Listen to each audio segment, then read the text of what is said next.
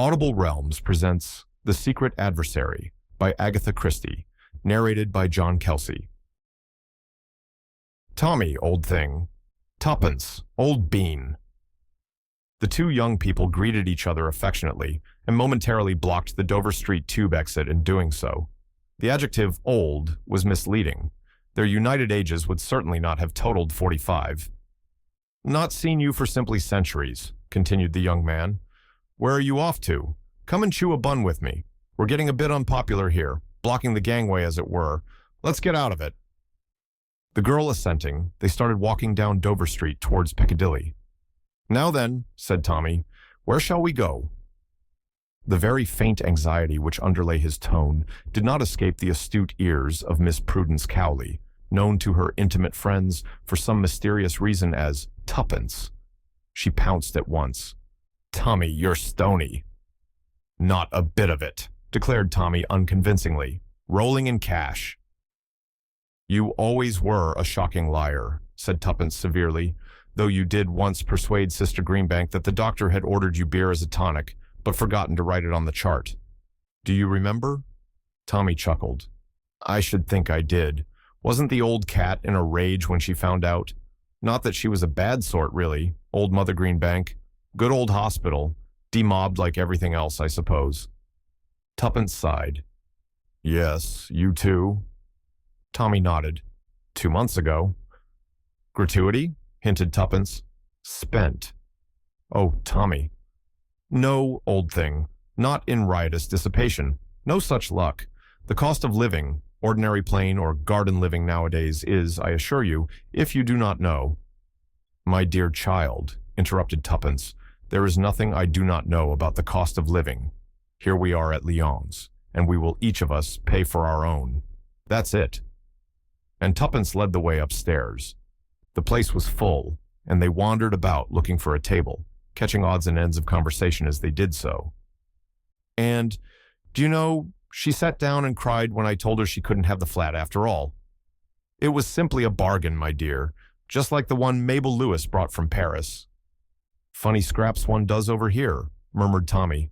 I passed 2 Johnnies in the street today talking about someone called Jane Finn. Did you ever hear such a name? But at that moment, 2 elderly ladies rose and collected parcels, and Tuppence deftly ensconced herself in one of the vacant seats. Tommy ordered tea and buns. Tuppence ordered tea and buttered toast. And mind the tea comes in separate teapots, she added severely. Tommy sat down opposite her.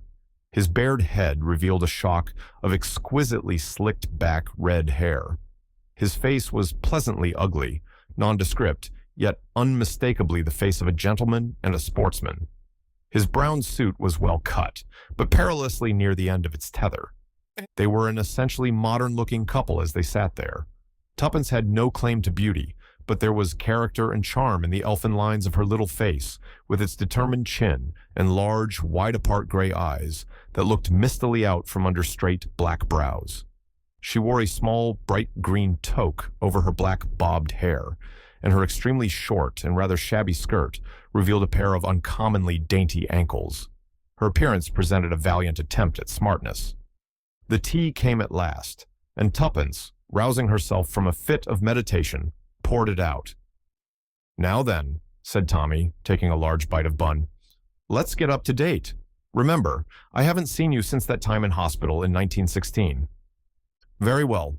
Tuppence helped herself liberally to buttered toast. Abridged biography of Miss Prudence Cowley, 5th daughter of Archdeacon Cowley of Little Missendell, Suffolk. Miss Cowley left the delights and drudgeries of her home life early in the war and came up to London, where she entered an officer's hospital. First month, washed up 648 plates every day. Second month, promoted to drying aforesaid plates. Third month, promoted to peeling potatoes. Fourth month, promoted to cutting bread and butter. Fifth month, promoted 1 floor up to duties of wardmaid with mop and pail. Sixth month, promoted to waiting at table. Seventh month, pleasing appearance and nice manners so striking that I'm promoted to waiting on the sisters. Eighth month, slight check in career. Sister Bond ate Sister Westhaven's egg. Grand row, wardmaid clearly to blame. Inattention in such important matters cannot be too highly censured. Mop and pail again, How are the mighty fallen? 9th month, promoted to sweeping out wards, where I found a friend of my childhood in Lieutenant Thomas Beresford, Bow Tommy, whom I had not seen for 5 long years. The meeting was affecting. 10th month, reproved by matron for visiting the pictures in company with one of the patients, namely the aforementioned Lieutenant Thomas Beresford. 11th and 12th months, parlor-maid duties resumed with entire success. At the end of the year, left hospital in a blaze of glory. After that, the talented Miss Cowley drove successively a trade delivery van, a motor lorry, and a general. The last was the pleasantest. He was quite a young general.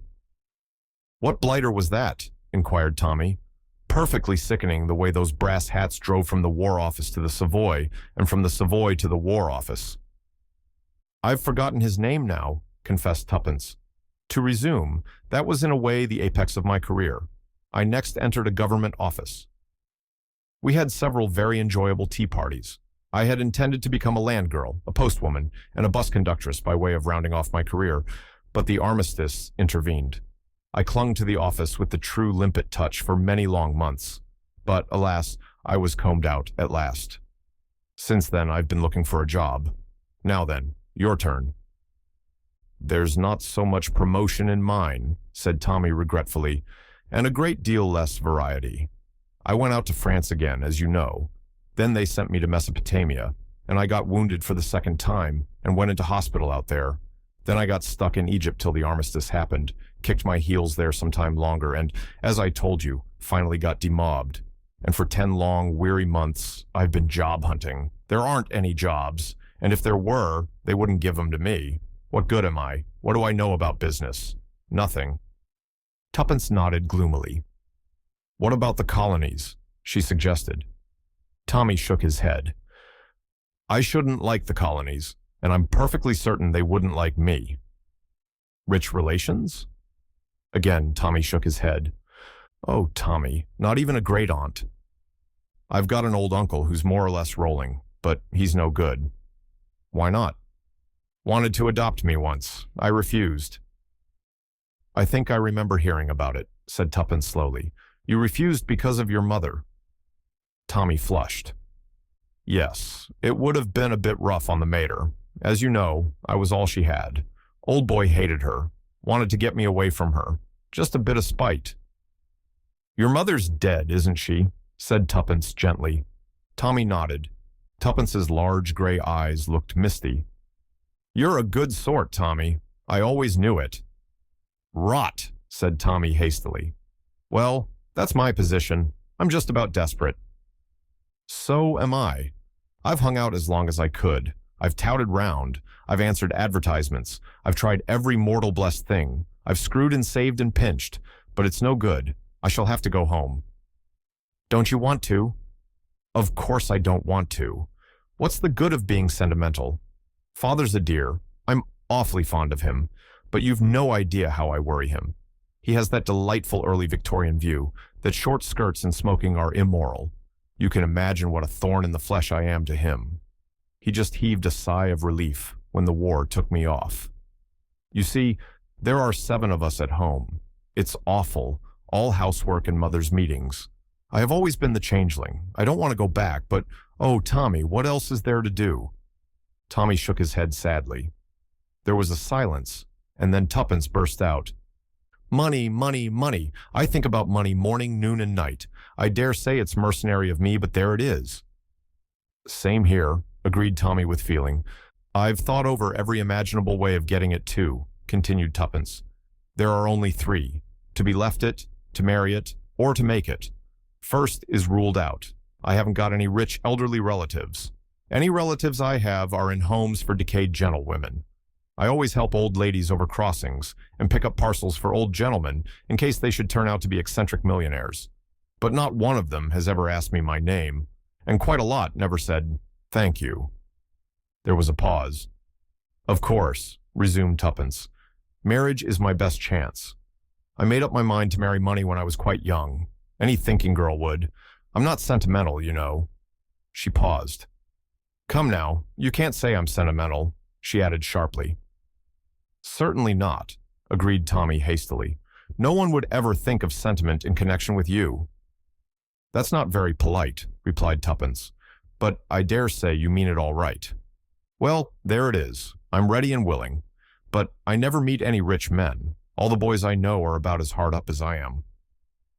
"What about the general?" inquired Tommy. "I fancy he keeps a bicycle shop in time of peace," explained Tuppence. "No, there it is. Now you could marry a rich girl." "I'm like you. I don't know any." "That doesn't matter. You can always get to know one.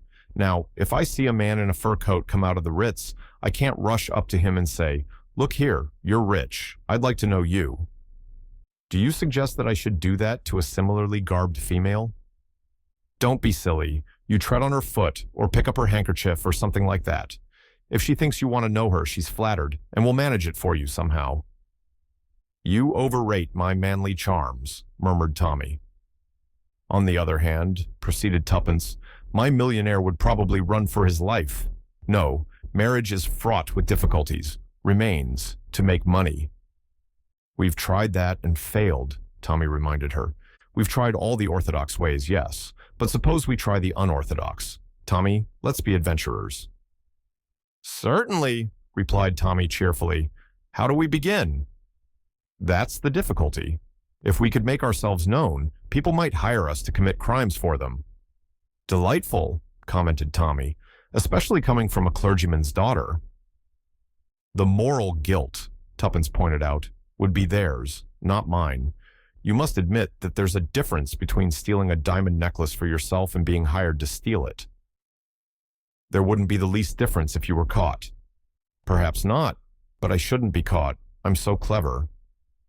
"Modesty always was your besetting sin," remarked Tommy. "Don't rag. Look here, Tommy. Shall we really? Shall we form a business partnership?" "Form a company for the stealing of diamond necklaces?" "That was only an illustration. Let's have a, what do you call it in bookkeeping?" "Don't know. Never did any." "I have, but I always got mixed up and used to put credit entries on the debit side and vice versa, so they fired me out." "Oh, I know. A joint venture. It struck me as such a romantic phrase to come across in the middle of musty old figures. It's got an Elizabethan flavor about it. Makes one think of galleons and doubloons. A joint venture. Trading under the name of the young adventurers, is that your idea, Tuppence?" "It's all very well to laugh, but I feel there might be something in it." "Say, how do you propose to get in touch with your would-be employers?" "Advertisement," replied Tuppence promptly. "Have you got a bit of paper and a pencil? Men usually seem to have, just like we have hairpins and powder puffs." Tommy handed over a rather shabby green notebook, and Tuppence began writing busily. "Shall we begin? Young officer, twice wounded in the war." Certainly not." "Oh, very well, my dear boy. But I can assure you that that sort of thing might touch the heart of an elderly spinster, and she might adopt you, and then there would be no need for you to be a young adventurer at all." "I don't want to be adopted."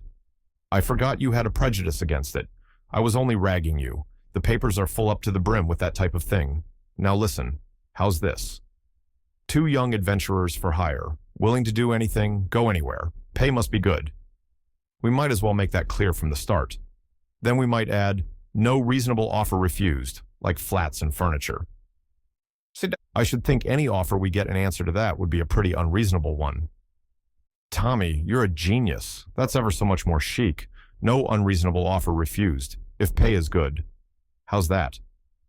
"I shouldn't mention pay again. It looks rather eager." "It couldn't look as eager as I feel, but perhaps you are right. Now, I'll read it straight through. 2 young adventurers for hire. Willing to do anything, go anywhere. Pay must be good. No unreasonable offer refused." How would that strike you if you read it? It would strike me as either being a hoax or else written by a lunatic. It's not half so insane as the thing I read this morning beginning Petunia and signed Best Boy. She tore out the leaf and handed it to Tommy. "There you are. Times, I think. Reply to box so-and-so. I expect it will be about 5 shillings. Here's half a crown for my share." Tommy was holding the paper thoughtfully. His face burned a deeper red. "Shall we really try it?" he said at last. "Shall we, Tuppence, just for the fun of the thing?" Tommy, you're a sport. I knew you would be. Let's drink to success. She poured some cold dregs of tea into the 2 cups. Here's to our joint venture, and may it prosper. The young adventurers, responded Tommy. They put down the cups and laughed rather uncertainly. Tuppence rose. I must return to my palatial suite at the hostel. Perhaps it is time I strolled round to the Ritz, agreed Tommy with a grin. Where shall we meet, and when? 12 o'clock tomorrow, Piccadilly Tube Station. Will that suit you? My time is my own, replied Beresford magnificently. So long, then. Goodbye, old thing. The 2 young people went off in opposite directions. Tuppence's hostel was situated in what was charitably called Southern Belgravia. For reasons of economy, she did not take a bus. She was halfway across James's Park when a man's voice behind her made her start. Excuse me, it said, but may I speak to you for a moment? Tuppence turned sharply, but the words hovering on the tip of her tongue remained unspoken, for the man's appearance and manner did not bear out her first and most natural assumption. She hesitated. As if he read her thoughts, the man said quickly, I can assure you I mean no disrespect. Tuppence believed him. Although she disliked and distrusted him instinctively, she was inclined to acquit him of the particular motive which she had at first attributed to him. She looked him up and down. He was a big man, clean-shaven, with a heavy jowl. His eyes were small and cunning, and shifted their glance under her direct gaze. Well, what is it? She asked. The man smiled. I happened to overhear part of your conversation with the young gentleman in Lyons. Well, what of it? Nothing, except that I think I may be of some use to you. Another inference forced itself into Tuppence's mind. You followed me here? I took that liberty. And in what way do you think you could be of use to me? The man took a card from his pocket and handed it to her with a bow. Tuppence took it and scrutinized it carefully. It bore the inscription, Edward Whittington. Below the name were the words, Estonia Glassware, and the address of a city office. Whittington spoke again. If you will call upon me tomorrow morning at 11 o'clock, I will lay the details of my proposition before you. At 11 o'clock, said Tuppence doubtfully. At 11 o'clock. Tuppence made up her mind. Very well, I'll be there. Thank you. Good evening. He raised his hat with a flourish and walked away. Tuppence remained for some minutes gazing after him. Then she gave a curious movement of her shoulders, rather as a terrier shakes himself. The adventures have begun, she murmured to herself. What does he want me to do, I wonder? There's something about you, Whittington, that I don't like at all. But, on the other hand, I'm not the least bit afraid of you. And as I've said before, and shall doubtless say again, little Tuppence can look after herself, thank you. And with a short, sharp nod of her head, she walked briskly onward. As a result of further meditations, however, she turned aside from the direct route and entered a post office. There she pondered for some moments, a telegraph form in her hand. The thought of a possible 5 shillings spent unnecessarily spurred her to action, and she decided to risk the waste of 9pence. Disdaining the spiky pen and thick black treacle which a beneficent government had provided, Tuppence drew out Tommy's pencil, which she had retained, and wrote rapidly, Don't put in advertisement. Will explain tomorrow.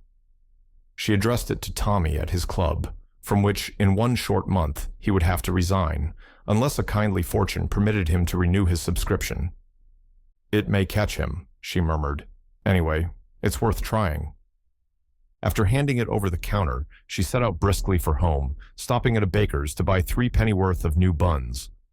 Later, in her tiny cubicle at the top of the house, she munched buns and reflected on the future. What was the Estonia Glassware, and what earthly need could it have for her services?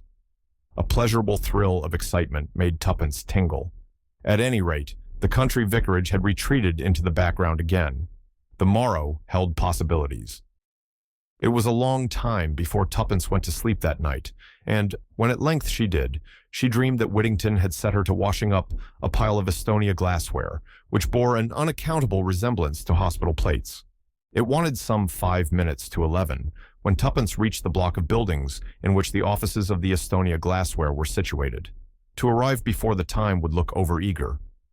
So Tuppence decided to walk to the end of the street and back again. She did so. On the stroke of 11, she plunged into the recesses of the building. The Estonia glassware was on the top floor. There was a lift, but Tuppence chose to walk up. Slightly out of breath, she came to a halt outside the ground glass door, with the legend painted across it, Estonia Glassware. Tuppence knocked. In response to a voice from within, she turned the handle and walked into a small, rather dirty outer office. A middle-aged clerk got down from a high stool at a desk near the window and came towards her inquiringly. "I have an appointment with Whittington," said Tuppence. "Will you come this way, please?" He crossed to a partition door with private on it, knocked, then opened the door and stood aside to let her pass in. Whittington was seated behind a large desk, covered with papers. Tuppence felt her previous judgment confirmed. There was something wrong about Whittington. The combination of his sleek prosperity and his shifty eye was not attractive. He looked up and nodded. "So, you've turned up all right? That's good. Sit down, will you?" Tuppence sat down on the chair facing him. She looked particularly small and demure this morning. She sat there meekly, with downcast eyes, whilst Whittington sorted and rustled amongst his papers. Finally, he pushed them away and leaned over the desk. "Now, my dear young lady, let us come to business." His large face broadened into a smile. "You want work? Well, I have work to offer you. What should you say now to £100 down and all expenses paid?" Whittington leaned back in his chair and thrust his thumbs into the armholes of his waistcoat. Tuppence eyed him warily. "And the nature of the work?" she demanded. "Nominal, purely nominal. A pleasant trip, that is all." "Where to?" Whittington smiled again. "Paris." "Oh," said Tuppence thoughtfully. To herself she said, "Of course, if father heard that he would have a fit. But somehow I don't see Whittington in the role of the gay deceiver." "Yes," continued Whittington, "what could be more delightful? To put the clock back a few years, a very few I am sure, and re-enter one of those charming pensionnats de jeunes filles with which Paris abounds." Tuppence interrupted him. "A pensionnat?" "Exactly. Madame Colombier's in the Avenue de Neuilly." Tuppence knew the name well. Nothing could have been more select. She had had several American friends there. She was more than ever puzzled. "You want me to go to Madame Colombier's? For how long?" "That depends. Possibly 3 months." "And that is all? There are no other conditions?" "None whatever. You would, of course, go in the character of my ward, and you would hold no communication with your friends. I should have to request absolute secrecy for the time being. By the way, you are English, are you not?" "Yes." "Yet you speak with a slight American accent?" "My great pal in hospital was a little American girl. I dare say I picked it up from her. I can soon get out of it again." "On the contrary, it might be simpler for you to pass as an American. Details about your past life in England might be more difficult to sustain. Yes, I think that would be decidedly better." Then, "One moment, Whittington. You seem to be taking my consent for granted." Whittington looked surprised. "Surely you are not thinking of refusing? I can assure you that Madame Colombier's is a most high-class and orthodox establishment, and the terms are most liberal." "Exactly," said Tuppence. "That's just it. The terms are almost too liberal, Whittington. I cannot see any way in which I can be worth that amount of money to you." "No," said Whittington softly. "Well, I will tell you. I could doubtless obtain someone else for very much less. What I am willing to pay for is a young lady with sufficient intelligence and presence of mind to sustain her part well, and also one who will have sufficient discretion not to ask too many questions." Tuppence smiled a little. She felt that Whittington had scored. "There's another thing. So far there has been no mention of Beresford. Where does he come in?" "Beresford?" "My partner," said Tuppence with dignity. "You saw us together yesterday." "Ah, yes, but I'm afraid we shan't require his services." "Then it's off." Tuppence rose. "It's both or neither. Sorry, but that's how it is. Good morning, Whittington." "Wait a minute. Let us see if something can't be managed. Sit down again, miss." He paused interrogatively. Tuppence's conscience gave her a passing twinge as she remembered the Archdeacon. She seized hurriedly on the first name that came into her head. "Jane Finn," she said hastily, and then paused open-mouthed at the effect of those two simple words. All the geniality had faded out of Whittington's face. It was purple with rage, and the veins stood out on the forehead. And behind it all there lurked a sort of incredulous dismay. He leaned forward and hissed savagely, "So that's your little game, is it?" Tuppence, though utterly taken aback, nevertheless kept her head. She had not the faintest comprehension of his meaning, but she was naturally quick-witted, and felt it imperative to keep her end up, as she phrased it. Whittington went on, "Been playing with me, have you, all the time, like a cat and mouse? Knew all the time what I wanted you for, but kept up the comedy. Is that it, eh?" He was cooling down. The red color was ebbing out of his face. He eyed her keenly. "Who's been blabbing? Rita?" Tuppence shook her head. She was doubtful as to how long she could sustain this illusion, but she realized the importance of not dragging an unknown Rita into it. "No," she replied with perfect truth. "Rita knows nothing about me." His eyes still bored into her like gimlets. "How much do you know?" he shot out. "Very little indeed," answered Tuppence, and was pleased to note that Whittington's uneasiness was augmented instead of allayed. To have boasted that she knew a lot might have raised doubts in his mind. "Anyway," snarled Whittington, "you knew enough to come in here and plump out that name." "It might be my own name," Tuppence pointed out. "It's likely, isn't it? Then there would be two girls with a name like that." "Or I might just have hit upon it by chance," continued Tuppence, intoxicated with the success of truthfulness.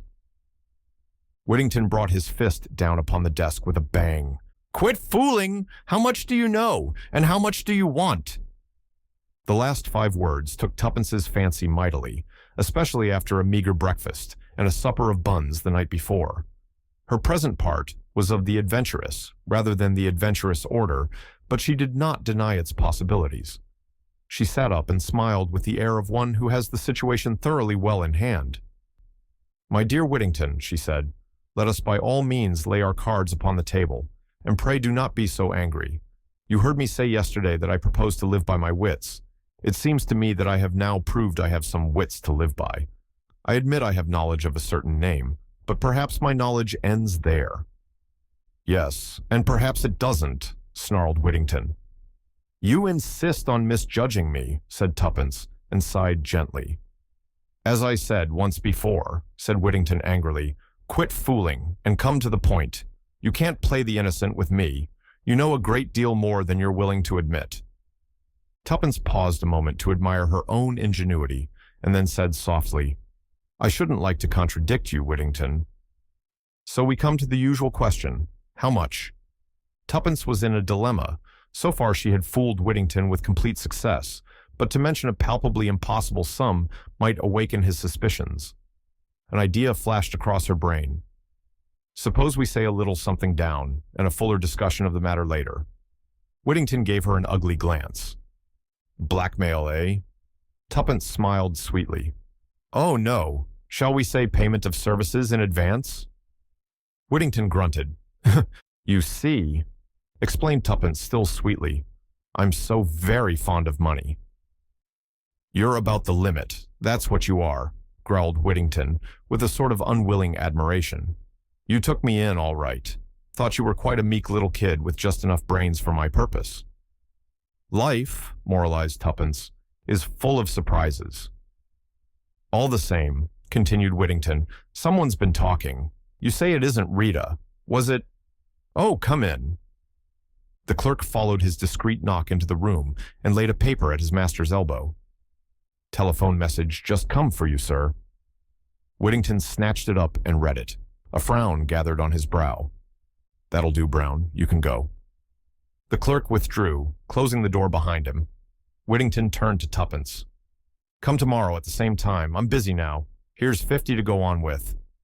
He rapidly sorted out some notes and pushed them across the table to Tuppence, then stood up, obviously impatient for her to go. The girl counted the notes in a businesslike manner, secured them in her handbag, and rose. "Good morning, Whittington," she said politely. "At least, au revoir, I should say." "Exactly, au revoir." Whittington looked almost genial again, a reversion that aroused in Tuppence a faint misgiving. Au revoir, my clever and charming young lady. Tuppence sped lightly down the stairs. A wild elation possessed her. A neighboring clock showed the time to be 5 minutes to 12. "Let's give Tommy a surprise," murmured Tuppence, and hailed a taxi. The cab drew up outside the tube station. Tommy was just within the entrance, his eyes opened to their fullest extent as he hurried forward to assist Tuppence to alight. She smiled at him affectionately and remarked in a slightly affected voice, "Pay the thing, will you, old bean? I've got nothing smaller than a 5-pound note." The moment was not quite so triumphant as it ought to have been. To begin with, the resources of Tommy's pockets were somewhat limited. In the end, the fare was managed, the lady recollecting a plebeian 2p, and the driver, still holding the varied assortment of coins in his hand, was prevailed upon to move on, which he did after one last hoarse demand as to what the gentleman thought he was giving him. "I think you've given him too much, Tommy," said Tuppence innocently. "I fancy he wants to give some of it back." It was possibly this remark which induced the driver to move away. "Well," said Beresford, at length able to relieve his feelings, "what the dickens did you want to take a taxi for?" "I was afraid I might be late and keep you waiting," said Tuppence gently. "Afraid you might be late? Oh, Lord, I give it up," said Beresford. "And really and truly," continued Tuppence, opening her eyes very wide, "I haven't got anything smaller than a 5-pound note." "You did that part of it very well, old bean, but all the same the fellow wasn't taken in, not for a moment." "No," said Tuppence thoughtfully. "He didn't believe it. That's the curious part about speaking the truth. No one does believe it. I found that out this morning. Now, let's go to lunch. How about the Savoy?" Tommy grinned. "How about the Ritz?" "On second thoughts, I prefer the Piccadilly. It's nearer. We shan't have to take another taxi. Come along." "Is this a new brand of humor, or is your brain really unhinged?" inquired Tommy. "Your last supposition is the correct one. I have come into money, and the shock has been too much for me.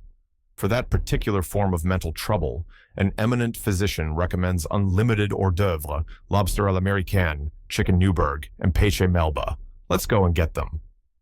"Tuppence, old girl, what has really come over you?" "Oh, unbelieving one!" Tuppence wrenched open her bag. "Look here and here and here." "Great Jehoshaphat, my dear girl, don't wave fishers aloft like that." "They're not fishers. They're 5 times better than fishers, and this one's 10 times better." Tommy groaned. "I must have been drinking unawares.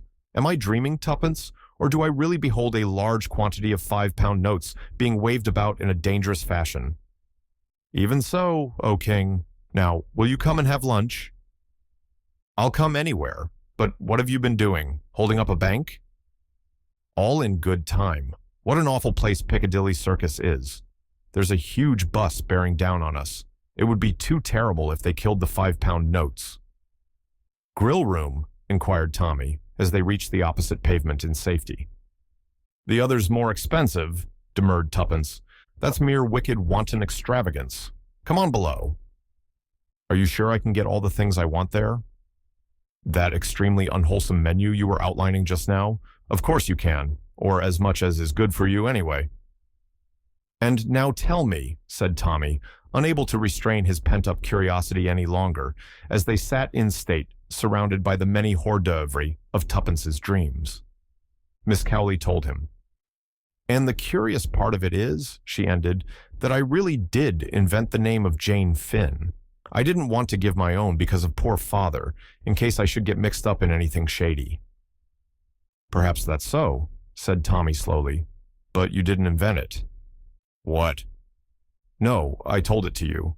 Don't you remember I said yesterday I'd overheard 2 people talking about a female called Jane Finn? That's what brought the name into your mind so pat." "So you did. I remember now. How extraordinary." Tuppence tailed off into silence. Suddenly she aroused herself. "Tommy." "Yes?" "What were they like, the 2 men you passed?" Tommy frowned in an effort at remembrance. "One was a big fat sort of chap, clean-shaven, I think, and dark." "That's him!" cried Tuppence in an ungrammatical squeal. "That's Whittington. What was the other man like?" I can't remember. I didn't notice him particularly. It was really the outlandish name that caught my attention. And people say that coincidences don't happen. Tuppence tackled her péché Melba happily. But Tommy had become serious. Look here, Tuppence, old girl. What is this going to lead to? More money, replied his companion. I know that. You've only got one idea in your head. What I mean is, what about the next step? How are you going to keep the game up? Oh, Tuppence laid down her spoon. You're right, Tommy. It is a bit of a poser. After all, you know, you can't bluff him forever. You're sure to slip up sooner or later. And anyway, I'm not at all sure that it isn't actionable. Blackmail, you know. Nonsense. Blackmail is saying you'll tell unless you're given money. Now, there's nothing I could tell, because I don't really know anything. Said Tommy doubtfully. Well, anyway, what are we going to do? Whittington was in a hurry to get rid of you this morning, but next time he'll want to know something more before he parts with his money. He'll want to know how much you know, and where you got your information from, and a lot of other things that you can't cope with. What are you going to do about it? Tuppence frowned severely. We must think. Order some Turkish coffee, Tommy. Stimulating to the brain. Oh dear, what a lot I have eaten. You have made rather a hog of yourself. So have I, for that matter, but I flatter myself that my choice of dishes was more judicious than yours. 2 coffees. This was to the waiter. 1 Turkish, 1 French. Tuppence sipped her coffee with a deeply reflective air and snubbed Tommy when he spoke to her. Be quiet, I'm thinking. Shades of Pelmanism, said Tommy, and relapsed into silence. There, said Tuppence at last, I've got a plan. Obviously, what we've got to do is to find out more about it all. Tommy applauded. Don't jeer. We can only find out through Whittington. We must discover where he lives, what he does. Sleuth him, in fact. Now, I can't do it, because he knows me, but he only saw you for a minute or two in Lyons. He's not likely to recognize you. After all, one young man is much like another. I repudiate that remark utterly. I'm sure my pleasing features and distinguished appearance would single me out from any crowd. My plan is this, Tuppence went on calmly. I'll go alone tomorrow. I'll put him off again like I did today. It doesn't matter if I don't get any more money at once. £50 ought to last us a few days, or even longer. You'll hang about outside. When I come out, I shan't speak to you in case he's watching, but I'll take up my stand somewhere near, and when he comes out of the building, I'll drop a handkerchief or something, and off you go. Off I go where? Follow him, of course, silly. What do you think of the idea? Sort of thing one reads about in books. I somehow feel that in real life, one will feel a bit of an ass, standing in the street for hours with nothing to do. People will wonder what I'm up to. Not in the city. Everyone's in such a hurry. Probably no one will even notice you at all. That's the second time you've made that sort of remark. Never mind, I forgive you. Anyway, it will be rather a lark. What are you doing this afternoon? Well, said Tuppence meditatively, I had thought of hats, or perhaps silk stockings, or perhaps— Hold hard, admonished Tommy. There's a limit to £50, but let's do dinner and a show tonight at all events. Rather. The day passed pleasantly, the evening even more so. 2 of the £5 notes were now irretrievably dead. They met by arrangement the following morning and proceeded citywards. Tommy remained on the opposite side of the road, while Tuppence plunged into the building. Tommy strolled slowly down to the end of the street, then back again. Just as he came abreast of the building, Tuppence darted across the road. Tommy! Yes, what's up? The place is shut. I can't make anyone hear. That's odd. Isn't it? Come up with me and let's try again. Tommy followed her. As they passed the 3rd-floor landing, a young clerk came out of an office. He hesitated a moment, then addressed himself to Tuppence. Were you wanting the Estonia glassware? Yes, please. It's closed down since yesterday afternoon. Company being wound up, they say. Not that I've ever heard of it myself, but anyway, the office is to let. Thank you, faltered Tuppence. I suppose you don't know Whittington's address. Afraid I don't. They left rather suddenly. Thank you very much, said Tommy. Come on, Tuppence. They descended to the street again, where they gazed at one another blankly. That's torn it, said Tommy at length. And I never suspected it, wailed Tuppence. Cheer up, old thing, it can't be helped. Can't it, though? Tuppence's little chin shot out defiantly. Do you think this is the end? If so, you're wrong. It's just the beginning. The beginning of what? Of our adventure. Tommy, don't you see? If they are scared enough to run away like this, it shows that there must be a lot in this Jane Finn business. Well, we'll get to the bottom of it. We'll run them down. We'll be sleuths in earnest. Yes, but there's no one left to sleuth. No, that's why we'll have to start all over again. Lend me that bit of pencil. Thanks. Wait a minute. Don't interrupt. There. Tuppence handed back the pencil and surveyed the piece of paper on which she had written with a satisfied eye. What's that? Advertisement. You're not going to put that thing in after all? No, it's a different one. She handed him the slip of paper. Tommy read the words on it aloud. Wanted, any information respecting Jane Finn. Apply. The next day passed slowly. It was necessary to curtail expenditure. Carefully husbanded, 40 pounds will last a long time. Luckily the weather was fine, and walking is cheap, dictated Tuppence. An outlying picture house provided them with recreation for the evening. The day of disillusionment had been a Wednesday. On Thursday, the advertisement had duly appeared. On Friday, letters might be expected to arrive at Tommy's rooms. He had been bound by an honorable promise not to open any such letters if they did arrive, but to repair to the National Gallery, where his colleague would meet him at 10 o'clock. Tuppence was first at the rendezvous. She ensconced herself on a red velvet seat and gazed at the Turners with unseeing eyes until she saw the familiar figure enter the room. Well? Well, returned Beresford provokingly, which is your favorite picture? Don't be a wretch. Aren't there any answers? Tommy shook his head with a deep and somewhat overacted melancholy. I didn't want to disappoint you, old thing, by telling you right off. It's too bad. Good money wasted. He sighed. Still, there it is. The advertisement has appeared, and there are only 2 answers. Tommy, you devil! Almost screamed Tuppence. Give them to me. How could you be so mean? Your language, Tuppence. Your language. They're very particular at the National Gallery. Government show, you know. And do remember, as I have pointed out to you before, that as a clergyman's daughter, I ought to be on the stage, finished Tuppence with a snap. That is not what I intended to say. But if you are sure that you have enjoyed to the full the reaction of joy after despair, with which I have kindly provided you free of charge, let us get down to our mail, as the saying goes. Tuppence snatched the 2 precious envelopes from him unceremoniously and scrutinized them carefully. Thick paper, this one. It looks rich. We'll keep it to the last and open the other first. Right you are. 1, 2, 3, go. Tuppence's little thumb ripped open the envelope, and she extracted the contents. Dear Sir, referring to your advertisement in this morning's paper, I may be able to be of some use to you. Perhaps you could call and see me at the above address at 11 o'clock tomorrow morning. Yours truly, S. Carter. 27 Carshalton Gardens, said Tuppence, referring to the address. That's Gloucester Roadway. Plenty of time to get there if we tube. The following, said Tommy, is the plan of campaign. It is my turn to assume the offensive. Ushered into the presence of Carter, he and I wish each other good morning, as is customary. He then says, please take a seat, to which I reply promptly and significantly, Edward Whittington, whereupon Carter turns purple in the face and gasps out, how much?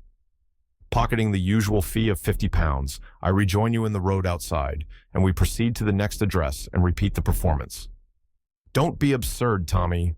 Now for the other letter. Oh, this is from the Ritz. 100 pounds instead of 50. I'll read it.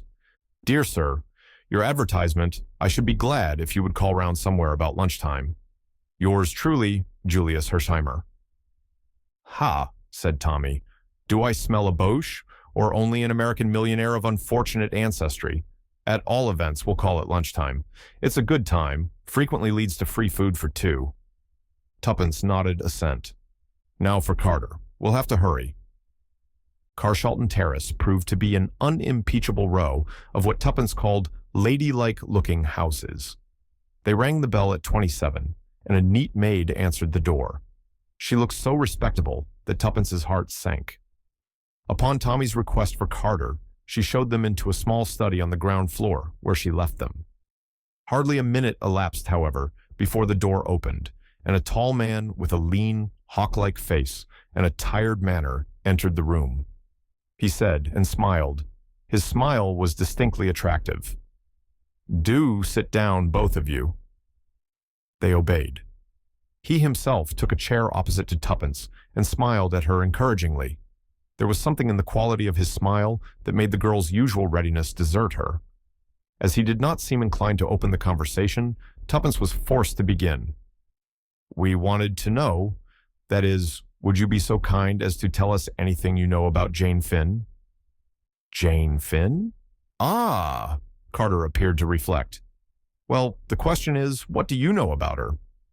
Tuppence drew herself up. "I don't see that that's got anything to do with it." "No, but it has, really it has." He smiled again in his tired way and continued reflectively. "So that brings us down to it again.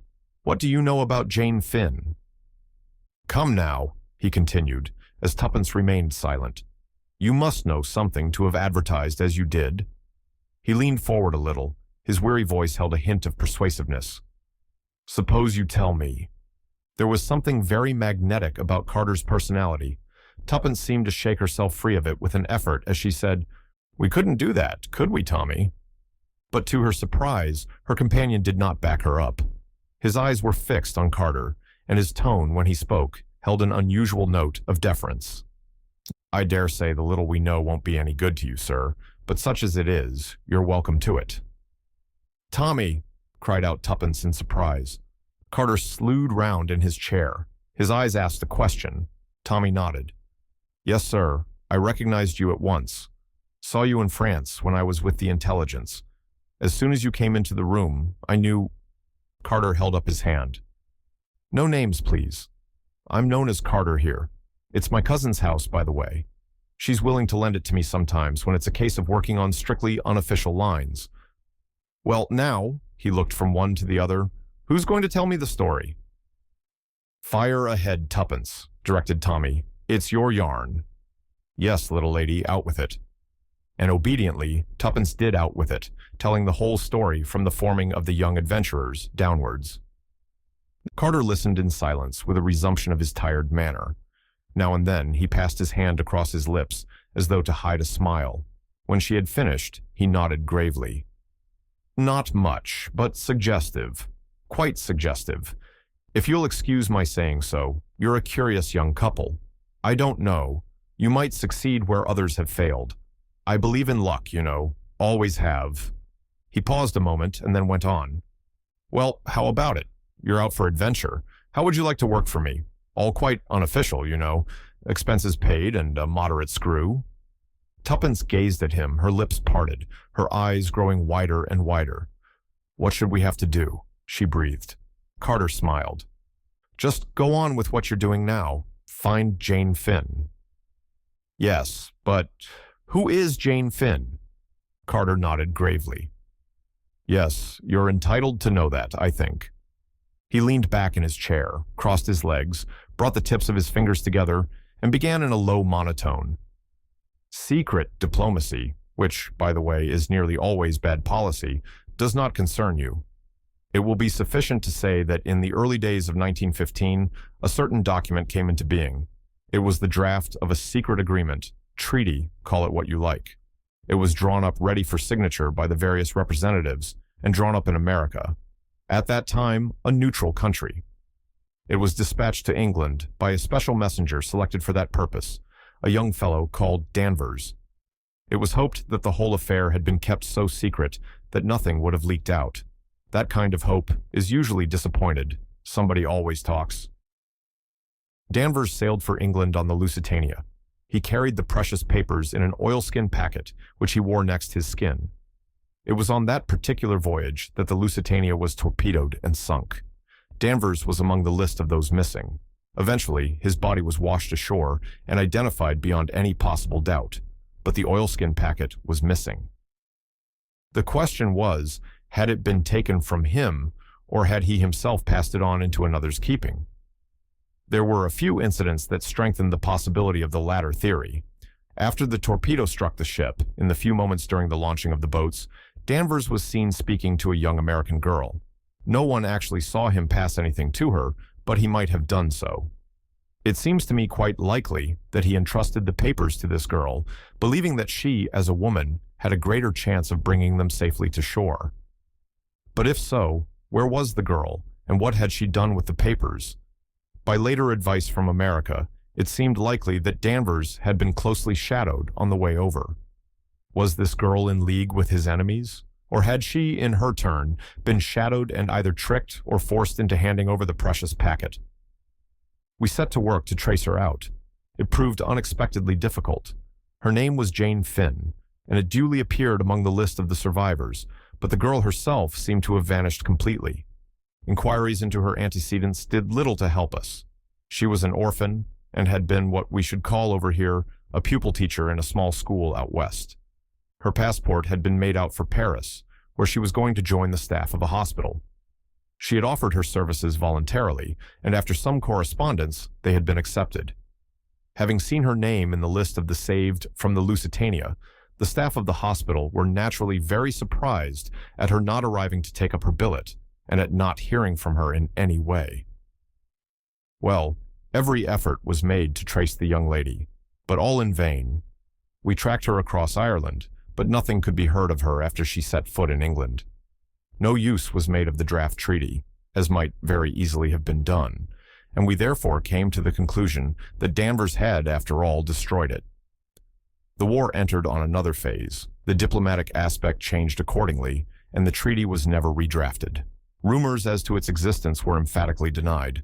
The disappearance of Jane Finn was forgotten, and the whole affair was lost in oblivion. Carter paused, and Tuppence broke in impatiently. "But why has it all cropped up again? The war's over."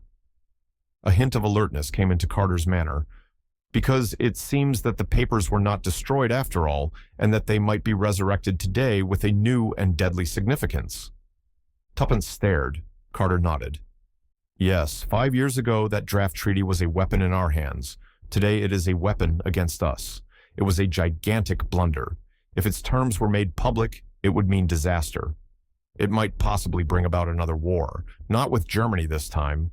That is an extreme possibility, and I do not believe in its likelihood myself, but that document undoubtedly implicates a number of our statesmen whom we cannot afford to have discredited in any way at the present moment. As a party cry for labor, it would be irresistible, and a labor government at this juncture would, in my opinion, be a grave disability for British trade, but that is a mere nothing to the real danger." He paused, and then said quietly, "You may perhaps have heard or read that there is Bolshevist influence at work behind the present labor unrest?" Tuppence nodded. "That is the truth. Bolshevist gold is pouring into this country for the specific purpose of procuring a revolution. And there is a certain man, a man whose real name is unknown to us, who is working in the dark for his own ends. The Bolshevists are behind the labor unrest, but this man is behind the Bolshevists. Who is he? We do not know. He is always spoken of by the unassuming title of Brown. But one thing is certain. He is the master criminal of this age. He controls a marvelous organization. Most of the peace propaganda during the war was originated and financed by him. His spies are everywhere." "A naturalized German?" asked Tommy. "On the contrary, I have every reason to believe he is an Englishman. He was pro-German, as he would have been pro-Boer. What he seeks to attain we do not know, probably supreme power for himself, of a kind unique in history. We have no clue as to his real personality. It is reported that even his own followers are ignorant of it. Where we have come across his tracks, he has always played a secondary part. Somebody else assumes the chief role. But afterwards we always find that there has been some non-entity, a servant or a clerk, who has remained in the background unnoticed, and that the elusive Brown has escaped us once more." "Oh," Tuppence jumped. "I wonder—" "Yes?" "I remember in Whittington's office. The clerk, he called him Brown. You don't think—" Carter nodded thoughtfully. "Very likely. A curious point is that the name is usually mentioned. an idiosyncrasy of genius. Can you describe him at all? I really didn't notice. He was quite ordinary, just like anyone else. Carter sighed in his tired manner. That is the invariable description of Brown. Brought a telephone message to the man Whittington, did he? Notice a telephone in the outer office? Tuppence thought. No, I don't think I did. Exactly. That message was Brown's way of giving an order to his subordinate. He overheard the whole conversation, of course. Was it after that that Whittington handed you over the money and told you to come the following day? Tuppence nodded. Yes, undoubtedly the hand of Brown. Carter paused. Well, there it is. You see what you're pitting yourselves against? Possibly the finest criminal brain of the age. I don't quite like it, you know. You're such young things, both of you. I shouldn't like anything to happen to you. It won't, Tuppence assured him positively. I'll look after her, sir, said Tommy. And I'll look after you, retorted Tuppence, resenting the manly assertion. Well then, look after each other, said Carter, smiling. Now, let's get back to business. There's something mysterious about this draft treaty that we haven't fathomed yet.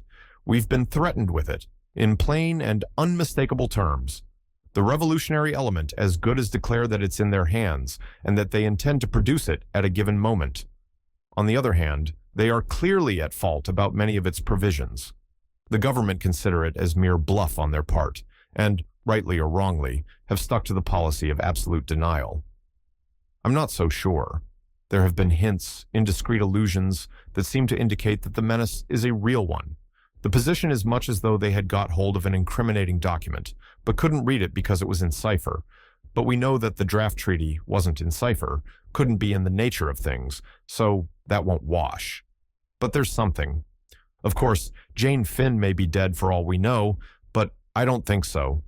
The curious thing is that they're trying to get information about the girl from us. What?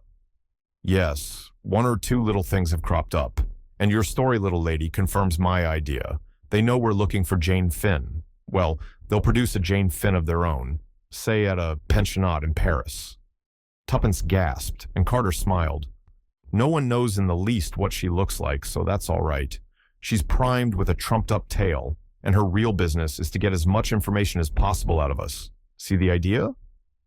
Then you think... Tuppence paused to grasp the supposition fully. That it was as Jane Finn that they wanted me to go to Paris? Carter smiled more wearily than ever. I believe in coincidences, you know, he said. Well, said Tuppence, recovering herself, it really seems as though it were meant to be. Carter nodded. I know what you mean. I'm superstitious myself. Luck, and all that sort of thing. Fate seems to have chosen you out to be mixed up in this. Tommy indulged in a chuckle. My word, I don't wonder Whittington got the wind up when Tuppence plumped out that name. I should have myself. But look here, sir, we're taking up an awful lot of your time. Have you any tips to give us before we clear out? I think not. My experts, working in stereotyped ways, have failed. You will bring imagination and an open mind to the task. Don't be discouraged if that too does not succeed. For one thing, there is a likelihood of the pace being forced. Tuppence frowned uncomprehendingly. When you had that interview with Whittington, they had time before them. I have information that the big coup was planned for early in the new year, but the government is contemplating legislative action which will deal effectually with the strike menace. They'll get wind of it soon, if they haven't already, and it's possible that that may bring things to a head. I hope it will myself. The less time they have to mature their plans, the better. I'm just warning you that you haven't much time before you, and that you needn't be cast down if you fail. It's not an easy proposition anyway. That's all. Tuppence rose. I think we ought to be businesslike. What exactly can we count upon you for, Carter? Carter's lips twitched slightly, but he replied succinctly, Funds within reason, detailed information on any point, and no official recognition. I mean that if you get yourselves into trouble with the police, I can't officially help you out of it. You're on your own. Tuppence nodded sagely. I quite understand that. I'll write out a list of the things I want to know when I've had time to think. Now, about money. Yes, Miss Tuppence. Do you want to say how much? Not exactly. We've got plenty to go with for the present. But when we want more, it will be waiting for you. Yes, but I'm sure I don't want to be rude about the government if you've got anything to do with it, but you know one really has the devil of a time getting anything out of it. And if we have to fill up a blue form and send it in, and then, after 3 months, they send us a green one, and so on, well, that won't be much use, will it? Carter laughed outright. Don't worry, Miss Tuppence. You will send a personal demand to me here, and the money in notes shall be sent by return of post. As to salary, shall we say at the rate of 300 a year, and an equal sum for Beresford, of course. Tuppence beamed upon him. How lovely. You are kind. I do love money. I'll keep beautiful accounts of our expenses, all debit and credit, and the balance on the right side, and red line drawn sideways with the totals the same at the bottom. I really know how to do it when I think. I'm sure you do. Well, goodbye, and good luck to you both. He shook hands with them, and in another minute they were descending the steps of 27 Carshalton Terrace, with their heads in a whirl. Tommy, tell me at once, who is Carter? Tommy murmured a name in her ear. Oh, said Tuppence, impressed. And I can tell you, old bean, he's it. Oh, said Tuppence again. Then she added reflectively, I like him, don't you? He looks so awfully tired and bored, and yet you feel that underneath he's just like steel, all keen and flashing. Oh, she gave a skip. Pinch me, Tommy, do pinch me. I can't believe it's real. Beresford obliged. Ow, that's enough. Yes, we're not dreaming. We've got a job. And what a job! The joint venture has really begun. It's more respectable than I thought it would be, said Tuppence thoughtfully.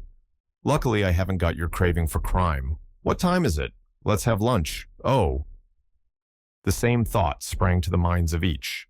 Tommy voiced it first. Julius Hersheimer. We never told Carter about hearing from him. Well, there wasn't much to tell. Not till we've seen him. Come on, we better take a taxi. Now, who's being extravagant? All expenses paid, remember? Hop in. At any rate, we shall make a better effect arriving this way, said Tuppence, leaning back luxuriously. I'm sure blackmailers never arrive in buses. We've ceased being blackmailers? Tommy pointed out. I'm not sure I have, said Tuppence darkly. On inquiring for Hersheimer, they were at once taken up to his suite. An impatient voice cried, Come in answer to the page boy's knock, and the lad stood aside to let them pass in.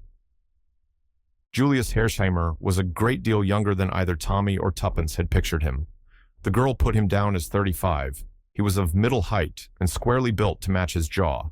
His face was pugnacious, but pleasant. No one could have mistaken him for anything but an American, though he spoke with very little accent. Get my note. Sit down and tell me right away all you know about my cousin. Your cousin? Sure thing, Jane Finn.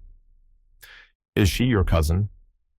My father and her mother were brother and sister, explained Hersheimer meticulously.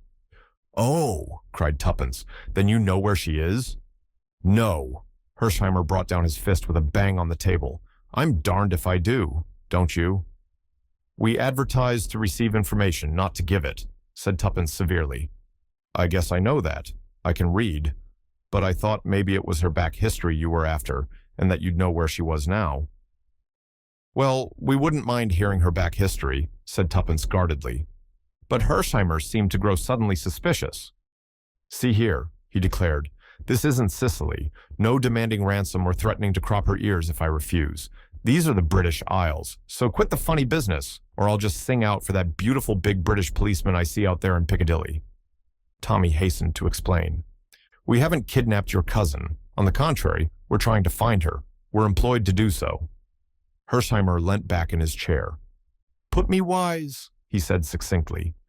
Tommy fell in with this demand, insofar as he gave him a guarded version of the disappearance of Jane Finn, and of the possibility of her having been mixed up unawares in some political show.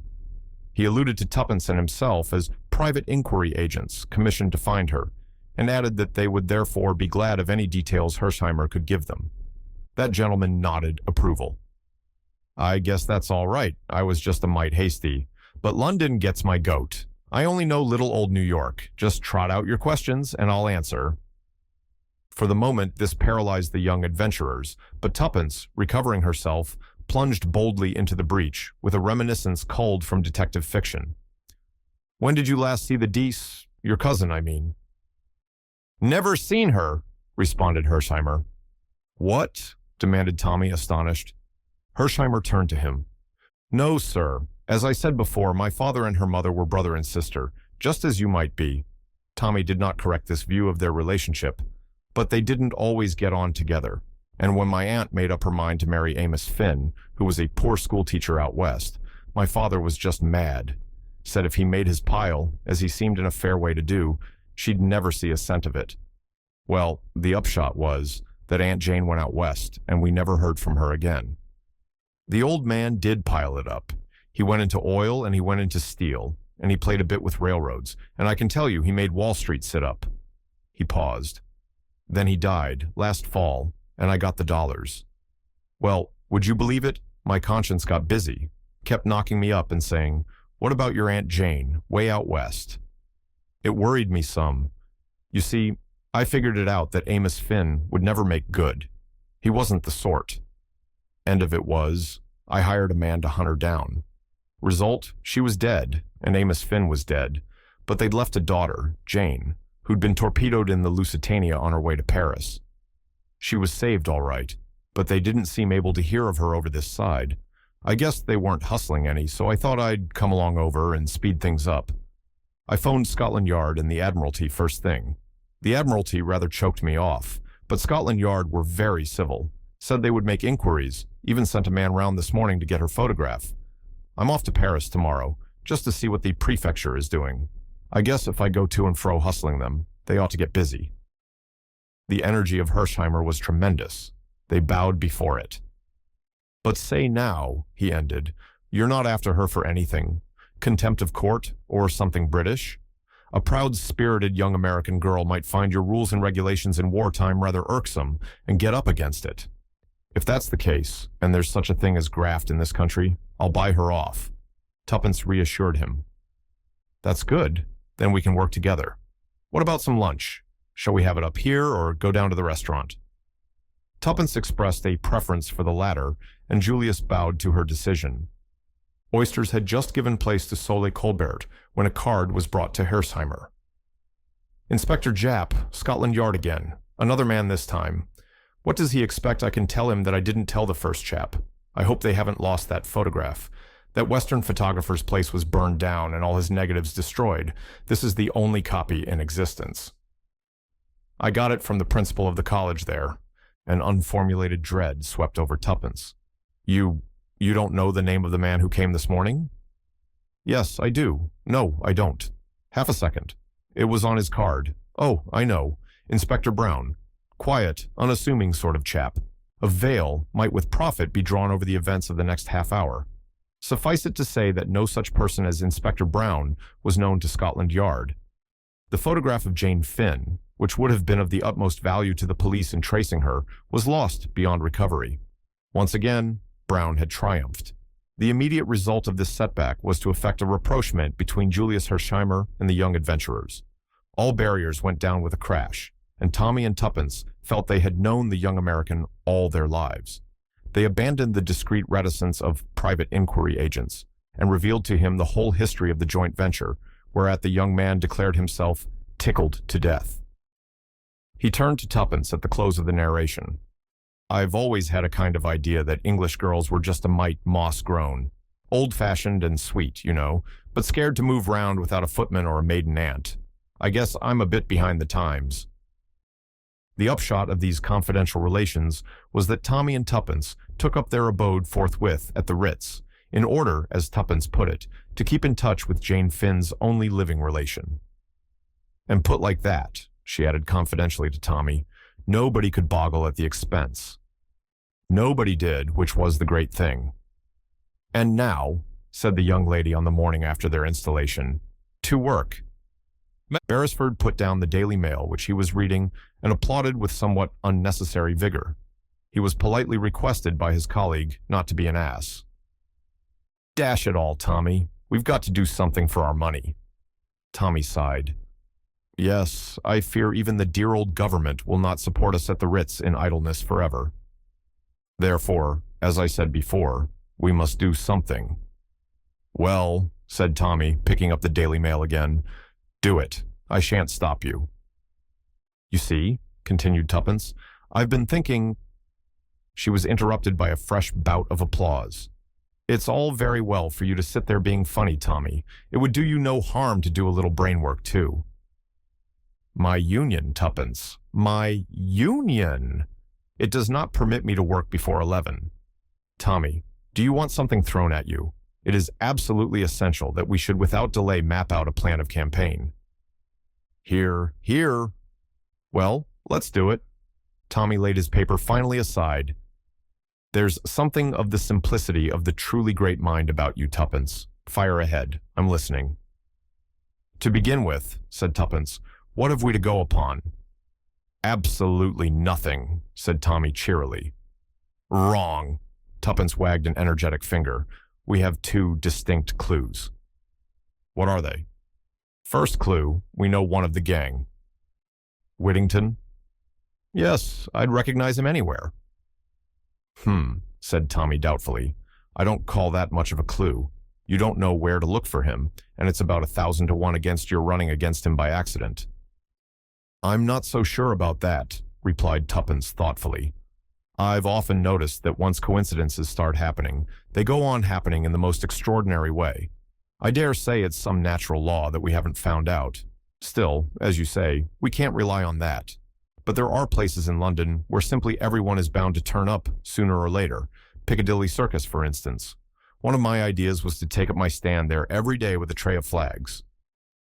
"What about meals?" inquired the practical Tommy. "How like a man! What does mere food matter?" "That's all very well. You've just had a thundering good breakfast. No one's got a better appetite than you have, Tuppence, and by tea time you'd be eating the flags, pins and all. But honestly, I don't think much of the idea. Whittington mayn't be in London at all." "That's true. Anyway, I think clue 2 is more promising." "Let's hear it." "It's nothing much. Only a Christian name. Rita. Whittington mentioned it that day." "Are you proposing a third advertisement? Wanted female crook, answering to the name of Rita?" "I am not. I propose to reason in a logical manner. That man, Danvers, was shadowed on the way over, wasn't he? And it's more likely to have been a woman than a man." "I don't see that at all." "I am absolutely certain that it would be a woman, and a good-looking one," replied Tuppence calmly. "On these technical points, I bow to your decision," murmured Beresford. "Now, obviously this woman, whoever she was saved." "How do you make that out?" "If she wasn't, how would they have known Jane Finn had got the papers?" "Correct. Proceed, O Sherlock." "Now, there's just a chance, I admit it's only a chance, that this woman may have been Rita." "And if so?" "If so, we've got to hunt through the survivors of the Lusitania till we find her." "Then the first thing is to get a list of the survivors." "I've got it. I wrote a long list of things I wanted to know and sent it to Carter. I got his reply this morning, and among other things, it encloses the official statement of those saved from the Lusitania. How's that for clever little Tuppence? Full marks for industry, 0 for modesty, but the great point is there a Rita on the list?" "That's just what I don't know," confessed Tuppence. "Don't know?" "Yes. Look here." Together they bent over the list. "You see, very few Christian names are given. They're nearly all or Miss." Tommy nodded. "That complicates matters," he murmured thoughtfully. Tuppence gave her characteristic terrier shake. "Well, we've just got to get down to it, that's all. We'll start with the London area. Just note down the addresses of any of the females who live in London or roundabout while I put on my hat." 5 minutes later, the young couple emerged into Piccadilly, and a few seconds later, a taxi was bearing them to the Laurels, Glendower Road, 7, the residence of Edgar Keith, whose name figured first in a list of 7, reposing in Tommy's pocketbook. The Laurels was a dilapidated house, standing back from the road with a few grimy bushes to support the fiction of a front garden. Tommy paid off the taxi and accompanied Tuppence to the front doorbell. As she was about to ring it, he arrested her hand. "What are you going to say?" "What am I going to say? Why, I shall say, 'Oh dear, I don't know.' It's very awkward." "I thought as much," said Tommy with satisfaction. "How like a woman. No foresight. Now just stand aside and see how easily the mere male deals with the situation." He pressed the bell. Tuppence withdrew to a suitable spot. A slatternly-looking servant with an extremely dirty face and a pair of eyes that did not match answered the door. Tommy had produced a notebook and pencil. "Good morning," he said briskly and cheerfully.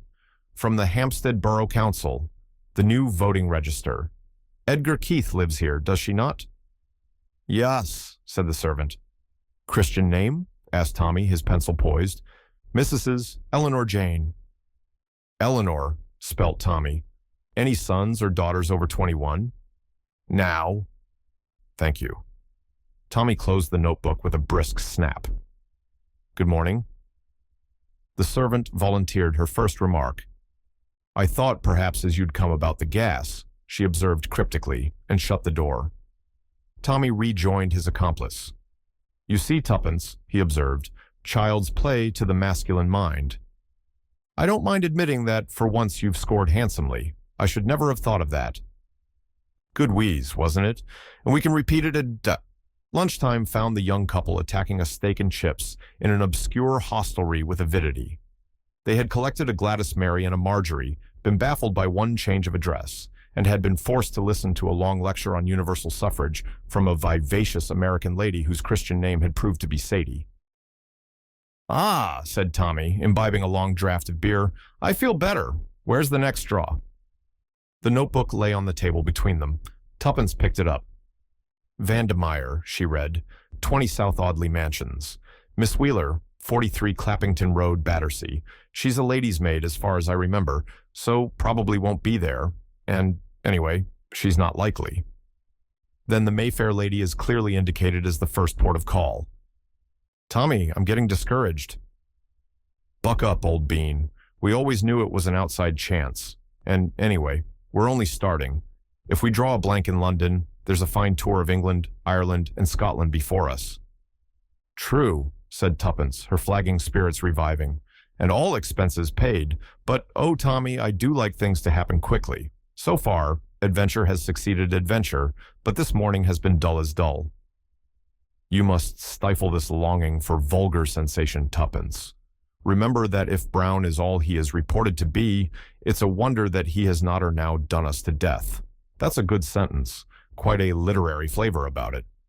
You're really more conceited than I am, with less excuse." "Him. But it certainly is queer that Brown has not yet wreaked vengeance upon us. You see, I can do it too." "We pass on our way unscathed. Perhaps he doesn't think us worth bothering about," suggested the young man simply. Tuppence received the remark with great disfavor. "How horrid you are, Tommy. Just as though we didn't count." "Sorry, Tuppence. What I meant was that we work like moles in the dark, and that he has no suspicion of our nefarious schemes. Ha-ha."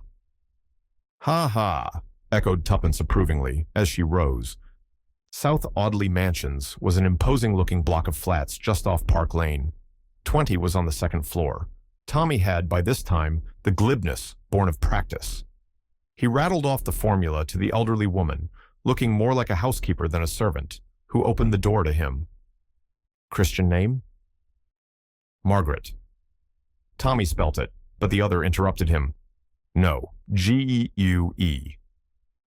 "Oh, Marguerite. French way, I see." He paused, then plunged boldly. "We had her down as Rita Vandemeyer, but I suppose that's incorrect?" "She's mostly called that, sir, but Marguerite's her name." "Thank you, that's all.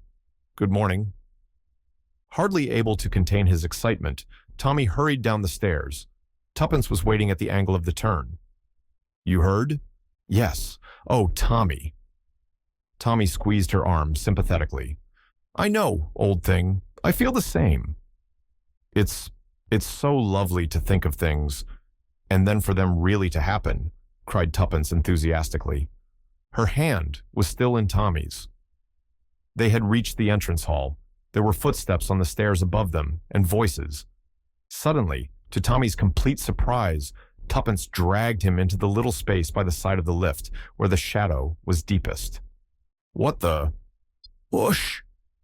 Two men came down the stairs and passed out through the entrance. Tuppence's hand closed tighter on Tommy's arm. "Quick, follow them." "I daren't. He might recognize me.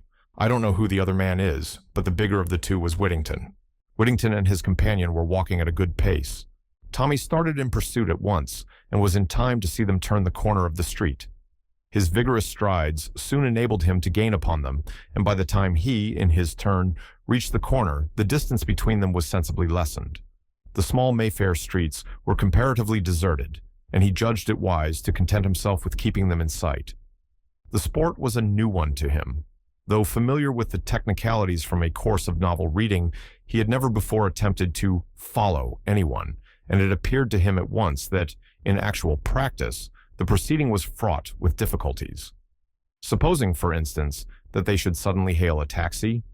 In books, you simply leapt into another, promised the driver a sovereign, or its modern equivalent, and there you were. In actual fact, Tommy foresaw that it was extremely likely there would be no second taxi.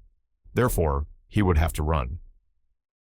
What happened in actual fact to a young man who ran incessantly and persistently through the London streets?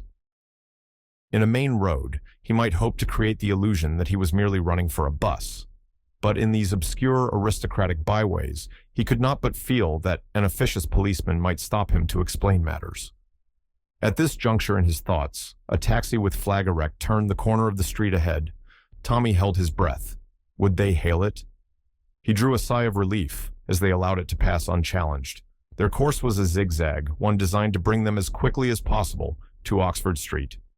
When at length they turned into it, proceeding in an easterly direction, Tommy slightly increased his pace. Little by little he gained upon them. On the crowded pavement, there was little chance of his attracting their notice, and he was anxious, if possible, to catch a word or two of their conversation. In this he was completely foiled. They spoke low, and the din of the traffic drowned their voices effectually. Just before the Bond Street tube station, they crossed the road, Tommy, unperceived, faithfully at their heels, and entered the Big Lions. There they went up to the first floor and sat at a small table in the window. It was late, and the place was thinning out. Tommy took a seat at the table next to them, sitting directly behind Whittington in case of recognition.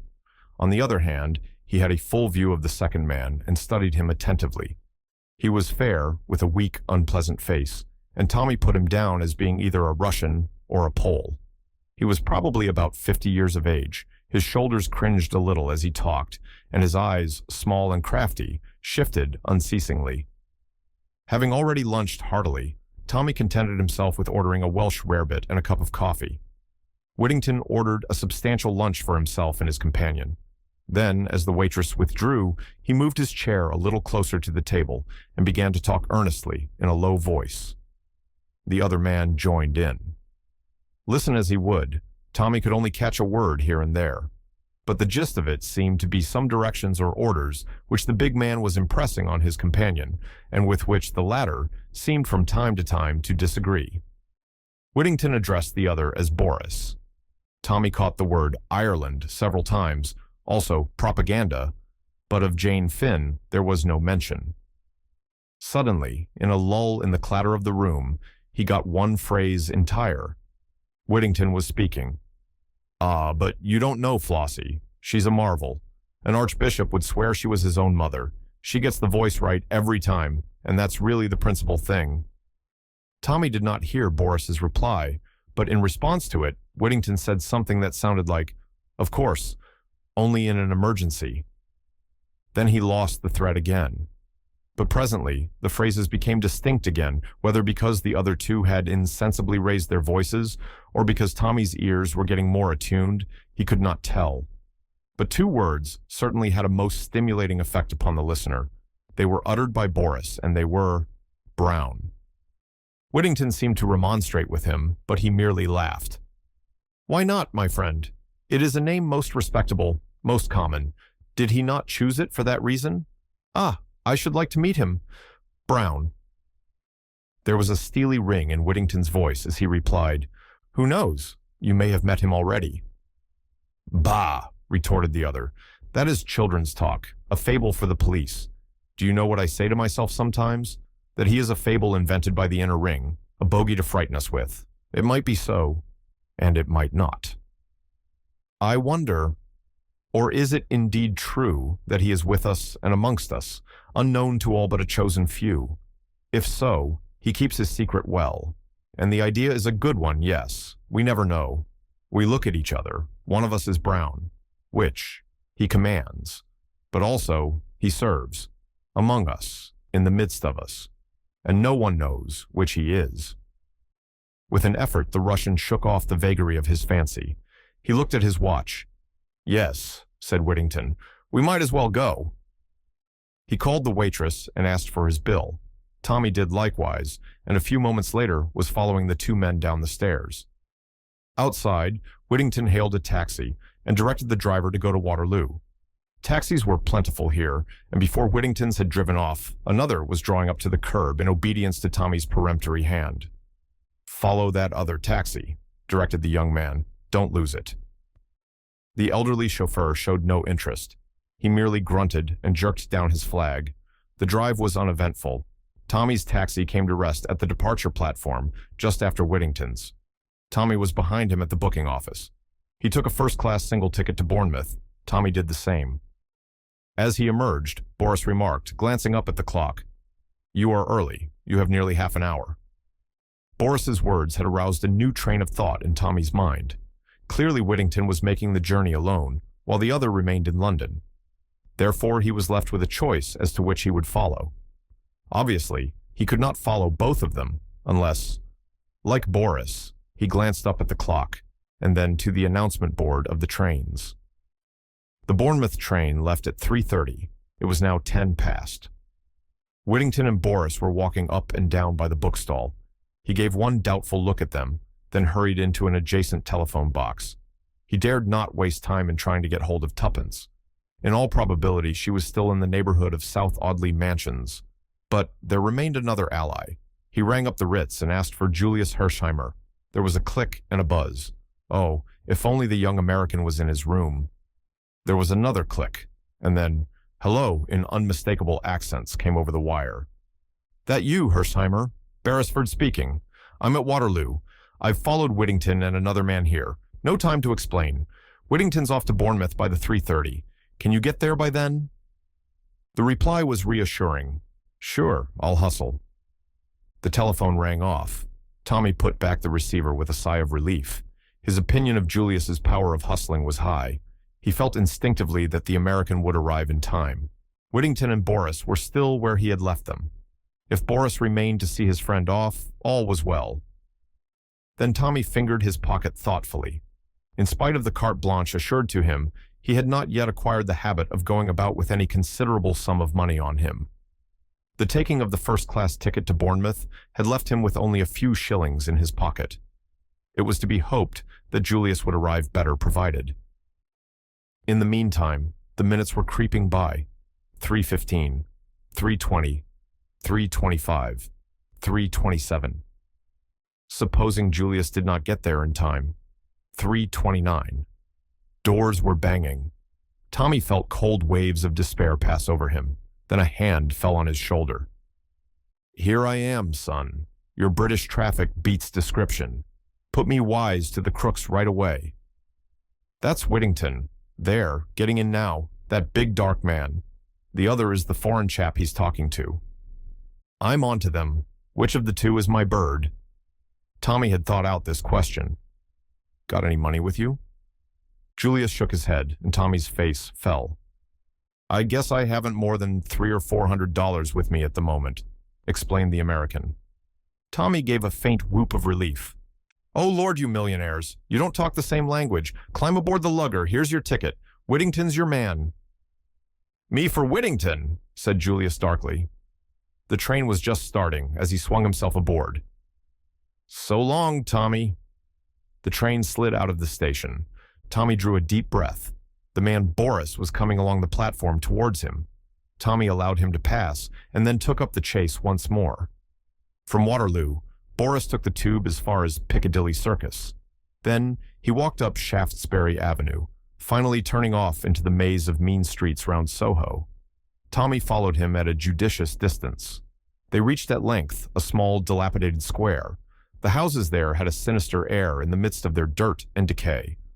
Boris looked round, and Tommy drew back into the shelter of a friendly porch. The place was almost deserted. It was a cul-de-sac, and consequently no traffic passed that way. The stealthy way the other had looked round stimulated Tommy's imagination. From the shelter of the doorway, he watched him go up the steps of a particularly evil-looking house and rap sharply, with a peculiar rhythm, on the door. It was opened promptly. He said a word or two to the doorkeeper, then passed inside. The door was shut to again. It was at this juncture that Tommy lost his head. What he ought to have done, what any sane man would have done, was to remain patiently where he was and wait for his man to come out again. What he did do was entirely foreign to the sober common sense, which was, as a rule, his leading characteristic. Something, as he expressed it, seemed to snap in his brain. Without a moment's pause for reflection, he too went up the steps and reproduced as far as he was able the peculiar knock. The door swung open with the same promptness as before. A villainous-faced man with close-cropped hair stood in the doorway. "Well?" he grunted. It was at that moment that the full realization of his folly began to come home to Tommy, but he dared not hesitate. He seized at the first words that came into his mind. "Brown," he said. To his surprise, the man stood aside. "Upstairs," he said, jerking his thumb over his shoulder. "Second door on your left." Taken aback though he was by the man's words, Tommy did not hesitate. If audacity had successfully carried him so far, it was to be hoped it would carry him yet farther. He quietly passed into the house and mounted the ramshackle staircase. Everything in the house was filthy beyond words. The grimy paper, of a pattern now indistinguishable, hung in loose festoons from the wall. In every angle was a gray mass of cobweb. Tommy proceeded leisurely. By the time he reached the bend of the staircase, he had heard the man below disappear into a back room. Clearly no suspicion attached to him as yet. To come to the house and ask for Brown appeared indeed to be a reasonable and natural proceeding. At the top of the stairs, Tommy halted to consider his next move. In front of him ran a narrow passage, with doors opening on either side of it. From the one nearest him on the left came a low murmur of voices. It was this room which he had been directed to enter. But what held his glance fascinated was a small recess immediately on his right, half concealed by a torn velvet curtain. It was directly opposite the left-handed door, and, owing to its angle, it also commanded a good view of the upper part of the staircase. As a hiding place for one, or, at a pinch, two men, it was ideal, being about 2 feet deep and 3 feet wide. It attracted Tommy mightily. He thought things over in his usual slow and steady way, deciding that the mention of Brown was not a request for an individual, but, in all probability, a password used by the gang. His lucky use of it had gained him admission. So far he had aroused no suspicion, but he must decide quickly on his next step. Suppose he were boldly to enter the room on the left of the passage. Would the mere fact of his having been admitted to the house be sufficient? Perhaps a further password would be required, or, at any rate, some proof of identity. The doorkeeper clearly did not know all the members of the gang by sight, but it might be different upstairs. On the whole, it seemed to him that luck had served him very well so far, but that there was such a thing as trusting it too far. To enter that room was a colossal risk. He could not hope to sustain his part indefinitely. Sooner or later, he was almost bound to betray himself, and then he would have thrown away a vital chance in mere foolhardiness. A repetition of the signal knock sounded on the door below, and Tommy, his mind made up, slipped quickly into the recess and cautiously drew the curtain farther across, so that it shielded him completely from sight. There were several rents and slits in the ancient material which afforded him a good view. He would watch events, and any time he chose, could after all join the assembly, modeling his behavior on that of the new arrival. The man who came up the staircase with a furtive, soft-footed tread was quite unknown to Tommy. He was obviously of the very dregs of society. The low, beetling brows and the criminal jaw, the bestiality of the whole countenance were new to the young man, though he was a type that Scotland Yard would have recognized at a glance. The man passed the recess, breathing heavily as he went. He stopped at the door opposite and gave a repetition of the signal knock. A voice inside called out something, and the man opened the door and passed in, affording Tommy a momentary glimpse of the room inside. He thought there must be about 4 or 5 people seated round a long table that took up most of the space, but his attention was caught and held by a tall man with close-cropped hair and a short, pointed, navel-looking beard, who sat at the head of the table with papers in front of him. As the newcomer entered, he glanced up, and with a correct but curiously precise enunciation, which attracted Tommy's notice, he asked, "Your number, comrade?" 14, governor, replied the other hoarsely. Correct. The door shut again. If that isn't a Hun, I'm a Dutchman, said Tommy to himself, and running the show darned systematically too, as they always do. Lucky I didn't roll in. I'd have given the wrong number, and there would have been the deuce to pay. No, this is the place for me. Hello, here's another knock. This visitor proved to be of an entirely different type to the last. Tommy recognized in him an Irish Sinn Feiner. Certainly Brown's organization was a far-reaching concern. The common criminal, the well-bred Irish gentleman, the pale Russian, and the efficient German master of the ceremonies. Truly a strange and sinister gathering. Who was this man who held in his finger these curiously variegated links of an unknown chain? In this case, the procedure was exactly the same. The signal knock, the demand for a number, and the reply, correct. 2 knocks followed in quick succession on the door below. The first man was quite unknown to Tommy, who put him down as a city clerk. A quiet, intelligent-looking man, rather shabbily dressed. The second was of the working classes, and his face was vaguely familiar to the young man. 3 minutes later came another, a man of commanding appearance, exquisitely dressed, and evidently well-born. His face, again, was not unknown to the watcher, though he could not for the moment put a name to it. After his arrival there was a long wait. In fact, Tommy concluded that the gathering was now complete, and was just cautiously creeping out from his hiding place when another knock sent him scuttling back to cover. This last comer came up the stairs so quietly that he was almost abreast of Tommy before the young man had realized his presence. He was a small man, very pale, with a gentle, almost womanish air. The angle of the cheekbones hinted at his Slavonic ancestry. Otherwise, there was nothing to indicate his nationality. As he passed the recess, he turned his head slowly. The strange light eyes seemed to burn through the curtain. Tommy could hardly believe that the man did not know he was there, and in spite of himself, he shivered. He was no more fanciful than the majority of young Englishmen, but he could not rid himself of the impression that some unusually potent force emanated from the man. The creature reminded him of a venomous snake. A moment later, his impression was proved correct. The newcomer knocked on the door, as all had done, but his reception was very different. The bearded man rose to his feet, and all the others followed suit. The German came forward and shook hands. His heels clicked together. "We are honored," he said. "We are greatly honored. I much feared that it would be impossible." The other answered in a low voice that had a kind of hiss in it. "There were difficulties. It will not be possible again, I fear. But one meeting is essential, to define my policy. I can do nothing without... Brown? He is here?" The change in the German's voice was audible as he replied with slight hesitation. "We have received a message. It is impossible for him to be present in person." He stopped, giving a curious impression of having left the sentence unfinished. A very slow smile overspread the face of the other. He looked round at a circle of uneasy faces. "Ah, I understand. I have read of his methods. He works in the dark and trusts no one. But all the same, it is possible that he is among us now." He looked round him again, and again that expression of fear swept over the group. Each man seemed eyeing his neighbor doubtfully. The Russian tapped his cheek. "So be it. Let us proceed." The German seemed to pull himself together. He indicated the place he had been occupying at the head of the table. The Russian demurred, but the other insisted. "It is the only possible place," he said, "for number 1. Perhaps number 14 will shut the door." In another moment, Tommy was once more confronting bare wooden panels, and the voices within had sunk once more to a mere undistinguishable murmur. Tommy became restive.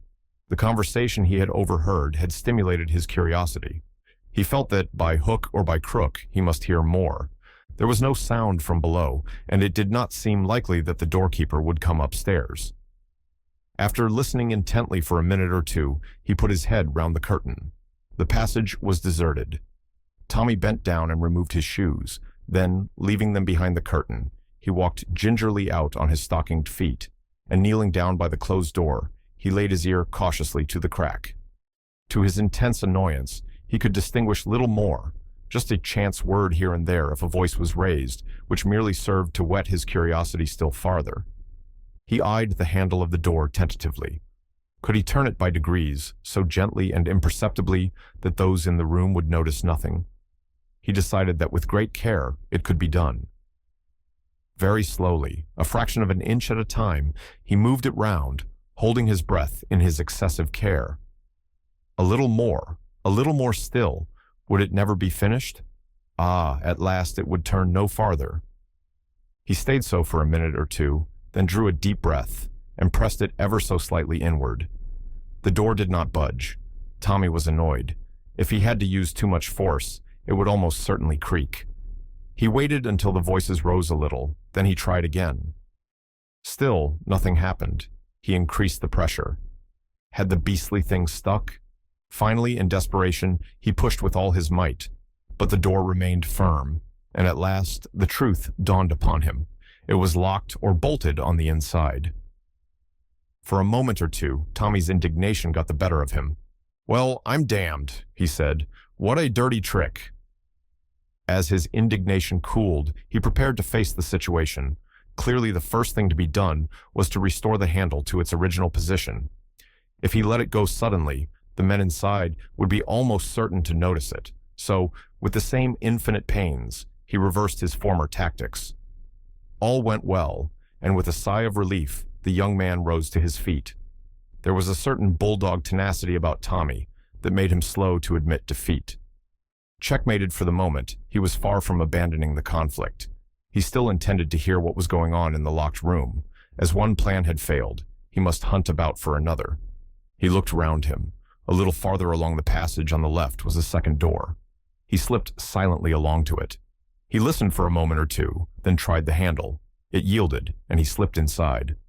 The room, which was untenanted, was furnished as a bedroom. Like everything else in the house, the furniture was falling to pieces, and the dirt was, if anything, more abundant. But what interested Tommy was the thing he had hoped to find, a communicating door between the two rooms, up on the left by the window. Carefully closing the door into the passage behind him, he stepped across to the other and examined it closely. The bolt was shot across it. It was very rusty and had clearly not been used for some time. By gently wriggling it to and fro, Tommy managed to draw it back without making too much noise. Then he repeated his former maneuvers with the handle, this time with complete success. The door swung open, a crack, a mere fraction, but enough for Tommy to hear what went on. There was a velvet portiere on the inside of this door, which prevented him from seeing, but he was able to recognize the voices with a reasonable amount of accuracy. The Sin Finer was speaking. His rich Irish voice was unmistakable. "That's all very well, but more money is essential. No money, no results." Another voice, which Tommy rather thought was that of Boris, replied, "Will you guarantee that there are results?" "In a month from now, sooner or later as you wish, I will guarantee you such a reign of terror in Ireland as shall shake the British Empire to its foundations." There was a pause, and then came the soft, sibilant accents of number one. "Good, you shall have the money. Boris, you will see to that." Boris asked the question, "Via the Irish Americans and Potter as usual?" "I guess that'll be all right," said a new voice with a transatlantic intonation. "Though I'd like to point out here and now that things are getting a mite difficult. There's not the sympathy there was, and a growing disposition to let the Irish settle their own affairs without interference from America." Tommy felt that Boris had shrugged his shoulders as he answered, "Does that matter, since the money only nominally comes from the States?"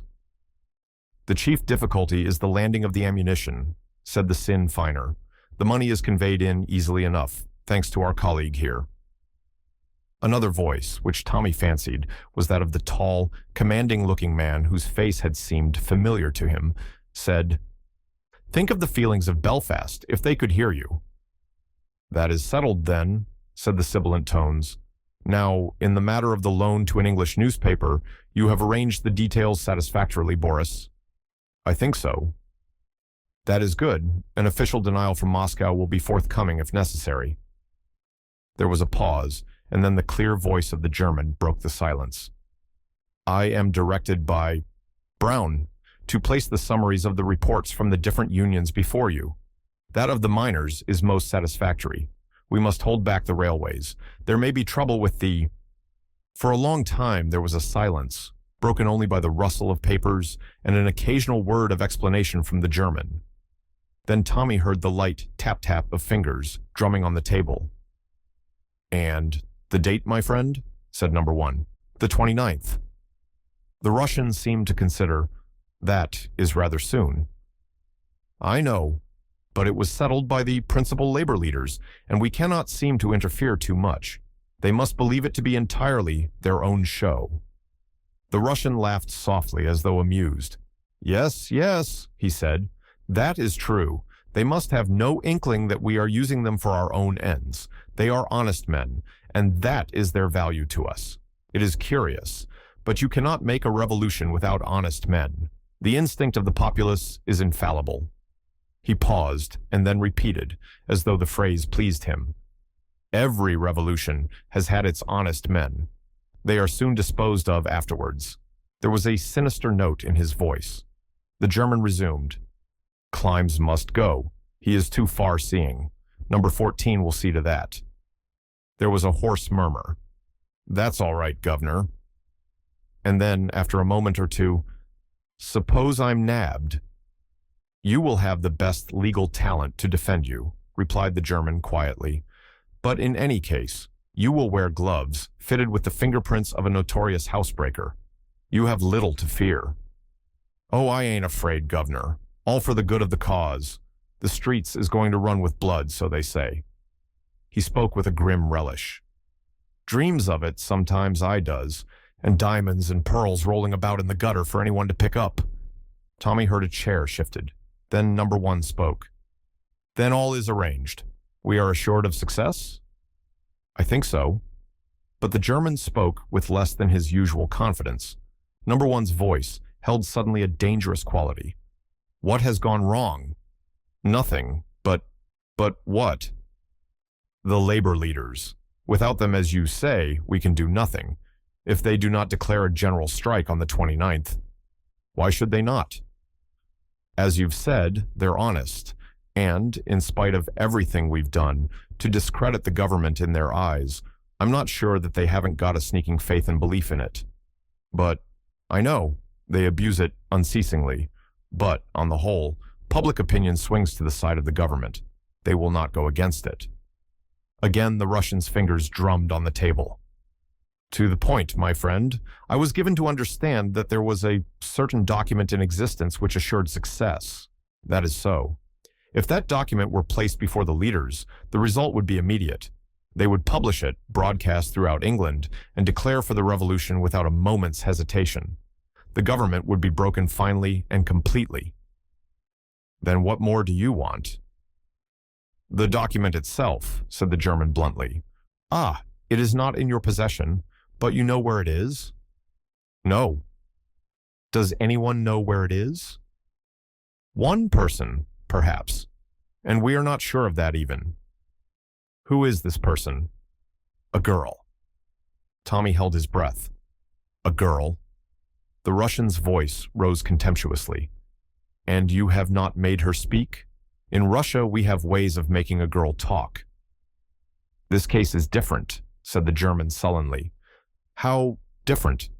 He paused a moment, then went on. "Where is the girl now?" "The girl?" "Yes." "She is—" But Tommy heard no more. A crashing blow descended on his head, and all was darkness. When Tommy set forth on the trail of the two men, it took all Tuppence's self-command to refrain from accompanying him. However, she contained herself as best she might, consoled by the reflection that her reasoning had been justified by events. The two men had undoubtedly come from the second-floor flat, and that one slender thread of the name Rita had set the young adventurers once more upon the track of the abductors of Jane Finn. The question was what to do next. Tuppence hated letting the grass grow under her feet. Tommy was amply employed, and debarred from joining him in the chase, the girl felt at a loose end. She retraced her steps to the entrance hall of the mansions. It was now tenanted by a small lift boy who was polishing brass fittings and whistling the latest air with a good deal of vigor and a reasonable amount of accuracy. He glanced round at Tuppence's entry. There was a certain amount of the gamin element in the girl. At all events, she invariably got on well with small boys. A sympathetic bond seemed instantly to be formed. She reflected that an ally in the enemy's camp, so to speak, was not to be despised. "Well, William," she remarked cheerfully, in the best approved hospital early morning style. "Getting a good shine-up?" The boy grinned responsively. "Albert, miss," he corrected. "Albert be it," said Tuppence. She glanced mysteriously round the hall. The effect was purposely a broad one in case Albert should miss it. She leaned towards the boy and dropped her voice. "I want a word with you, Albert." Albert ceased operations on the fittings and opened his mouth slightly. "Look, do you know what this is?" With a dramatic gesture, she flung back the left side of her coat and exposed a small enameled badge. It was extremely unlikely that Albert would have any knowledge of it. Indeed, it would have been fatal for Tuppence's plans, since the badge in question was the device of a local training corps originated by the Archdeacon in the early days of the war. Its presence in Tuppence's coat was due to the fact that she had used it for pinning in some flowers a day or two before, but Tuppence had sharp eyes and had noted the corner of a threepenny detective novel protruding from Albert's pocket, and the immediate enlargement of his eyes told her that her tactics were good and that the fish would rise to the bait. "American Detective Force," she hissed. Albert fell for it. "Lord!" he murmured ecstatically. Tuppence nodded at him with the air of one who has established a thorough understanding. "Know who I'm after?" she inquired genially. Albert, still round-eyed, demanded breathlessly, "One of the flats?" Tuppence nodded and jerked a thumb up the stairs. 20. Calls herself Vandemeyer. Vandemeyer. Ha! Ha! Albert's hand stole to his pocket. "A crook?" he queried eagerly. "A crook? I should say so. Ready Rita, they call her in the States." "Ready Rita," repeated Albert deliriously. "Oh, ain't it just like the pictures?" It was. Tuppence was a great frequenter of the cinema. "Annie always said as how she was a bad lot," continued the boy. "Who's Annie?" inquired Tuppence idly. "Oo's parlor maid. She's leaving today. Many's the time Annie's said to me, 'Mark my words, Albert, I wouldn't wonder if the police was to come after her one of these days.' Just like that.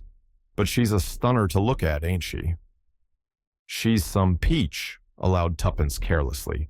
"Finds it useful in her layout, you bet. Has she been wearing any of the emeralds, by the way?" "Emeralds? Them's the green stones, isn't they?" Tuppence nodded. "That's what we're after her for. You know old man Rysdale?" Albert shook his head. "Peter Rysdale, the oil king?"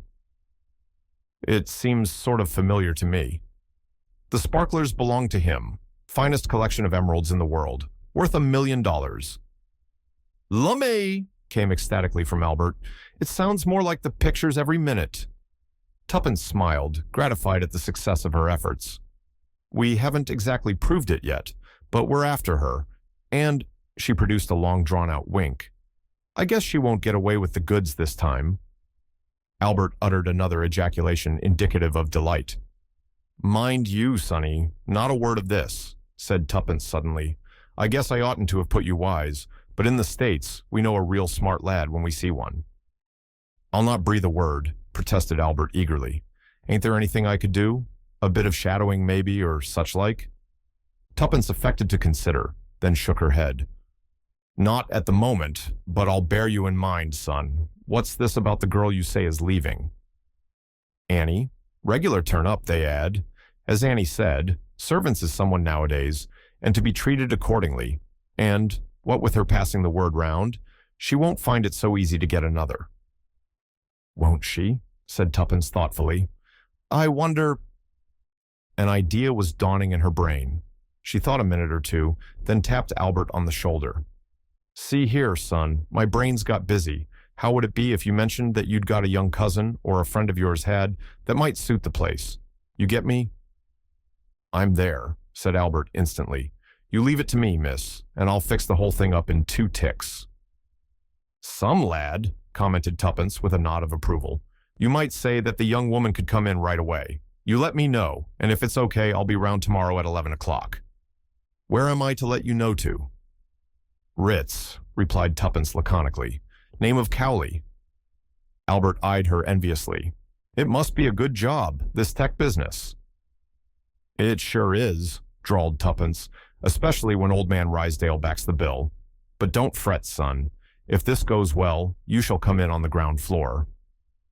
With which promise, she took leave of her new ally and walked briskly away from South Audley Mansions, well pleased with her morning's work. But there was no time to be lost. She went straight back to the Ritz and wrote a few brief words to Carter. Having dispatched this, and Tommy not having yet returned, which did not surprise her, she started off on a shopping expedition which, with an interval for tea and assorted creamy cakes, occupied her until well after 6 o'clock, and she returned to the hotel jaded, but satisfied with her purchases. Starting with a cheap clothing store, and passing through 1 or 2 second-hand establishments, she had finished the day at a well-known hairdresser's. Now, in the seclusion of her bedroom, she unwrapped that final purchase.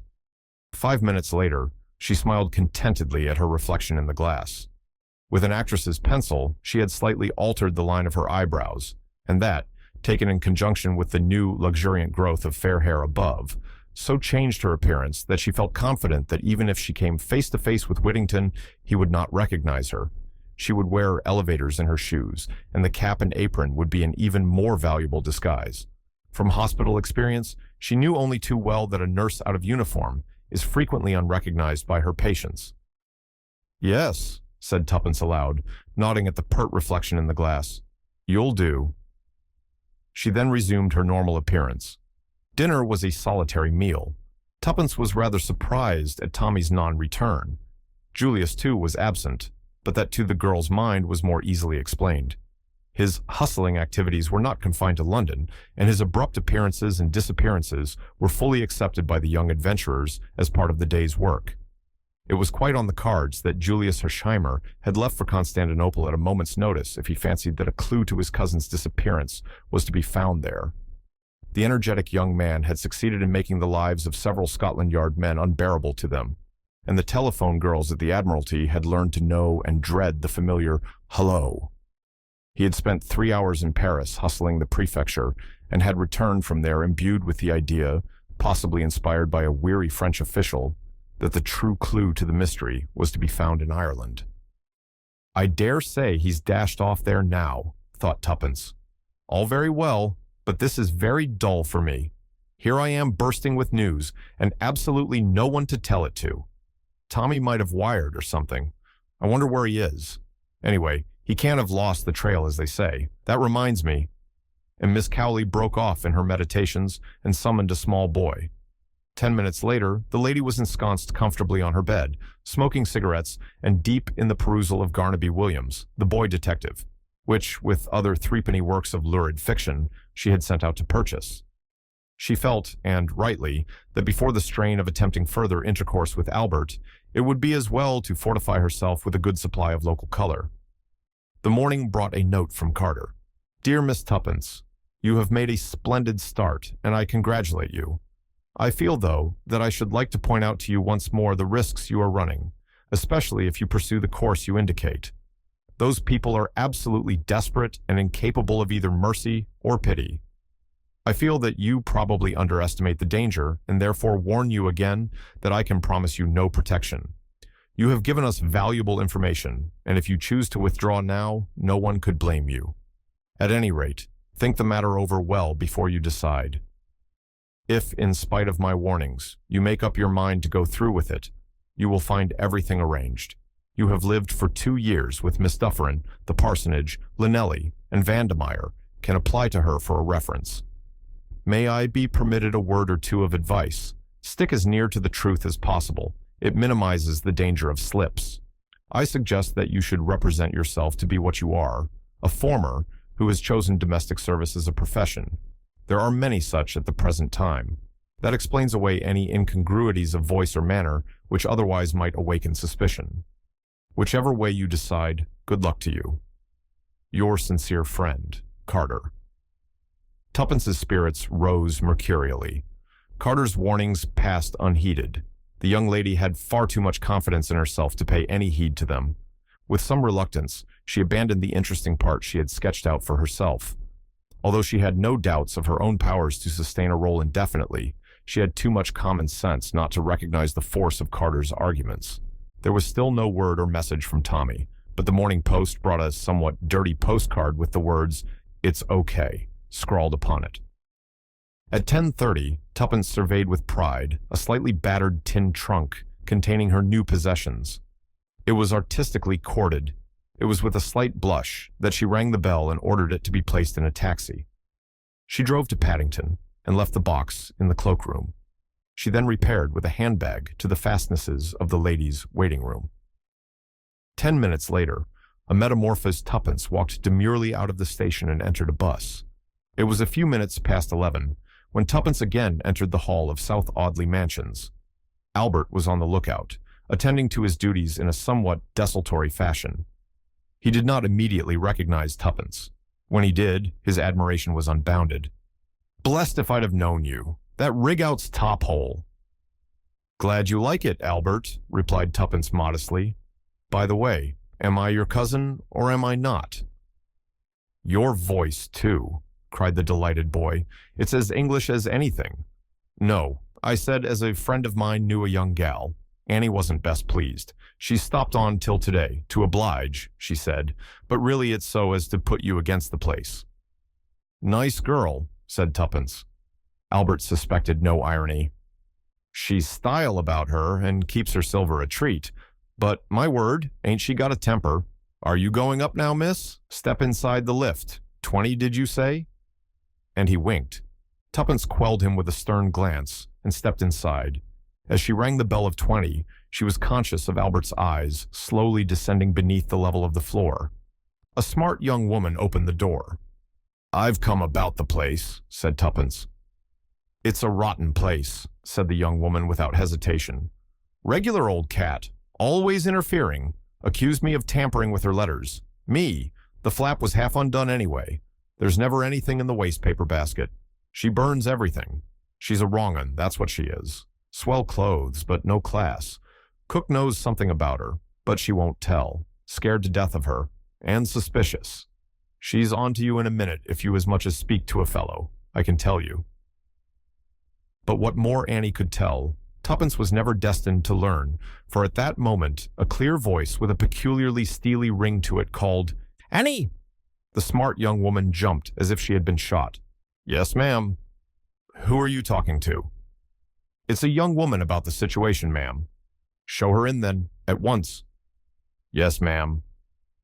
Tuppence was ushered into a room on the right of the long passage. A woman was standing by the fireplace. She was no longer in her first youth, and the beauty she undeniably possessed was hardened and coarsened. In her youth, she must have been dazzling. Her pale gold hair, owing a slight assistance to art, was coiled low on her neck. Her eyes, of a piercing electric blue, seemed to possess a faculty of boring into the very soul of the person she was looking at. Her exquisite figure was enhanced by a wonderful gown of indigo charmeuse. And yet, despite her swaying grace and the almost ethereal beauty of her face, you felt instinctively the presence of something hard and menacing, a kind of metallic strength that found expression in the tones of her voice and in that gimlet-like quality of her eyes. For the first time, Tuppence felt afraid. She had not feared Whittington, but this woman was different. As if fascinated, she watched the long, cruel line of the red, curving mouth, and again, she felt that sensation of panic pass over her. Her usual self-confidence deserted her. Vaguely, she felt that deceiving this woman would be very different to deceiving Whittington. Carter's warning recurred to her mind. Here, indeed, she might expect no mercy. Fighting down that instinct of panic which urged her to turn tail and run without further delay, Tuppence returned the lady's gaze firmly and respectfully. As though that first scrutiny had been satisfactory, Vandermeyer motioned to a chair. "You can sit down. How did you hear I wanted a house parlor maid?" "Through a friend who knows the lift boy here. He thought the place might suit me." Again, that basilisk glance seemed to pierce her through. "You speak like an educated girl?" Glibly enough, Tuppence ran through her imaginary career on the lines suggested by Carter. It seemed to her, as she did so, that the tension of Vandemeyer's attitude relaxed.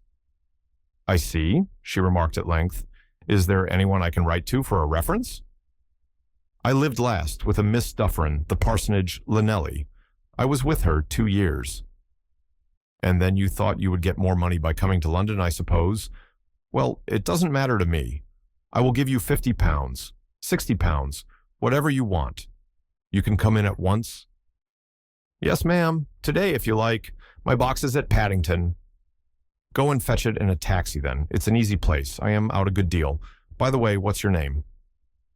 "Prudence Cooper, ma'am." "Very well, Prudence. Go away and fetch your box. I shall be out to lunch. The cook will show you where everything is." "Thank you, ma'am." Tuppence withdrew. The smart Annie was not in evidence. In the hall below, a magnificent hall, Porter had relegated Albert to the background. Tuppence did not even glance at him as she passed meekly out. The adventure had begun, but she felt less elated than she had done earlier in the morning.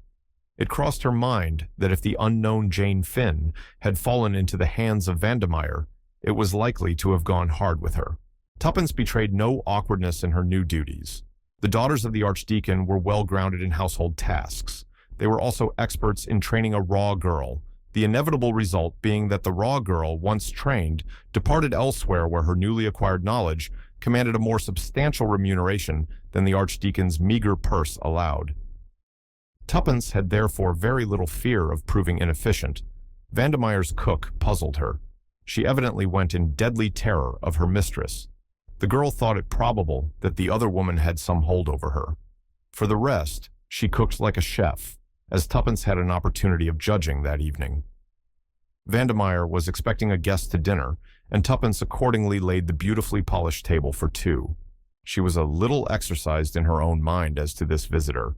It was highly possible that it might prove to be Whittington.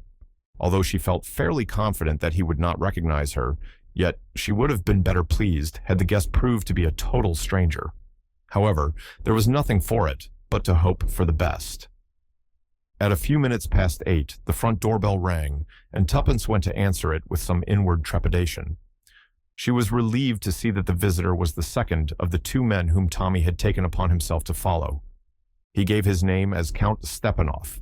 Tuppence announced him, and Vandemeyer rose from her seat on a low divan with a quick murmur of pleasure. "It is delightful to see you, Boris Ivanovitch," she said. "And you, madame." He bowed low over her hand. Tuppence returned to the kitchen. "Count Stepanoff or some such," she remarked, and affecting a frank and unvarnished curiosity. "Who's he?"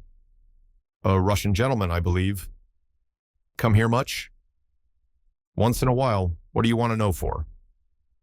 "Fancied he might be sweet on the missus, that's all," explained the girl, adding with an appearance of sulkiness, "How you do take one up." "I'm not quite easy in my mind about the soufflé," explained the other. "You know something," thought Tuppence to herself, but aloud she only said, "Going to dish up now? Righto." Whilst waiting at table, Tuppence listened closely to all that was said. She remembered that this was one of the men Tommy was shadowing when she had last seen him. Already, although she would hardly admit it, she was becoming uneasy about her partner. Where was he? Why had no word of any kind come from him? She had arranged before leaving the Ritz to have all letters or messages sent on at once by special messenger to a small stationer's shop near at hand, where Albert was to call in frequently. True, it was only yesterday morning that she had parted from Tommy, and she told herself that any anxiety on his behalf would be absurd. Still, it was strange that he had sent no word of any kind. But listen as she might, the conversation presented no clue. Boris and Vandemeyer talked on purely indifferent subjects: plays they had seen, new dances, and the latest society gossip. After dinner, they repaired to the small boudoir where Vandermeyer, stretched on the divan, looked more wickedly beautiful than ever. Tuppence brought in the coffee and liqueurs and unwillingly retired. As she did so, she heard Boris say, "New, isn't she?" "She came in today. The other was a fiend. This girl seems all right. She waits well." Tuppence lingered a moment longer by the door, which she had carefully neglected to close, and heard him say, "Quite safe, I suppose." "Really, Boris, you are absurdly suspicious. I believe she's the cousin of the hall porter, or something of the kind, and nobody even dreams that I have any connection with our mutual friend Brown. For heaven's sake, be careful, Rita. That door isn't shut." "Well, shut it then," laughed the woman. Tuppence removed herself speedily. She dared not absent herself longer from the back premises, but she cleared away and washed up with a breathless speed acquired in hospital. Then she slipped quietly back to the boudoir door. The cook, more leisurely, was still busy in the kitchen, and, if she missed the other, would only suppose her to be turning down the beds. Alas, the conversation inside was being carried on in too low a tone to permit of her hearing anything of it. She dared not reopen the door, however gently. Vandermeyer was sitting almost facing it, and Tuppence respected her mistress's lynx-eyed powers of observation. Nevertheless, she felt she would give a good deal to overhear what was going on. Possibly, if anything unforeseen had happened, she might get news of Tommy. For some moments she reflected desperately, then her face brightened. She went quickly along the passage to Vandermeyer's bedroom, which had long French windows leading onto a balcony that ran the length of the flat. Slipping quickly through the window, Tuppence crept noiselessly along till she reached the boudoir window. As she had thought, it stood a little ajar, and the voices within were plainly audible. Tuppence listened attentively, but there was no mention of anything that could be twisted to apply to Tommy.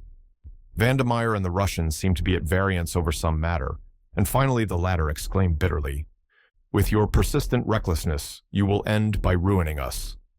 "Bah!" laughed the woman. "Notoriety of the right kind is the best way of disarming suspicion. You will realize that one of these days, perhaps sooner than you think. In the meantime, you are going about everywhere with Peel Edgerton. Not only is he, perhaps, the most celebrated in England, but his special hobby is criminology. It is madness."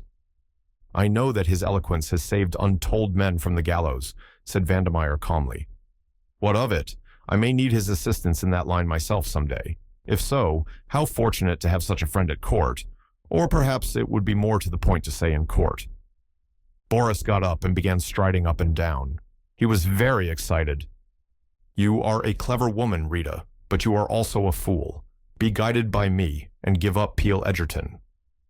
Vandermeyer shook her head gently. "I think not." "You refuse?" There was an ugly ring in the Russian's voice. "I do." "Then by heaven," snarled the Russian, "we will see." But Vandermeyer also rose to her feet, her eyes flashing. "You forget, Boris," she said. "I am accountable to no one. I take my orders only from Brown." The other threw up his hands in despair. "You are impossible," he muttered. "Impossible. Already it may be too late. They say Peel Edgerton can smell a criminal.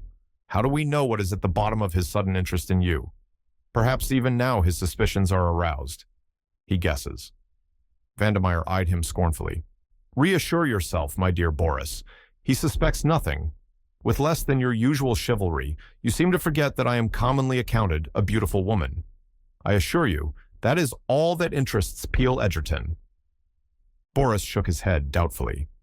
"He has studied crime as no other man in this kingdom has studied it. Do you fancy that you can deceive him?"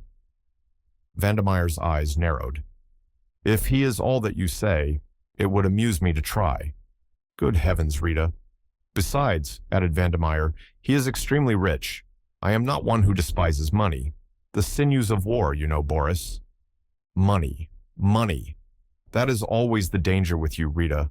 I believe you would sell your soul for money. I believe—" He paused. Then in a low, sinister voice he said slowly, "Sometimes I believe that you would sell us." Vandermeyer smiled and shrugged her shoulders. "The price, at any rate, would have to be enormous," she said lightly. It would be beyond the power of anyone but a millionaire to pay. "Ah," snarled the Russian. "You see, I was right." "My dear Boris, can you not take a joke?" "Was it a joke?" "Of course." "Then all I can say is that your ideas of humor are peculiar, my dear Rita." Vandemeyer smiled. "Let us not quarrel, Boris. Touch the bell. We will have some drinks." Tuppence beat a hasty retreat. She paused a moment to survey herself in Vandemeyer's long glass and be sure that nothing was amiss with her appearance. Then she answered the bell demurely. The conversation that she had overheard, although interesting in that it proved beyond doubt the complicity of both Rita and Boris, threw very little light on the present preoccupations. The name of Jane Finn had not even been mentioned. The following morning, a few brief words with Albert informed her that nothing was waiting for her at the stationer's. It seemed incredible that Tommy, if all was well with him, should not send any word to her. A cold hand seemed to close round her heart. Supposing. She choked her fears down bravely. It was no good worrying, but she leapt at a chance offered her by Vandemeyer. "What day do you usually go out, Prudence?" "Friday's my usual day, ma'am." Vandemeyer lifted her eyebrows.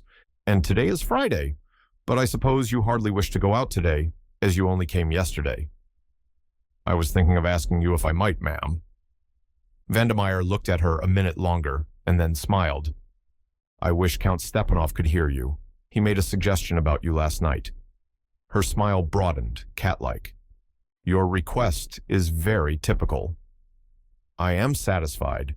You do not understand all this, but you can go out today.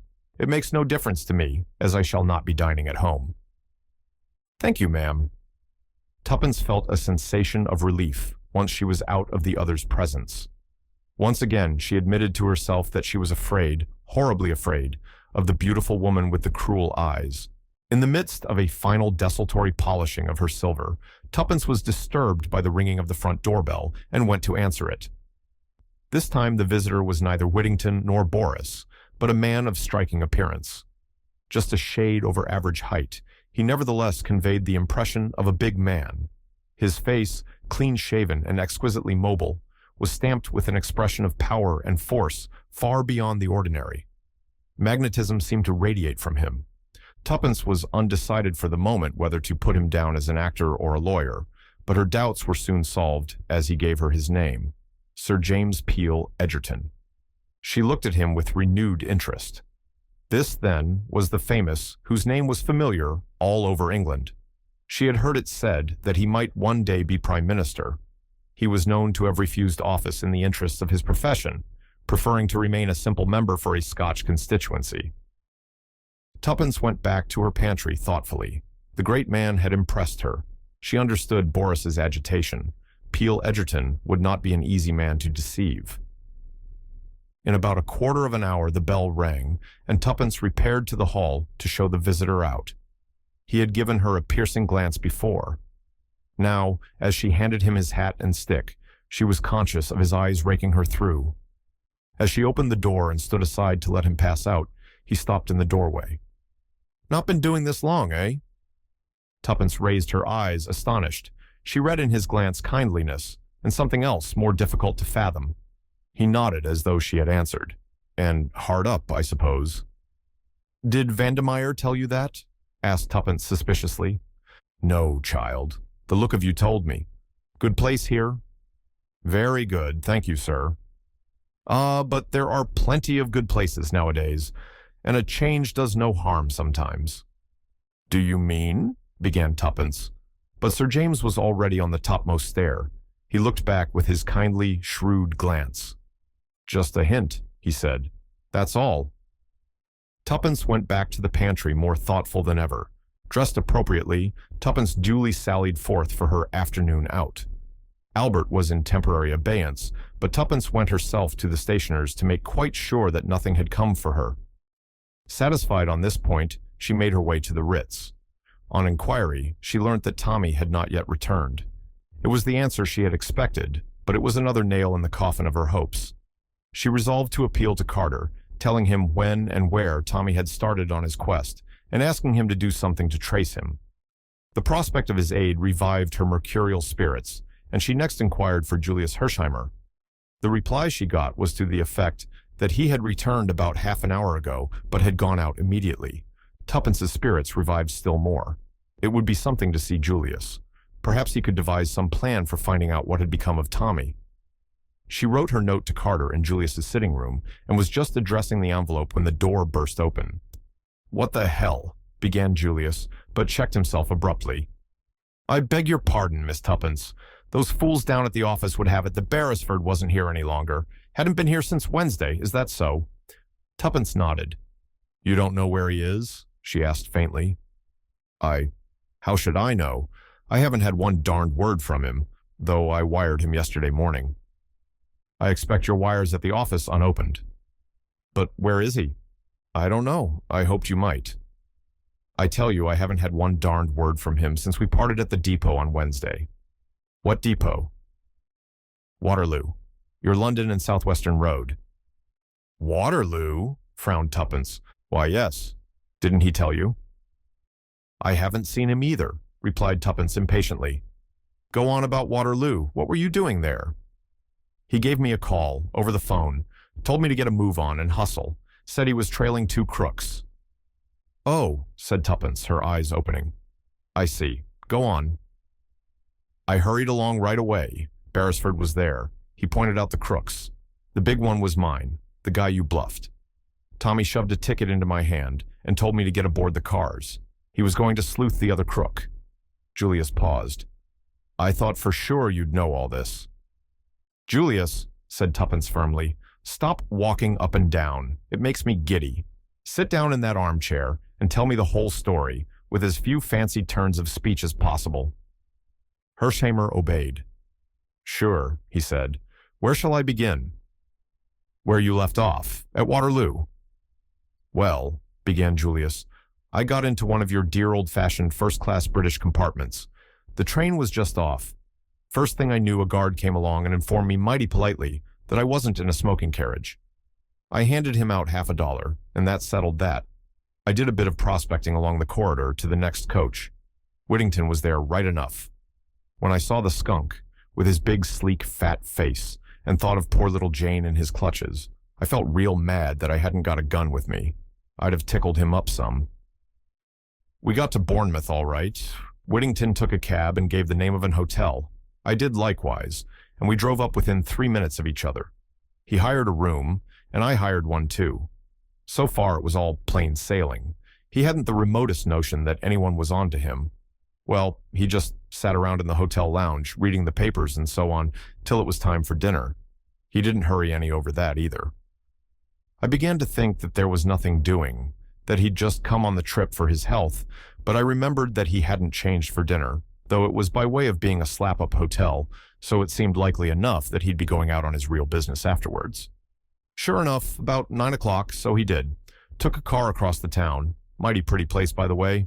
I guess I'll take Jane there for a spell when I find her, and then paid it off and struck out along those pine woods on the top of the cliff. I was there too, you understand. We walked, maybe, for half an hour. There's a lot of villas all the way along, but by degrees they seemed to get more and more thinned out, and in the end we got to one that seemed the last of the bunch. Big house it was, with a lot of piney grounds around it. It was a pretty black night, and the carriage drive up to the house was dark as pitch. I could hear him ahead, though I couldn't see him. I had to walk carefully in case he might get onto it that he was being followed. I turned a curve, and I was just in time to see him ring the bell and get admitted to the house. I just stopped where I was.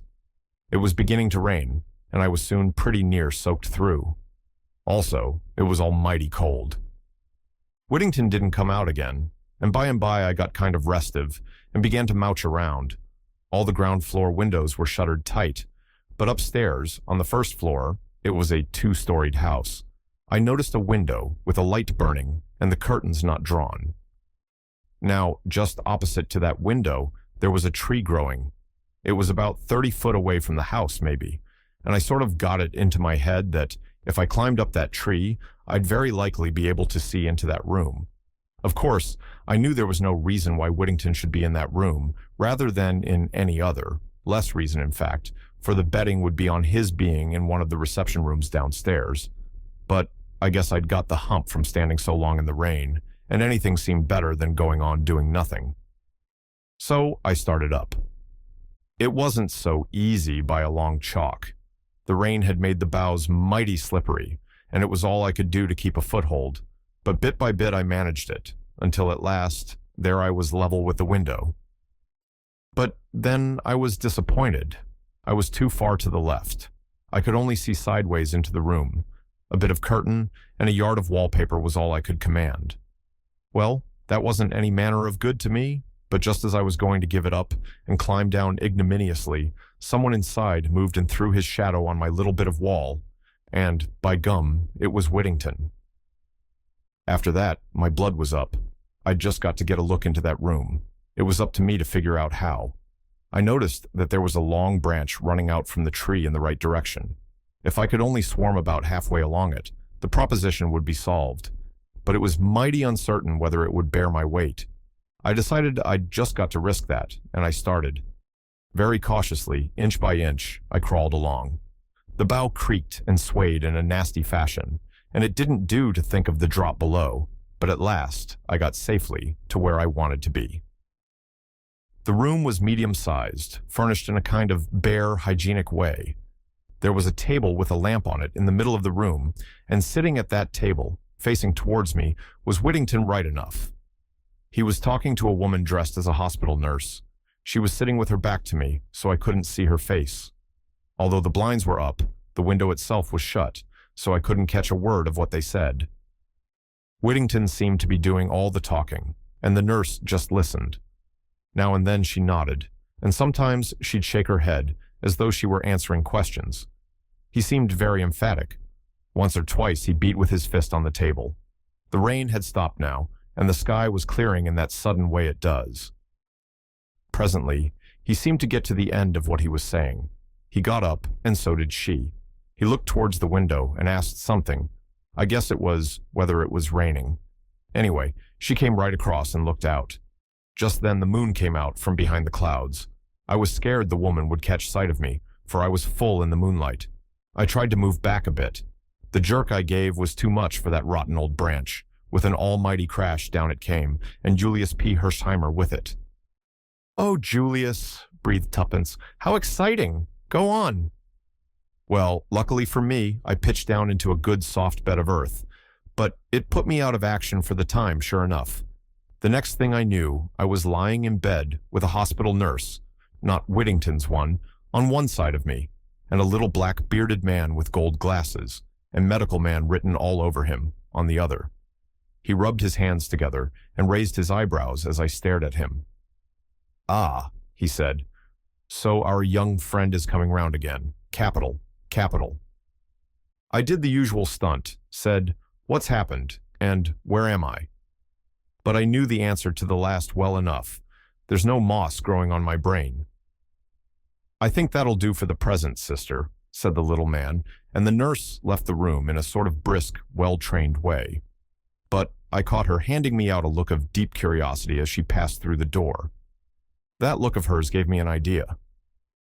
"Now then, Doc," I said, and tried to sit up in bed, but my right foot gave me a nasty twinge as I did so. "A slight sprain," explained the doctor. "Nothing serious. You'll be about again in a couple of days." "I noticed you walked lame," interpolated Tuppence. Julius nodded and continued. "How did it happen?" I asked again. He replied dryly, "You fell with a considerable portion of one of my trees into one of my newly planted flower beds." I liked the man. He seemed to have a sense of humor. I felt sure that he, at least, was plumb straight. "Sure, Doc," I said. "I'm sorry about the tree, and I guess the new bulbs will be on me. But perhaps you'd like to know what I was doing in your garden." "I think the facts do call for an explanation," he replied. "Well, to begin with, I wasn't after the spoons." He smiled. "My first theory, but I soon altered my mind. By the way, you are an American, are you not?" I told him my name. "And you?" "I am Hall, and this, as you doubtless know, is my private nursing home." I didn't know, but I wasn't going to put him wise. I was just thankful for the information. I liked the man, and I felt he was straight, but I wasn't going to give him the whole story. For one thing, he probably wouldn't have believed it. I made up my mind in a flash. "Why, doctor," I said, "I guess I feel an almighty fool, but I owe it to you to let you know that it wasn't the Bill Sykes business I was up to." Then I went on and mumbled out something about a girl. I trotted out the stern guardian business and a nervous breakdown, and finally explained that I had fancied I recognized her among the patients at the home, hence my nocturnal adventures. I guess it was just the kind of story he was expecting. "Quite a romance," he said genially when I'd finished. "Now, Doc," I went on, "will you be frank with me? Have you here now, or have you had here at any time, a young girl called Jane Finn?" He repeated the name thoughtfully. "Jane Finn?" he said. "No." I was chagrined, and I guess I showed it. "You are sure?" "Quite sure, Hersheimer. It is an uncommon name, and I should not have been likely to forget it." Well, that was flat. It laid me out for a space. I'd kind of hoped my search was at an end. "That's that," I said at last. "Now, there's another matter. When I was hugging that darned branch, I thought I recognized an old friend of mine talking to one of your nurses. I purposely didn't mention any name because, of course, Whittington might be calling himself something quite different down here, but the doctor answered at once. "Whittington, perhaps?" "That's the fellow," I replied. "What's he doing down here? Don't tell me his nerves are out of order." Hall laughed. "No, he came down to see one of my nurses, Nurse Edith, who is a niece of his." "Why, fancy that," I exclaimed. "Is he still here?" "No, he went back to town almost immediately." "What a pity," I ejaculated. "But perhaps I could speak to his niece." "Nurse Edith, did you say her name was?" But the doctor shook his head. "I'm afraid that, too, is impossible. Nurse Edith left with a patient tonight also." "I seem to be real unlucky," I remarked. "Have you Whittington's address in town?" "I guess I'd like to look him up when I get back." "I don't know his address. I can write to Nurse Edith for it if you like." I thanked him. "Don't say who it is wants it. I'd like to give him a little surprise." That was about all I could do for the moment.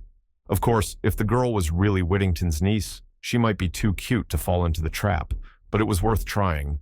Next thing I did was to write out a wire to Beresford saying where I was, and that I was laid up with a sprained foot, and telling him to come down if he wasn't busy. I had to be guarded in what I said. However, I didn't hear from him, and my foot soon got all right. It was only ricked, not really sprained, so today I said goodbye to the little doctor chap, asked him to send me word if he heard from Nurse Edith, and came right away back to town. "Say, Miss Tuppence, you're looking mighty pale." "It's Tommy," said Tuppence. "What can have happened to him?" "Buck up. I guess he's all right, really. Why shouldn't he be? See here, it was a foreign-looking guy he went off after. Maybe they've gone abroad, to Poland or something like that." Tuppence shook her head. "He couldn't without passports and things. Besides, I've seen that man, Boris something, since. He dined with Vandemeyer last night." "Who?" "I forgot. Of course you don't know all that." "I'm listening," said Julius, and gave vent to his favorite expression. "Put me wise."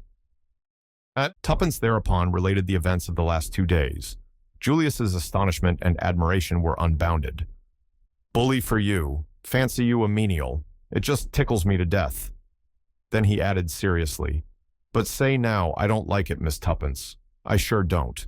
You're just as plucky as they make 'em, but I wish you'd keep right out of this. These crooks we're up against would as soon croak a girl as a man any day."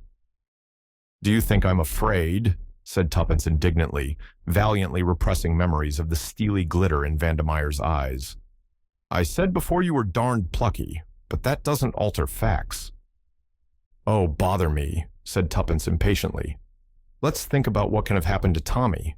I've written to Carter about it," she added, and told him the gist of her letter. Julius nodded gravely. "I guess that's good as far as it goes, but it's for us to get busy and do something."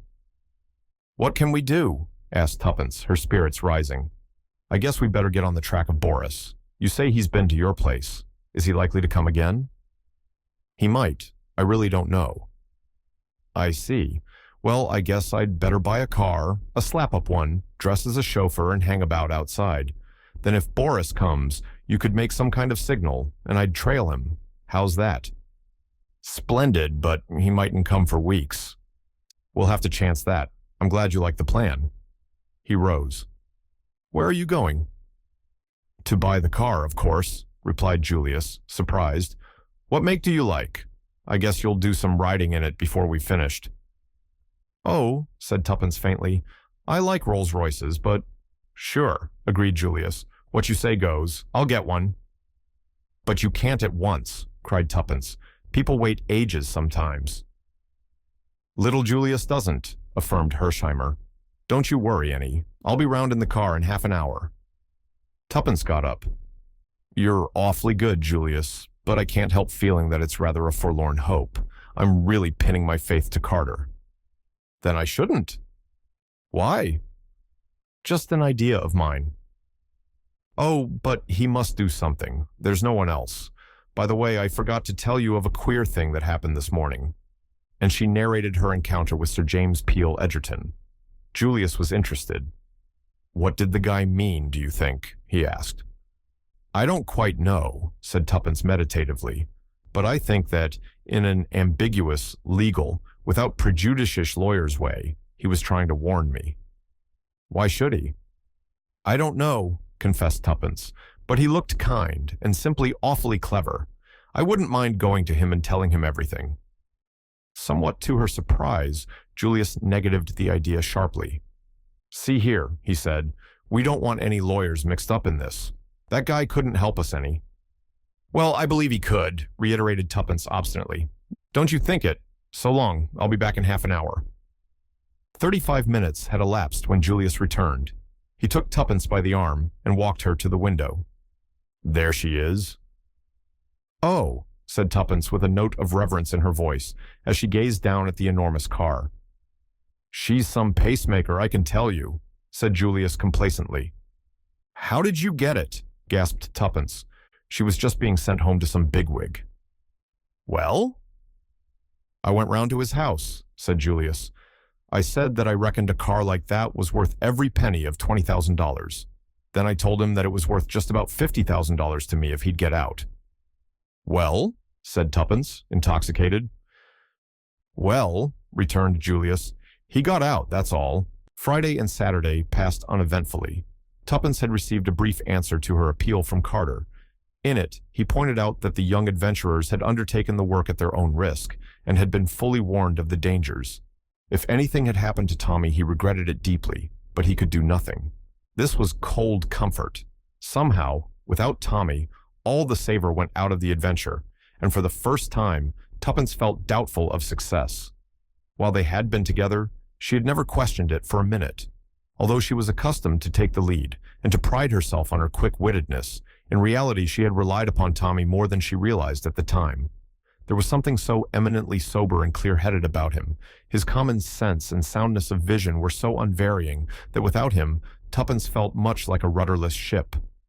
It was curious that Julius, who was undoubtedly much cleverer than Tommy, did not give her the same feeling of support. She had accused Tommy of being a pessimist, and it is certain that he always saw the disadvantages and difficulties which she herself was optimistically given to overlooking. But, nevertheless, she had really relied a good deal on his judgment. He might be slow, but he was very sure. It seemed to the girl that, for the first time, she realized the sinister character of the mission they had undertaken so lightheartedly. It had begun like a page of romance. Now, shorn of its glamour, it seemed to be turning to grim reality. Tommy, that was all that mattered. Many times in the day, Tuppence blinked the tears out of her eyes resolutely. Little fool, she would apostrophize herself. Don't snivel. Of course you're fond of him. You've known him all your life. But there's no need to be sentimental about it. In the meantime, nothing more was seen of Boris. He did not come to the flat, and Julius and the car waited in vain. Tuppence gave herself over to new meditations. Whilst admitting the truth of Julius's objections, she had nevertheless not entirely relinquished the idea of appealing to Sir James Peel Egerton. Indeed, she had gone so far as to look up his address in the Red Book. Had he meant to warn her that day? If so, why? Surely she was at least entitled to demand an explanation. He had looked at her so kindly. Perhaps he might tell them something concerning Vandemeyer, which might lead to a clue to Tommy's whereabouts. Anyway, Tuppence decided with her usual shake of the shoulders it was worth trying, and try it she would. Sunday was her afternoon out. She would meet Julius, persuade him to her point of view, and they would beard the lion in his den. When the day arrived, Julius needed a considerable amount of persuading, but Tuppence held firm. It can do no harm, was what she always came back to. In the end, Julius gave in, and they proceeded in the car to Carlton House Terrace. The door was opened by an irreproachable butler. Tuppence felt a little nervous. After all, perhaps it was colossal cheek on her part. She had decided not to ask if Sir James was at home, but to adopt a more personal attitude. "Will you ask Sir James if I can see him for a few minutes? I have an important message for him." The butler retired, returning a moment or two later. "Sir James will see you. Will you step this way?" He ushered them into a room at the back of the house, furnished as a library. The collection of books was a magnificent one, and Tuppence noticed that all one wall was devoted to works on crime and criminology. There were several deep padded leather armchairs and an old-fashioned open hearth. In the window was a big roll-top desk, strewn with papers, at which the master of the house was sitting. He rose as they entered. "You have a message for me?" "Ah." He recognized Tuppence with a smile. "It's you, is it? Brought a message from Vandemeyer, I suppose?" "Not exactly," said Tuppence. "In fact, I'm afraid I only said that to be quite sure of getting in. Oh, by the way, this is Hersheimer, Sir James Peel Egerton." "Pleased to meet you," said the American, shooting out a hand. "Won't you both sit down?" asked Sir James. He drew forward 2 chairs. "Sir James," said Tuppence, plunging boldly, "I dare say you will think it is most awful cheek of me coming here like this. Because, of course, it's nothing whatever to do with you, and then you're a very important person, and of course Tommy and I are very unimportant." She paused for breath. "Tommy?" queried Sir James, looking across at the American. "No, that's Julius," explained Tuppence. "I'm rather nervous, and that makes me tell it badly. What I really want to know is what you meant by what you said to me the other day. Did you mean to warn me against Vandemeyer? You did, didn't you?" "My dear young lady, as far as I recollect, I only mentioned that there were equally good situations to be obtained elsewhere." "Yes, I know, but it was a hint, wasn't it?" "Well, perhaps it was," admitted Sir James gravely. "Well, I want to know more. I want to know just why you gave me a hint." Sir James smiled at her earnestness. "Suppose the lady brings a libel action against me for defamation of character?" "Of course," said Tuppence. "I know lawyers are always dreadfully careful, but can't we say, without prejudice first, and then say just what we want to?" "Well," said Sir James, still smiling, "without prejudice, then, if I had a young sister forced to earn her living, I should not like to see her in Vandemeyer's service. I felt it incumbent on me, just to give you a hint. It is no place for a young and inexperienced girl. That is all I can tell you." "I see," said Tuppence thoughtfully. "Thank you very much, but I'm not really inexperienced, you know. I knew perfectly that she was a bad lot when I went there. As a matter of fact, that's why I went—" She broke off, seeing some bewilderment on the lawyer's face, and went on. "I think perhaps I'd better tell you the whole story, Sir James. I've a sort of feeling that you'd know in a minute if I didn't tell the truth, and so you might as well know all about it from the beginning. What do you think, Julius?" "As you're bent on it, I'd go right ahead with the facts," replied the American, who had so far sat in silence. "Yes, tell me all about it," said Sir James. "I want to know who Tommy is." Thus encouraged, Tuppence plunged into her tale, and the lawyer listened with close attention. "Very interesting," he said when she finished. "A great deal of what you tell me, child, is already known to me. I've had certain theories of my own about this Jane Finn. You've done extraordinarily well so far, but it's rather too bad of— what do you know him as? Carter to pitchfork you 2 young things into an affair of this kind. By the way, where did Hersheimer come in originally? You didn't make that clear?" Julius answered for himself. "I'm Jane's first cousin," he explained, returning the lawyer's keen gaze. "Ah." "Oh, Sir James," broke out Tuppence, "what do you think has become of Tommy?" The lawyer rose and paced slowly up and down. When you arrived, young lady, I was just packing up my traps, going to Scotland by the night train for a few days fishing. But there are different kinds of fishing. I've a good mind to stay and see if we can't get on the track of that young chap. Oh, Tuppence clasped her hands ecstatically. All the same, as I said before, it's too bad of Carter to set you two babies on a job like this. Now, don't get offended, Miss, Cowley, Prudence Cowley, but my friends call me Tuppence. Well, Miss Tuppence, then, as I'm certainly going to be a friend, don't be offended because I think you're young. Youth is a failing only too easily outgrown. Now, about this young Tommy of yours. Yes. Tuppence clasped her hands. Frankly, things look bad for him. He's been butting in somewhere where he wasn't wanted. Not a doubt of it. But don't give up hope. And you really will help us? There, Julius. He didn't want me to come, she added by way of explanation. Said the lawyer, favoring Julius with another keen glance. And why was that? I reckoned it would be no good worrying you with a petty little business like this. I see. He paused a moment.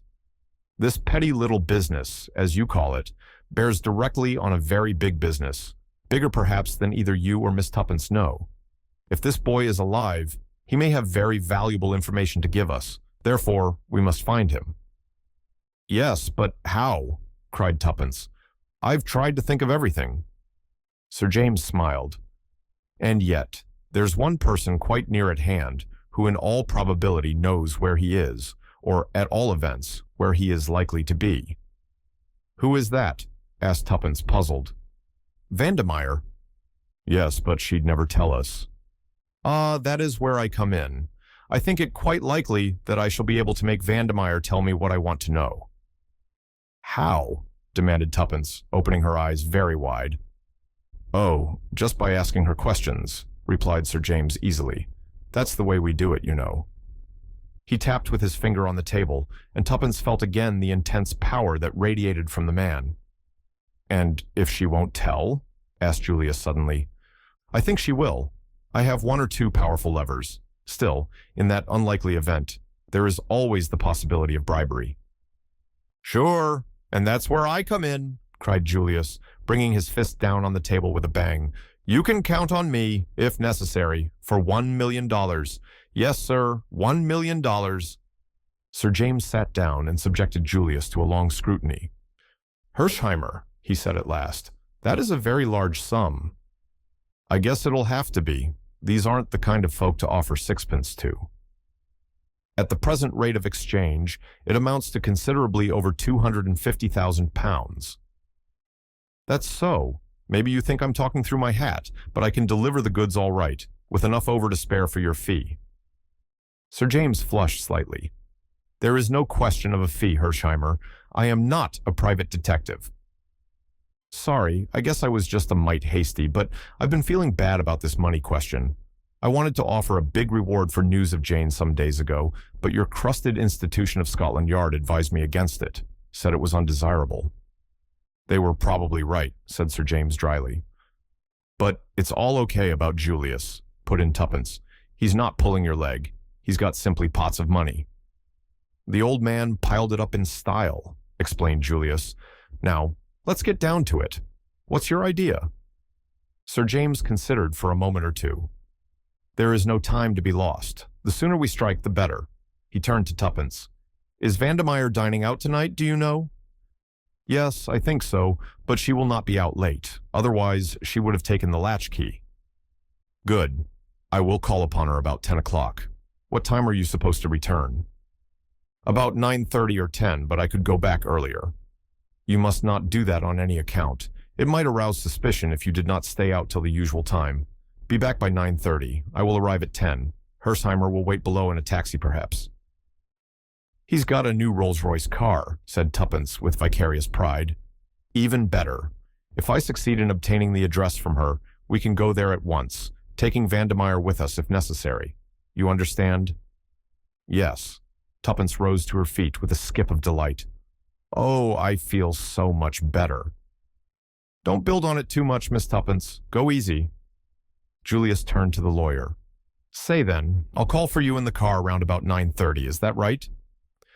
Perhaps that will be the best plan. It would be unnecessary to have two cars waiting about. Now, Miss Tuppence, my advice to you is to go and have a good dinner, a really good one, mind, and don't think ahead more than you can help. He shook hands with them both, and a moment later they were outside. Isn't he a duck? Inquired Tuppence ecstatically as she skipped down the steps. Oh, Julius, isn't he just a duck? Well, I allow he seems to be the goods all right, and I was wrong about its being useless to go to him. Say, shall we go right away back to the Ritz? I must walk a bit, I think. I feel so excited. Drop me in the park, will you? Unless you'd like to come too. I want to get some petrol, he explained, and send off a cable or two. All right, I'll meet you at the Ritz at 7. We'll have to dine upstairs. I can't show myself in these glad rags. Sure, I'll get Felix help me choose the menu. He's some head waiter, that. So long. Tuppence walked briskly along towards the Serpentine, first glancing at her watch. It was nearly 6 o'clock. She remembered that she had had no tea, but felt too excited to be conscious of hunger.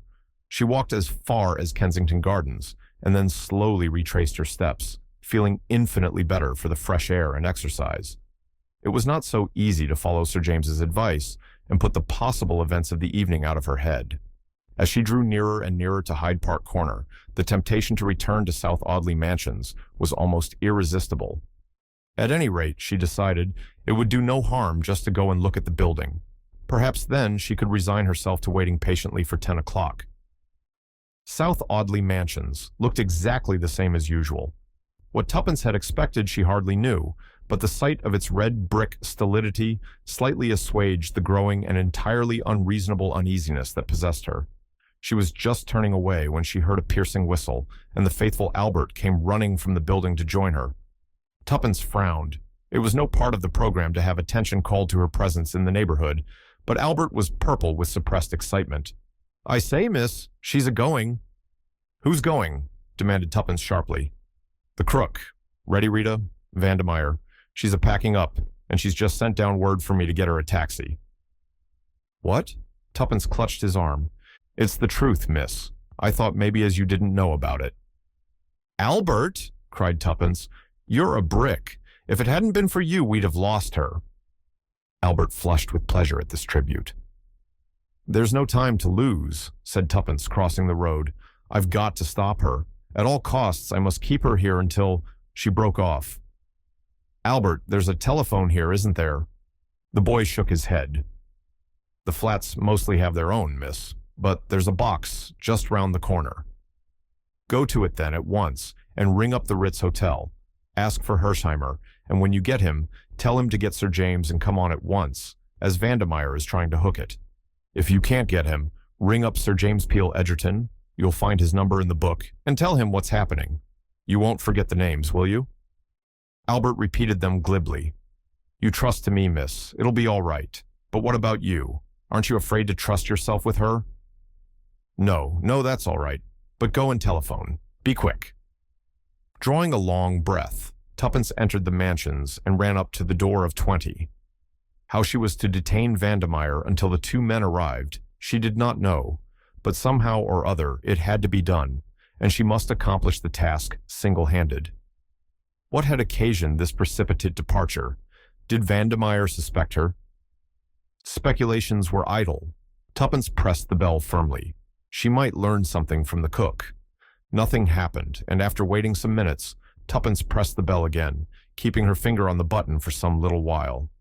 At last, she heard footsteps inside, and a moment later, Vandemeyer herself opened the door. She lifted her eyebrows at the sight of the girl. You? I had a touch of toothache, ma'am, said Tuppence glibly, so thought it better to come home and have a quiet evening. Vandemeyer said nothing, but she drew back and let Tuppence pass into the hall. How unfortunate for you, she said coldly. You had better go to bed. Oh, I shall be all right in the kitchen, ma'am. Cook is out, said Vandemeyer in a rather disagreeable tone. I sent her out, so you see you had better go to bed. Suddenly Tuppence felt afraid. There was a ring in Vandemeyer's voice that she did not like at all.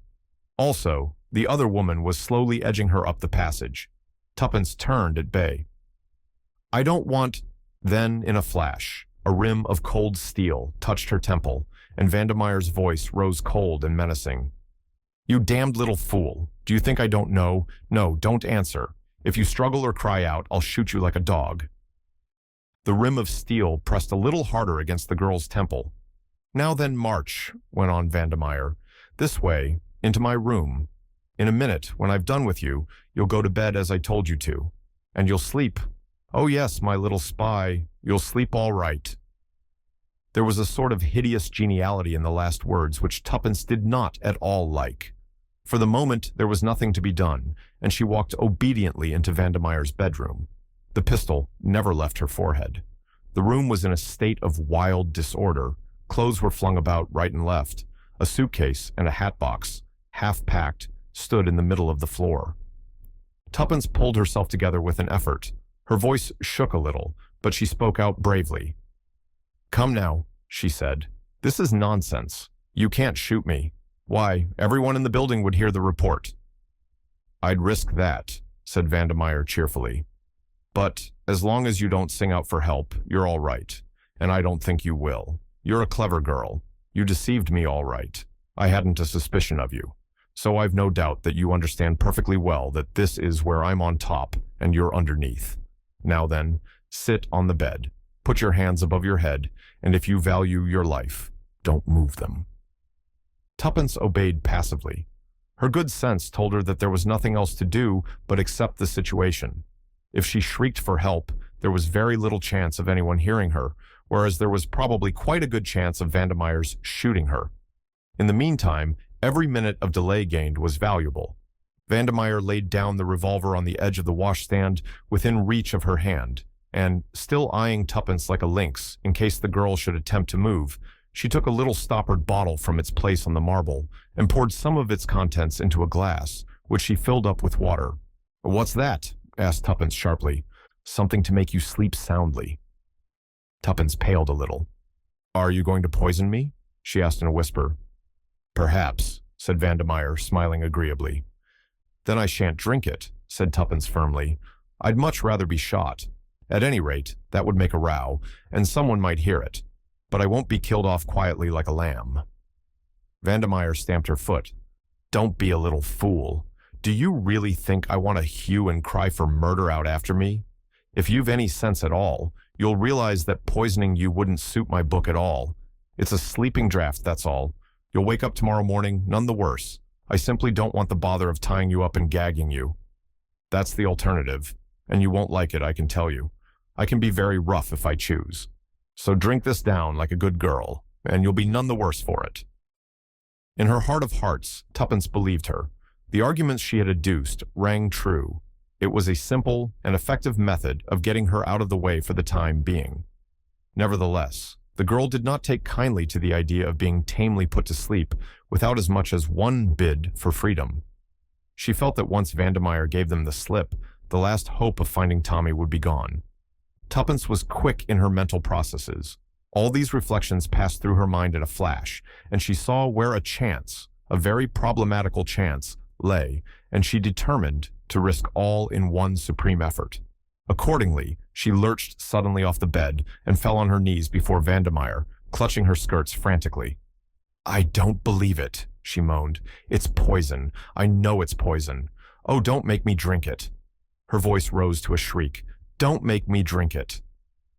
Vandemeyer, glass in hand, looked down with a curling lip at this sudden collapse. Get up, you little idiot. Don't go on driveling there. How you ever had the nerve to play your part as you did, I can't think. She stamped her foot.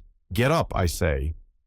But Tuppence continued to cling and sob, interjecting her sobs with incoherent appeals for mercy. Every minute gained was to the good. Moreover, as she groveled, she moved imperceptibly nearer to her objective. Vandemeyer gave a sharp, impatient exclamation and jerked the girl to her knees. Drink it at once. Imperiously, she pressed the glass to the girl's lips. Tuppence gave one last despairing moan. You swear it won't hurt me? She temporized. Of course it won't hurt you. Don't be a fool. Will you swear it? Yes, yes, said the other impatiently. I swear it. Tuppence raised a trembling left hand to the glass. Very well. Her mouth opened meekly. Vandermeyer gave a sigh of relief, off her guard for the moment. Then, quick as a flash, Tuppence jerked the glass upward as hard as she could. The fluid in it splashed into Vandemeyer's face, and during her momentary gasp, Tuppence's right hand shot out and grasped the revolver where it lay on the edge of the washstand. The next moment, she had sprung back a pace, and the revolver pointed straight at Vandemeyer's heart, with no unsteadiness in the hand that held it. In the moment of victory, Tuppence betrayed a somewhat unsportsmanlike triumph. "Now, who's on top and who's underneath?" she crowed. The other's face was convulsed with rage. For a minute, Tuppence thought she was going to spring upon her, which would have placed the girl in an unpleasant dilemma, since she meant to draw the line at actually letting off the revolver. However, with an effort, Vandermeyer controlled herself, and at last, a slow, evil smile crept over her face. "Not a fool, then, after all. You did that well, girl, but you shall pay for it. Oh yes, you shall pay for it. I have a long memory." "I'm surprised you should have been gulled so easily," said Tuppence scornfully. "Did you really think I was the kind of girl to roll about on the floor and whine for mercy?" "You may do, someday," said the other significantly. The cold malignity of her manner sent an unpleasant chill down Tuppence's spine, but she was not going to give in to it. "Supposing we sit down," she said pleasantly. "Our present attitude is a little melodramatic. No, not on the bed. Draw a chair up to the table, that's right. Now, I'll sit opposite you with the revolver in front of me, just in case of accidents. Splendid. Now, let's talk." "What about?" said Vandermeyer sullenly. Tuppence eyed her thoughtfully for a minute. She was remembering several things. Boris's words, "I believe you would sell us." And her answer, "The price would have to be enormous." Given lightly, it was true, yet might not there be a substratum of truth in it? Long ago, had not Whittington asked, "Who's been blabbing? Rita?" Would Rita Vandermeyer prove to be the weak spot in the armor of Brown? Keeping her eyes fixed steadily on the other's face, Tuppence replied quietly, "Money." Vandermeyer started. Clearly the reply was unexpected. "What do you mean?" "I'll tell you. You said just now that you had a long memory. A long memory isn't half as useful as a long purse. I dare say it relieves your feelings a good deal to plan out all sorts of dreadful things to do to me, but is that practical? Revenge is very unsatisfactory. Everyone always says so. But money," Tuppence warmed to her pet creed, "well, there's nothing unsatisfactory about money, is there?" "Do you think," said Vandermeyer scornfully, "that I am the kind of woman to sell my friends?" "Yes," said Tuppence promptly, "if the price was big enough. A paltry £100 or so." "No," said Tuppence, "I should suggest 100,000. Her economical spirit did not permit her to mention the whole $1,000,000 suggested by Julius. A flush crept over Vandemeyer's face. "What did you say?" she asked, her fingers playing nervously with a brooch on her breast. In that moment, Tuppence knew that the fish was hooked, and for the first time she felt a horror of her own money-loving spirit. It gave her a dreadful sense of kinship to the woman fronting her. £100,000, repeated Tuppence. The light died out of Vandemeyer's eyes. She leaned back in her chair. "Bah," she said, "you haven't got it." "No," admitted Tuppence, "I haven't, but I know someone who has." "Who?" "A friend of mine." "Must be a millionaire," remarked Vandermeyer unbelievingly. "As a matter of fact, he is. He's an American. He'll pay you that without a murmur. You can take it from me that it's a perfectly genuine proposition." Vandermeyer sat up again. "I'm inclined to believe you," she said slowly. There was silence between them for some time. Then Vandermeyer looked up. "What does he want to know, this friend of yours?" Tuppence went through a momentary struggle, but it was Julius's money, and his interests must come first. "He wants to know where Jane Finn is," she said boldly. Vandermeyer showed no surprise. "I'm not sure where she is at the present moment," she replied. "But you could find out?" "Oh, yes," returned Vandermeyer carelessly. "There would be no difficulty about that." Then, Tuppence's voice shook a little. "There's a boy, a friend of mine. I'm afraid something's happened to him, through your pal Boris." "What's his name?" "Tommy Beresford." Never heard of him, but I'll ask Boris. He'll tell me anything he knows. Thank you. Tuppence felt a terrific rise in her spirits. It impelled her to more audacious efforts. There's one thing more. Well? Tuppence leaned forward and lowered her voice. Who is Brown? Her quick eyes saw the sudden paling of the beautiful face. With an effort, Vandemeyer pulled herself together and tried to resume her former manner, but the attempt was a mere parody. She shrugged her shoulders. You can't have learnt much about us if you don't know that nobody knows who Brown is. You do, said Tuppence quietly. Again the color deserted the other's face. What makes you think that? I don't know, said the girl truthfully, but I'm sure. Vandemeyer stared in front of her for a long time. Yes, she said hoarsely at last. I know. I was beautiful, you see. Very beautiful. You are still, said Tuppence with admiration. Vandemeyer shook her head. There was a strange gleam in her electric blue eyes. Not beautiful enough, she said in a soft, dangerous voice. Not beautiful enough. And sometimes, lately, I've been afraid. It's dangerous to know too much. She leaned forward across the table. Swear that my name shan't be brought into it, that no one shall ever know. I swear it, and once is he caught, you'll be out of danger. A terrified look swept across Vandemeyer's face. Shall I? Shall I ever be? She clutched Tuppence's arm. You're sure about the money? Quite sure. When shall I have it? There must be no delay. This friend of mine will be here presently. He may have to send cables or something like that, but there won't be any delay. He's a terrific hustler. A resolute look settled on Vandemeyer's face. I'll do it. It's a great sum of money, and besides, she gave a curious smile, it is not wise to throw over a woman like me. For a moment or two, she remained smiling and lightly tapping her fingers on the table. Suddenly she started, and her face blanched. What was that? I heard nothing. Vandemeyer gazed round her fearfully. If there should be someone listening... Nonsense. Who could there be? Even the walls might have ears, whispered the other. I tell you I'm frightened. You don't know him.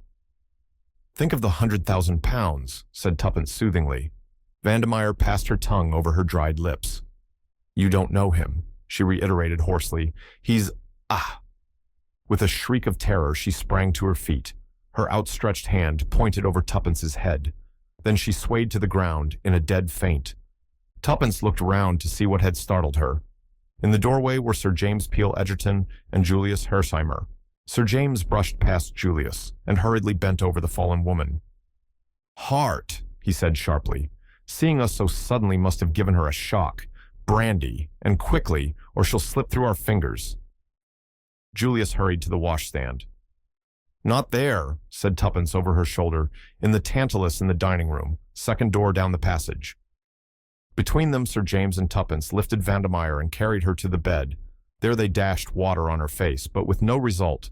The lawyer fingered her pulse. Touch and go, he muttered. I wish that young fellow would hurry up with the brandy.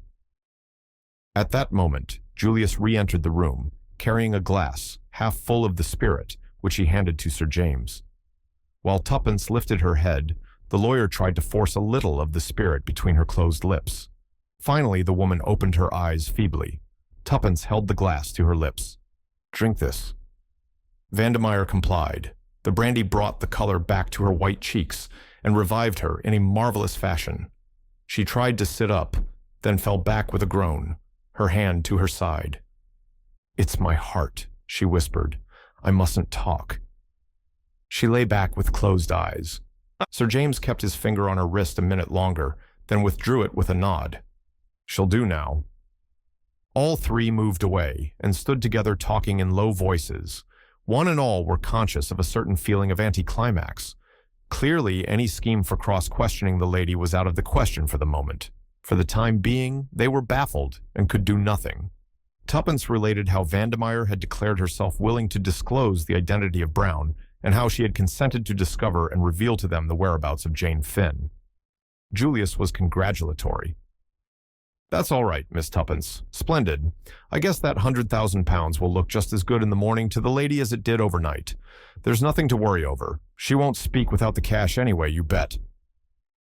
There was certainly a good deal of common sense in this, and Tuppence felt a little comforted. "What you say is true," said Sir James meditatively. "I must confess, however, that I cannot help wishing we had not interrupted at the minute we did. Still, it cannot be helped. It is only a matter of waiting until the morning." He looked across at the inert figure on the bed. Vandermeyer lay perfectly passive with closed eyes. He shook his head. "Well," said Tuppence with an attempt at cheerfulness, "we must wait until the morning, that's all. But I don't think we ought to leave the flat." "What about leaving that bright boy of yours on guard?" "Albert? And suppose she came round again and hooked it? Albert couldn't stop her." "I guess she won't want to make tracks away from the dollars." "She might. She seemed very frightened of Brown." "What? Real plumb scared of him?" "Yes. She looked round and said even walls had ears." "Maybe she meant a dictaphone," said Julius with interest. "Miss Tuppence is right," said Sir James quietly. "We must not leave the flat, if only for Vandermeyer's sake." Julius stared at him. "You think he'd get after her, between now and tomorrow morning? How could he know, even?" "You forget your own suggestion of a dictaphone," said Sir James dryly. "We have a very formidable adversary.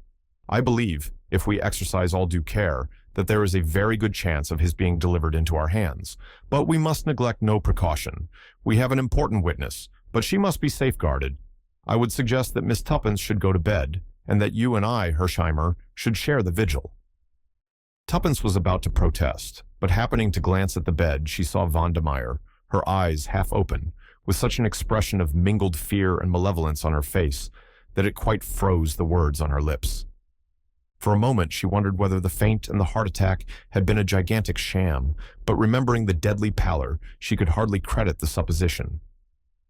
As she looked, the expression disappeared as by magic, and Vandermeyer lay inert and motionless as before. For a moment, the girl fancied she must have dreamt it, but she determined nevertheless to be on the alert. "Well," said Julius, "I guess we'd better make a move out of here anyway." The others fell in with his suggestion. Sir James again felt Vandermeyer's pulse. "Perfectly satisfactory," he said in a low voice to Tuppence. "She'll be absolutely all right after a night's rest." The girl hesitated a moment by the bed. The intensity of the expression she had surprised had impressed her powerfully. Vandermeyer lifted her lids. She seemed to be struggling to speak. Tuppence bent over her. "Don't leave." She seemed unable to proceed, murmuring something that sounded like sleepy. Then she tried again. Tuppence bent lower still. It was only a breath. "Brown." The voice stopped, but the half-closed eyes seemed still to send an agonized message. Moved by a sudden impulse, the girl said quickly, "I shan't leave the flat. I shall sit up all night." A flash of relief showed before the lids descended once more. Apparently, Vandermeyer slept. But her words had awakened a new uneasiness in Tuppence. What had she meant by that low murmur? Brown? Tuppence caught herself nervously looking over her shoulder. The big wardrobe loomed up in a sinister fashion before her eyes. Plenty of room for a man to hide in that. Half ashamed of herself, Tuppence pulled it open and looked inside. No one. Of course. She stooped down and looked under the bed. There was no other possible hiding place. Tuppence gave her familiar shake of the shoulders. It was absurd, this giving way to nerves. Slowly, she went out of the room. Julius and Sir James were talking in a low voice. Sir James turned to her.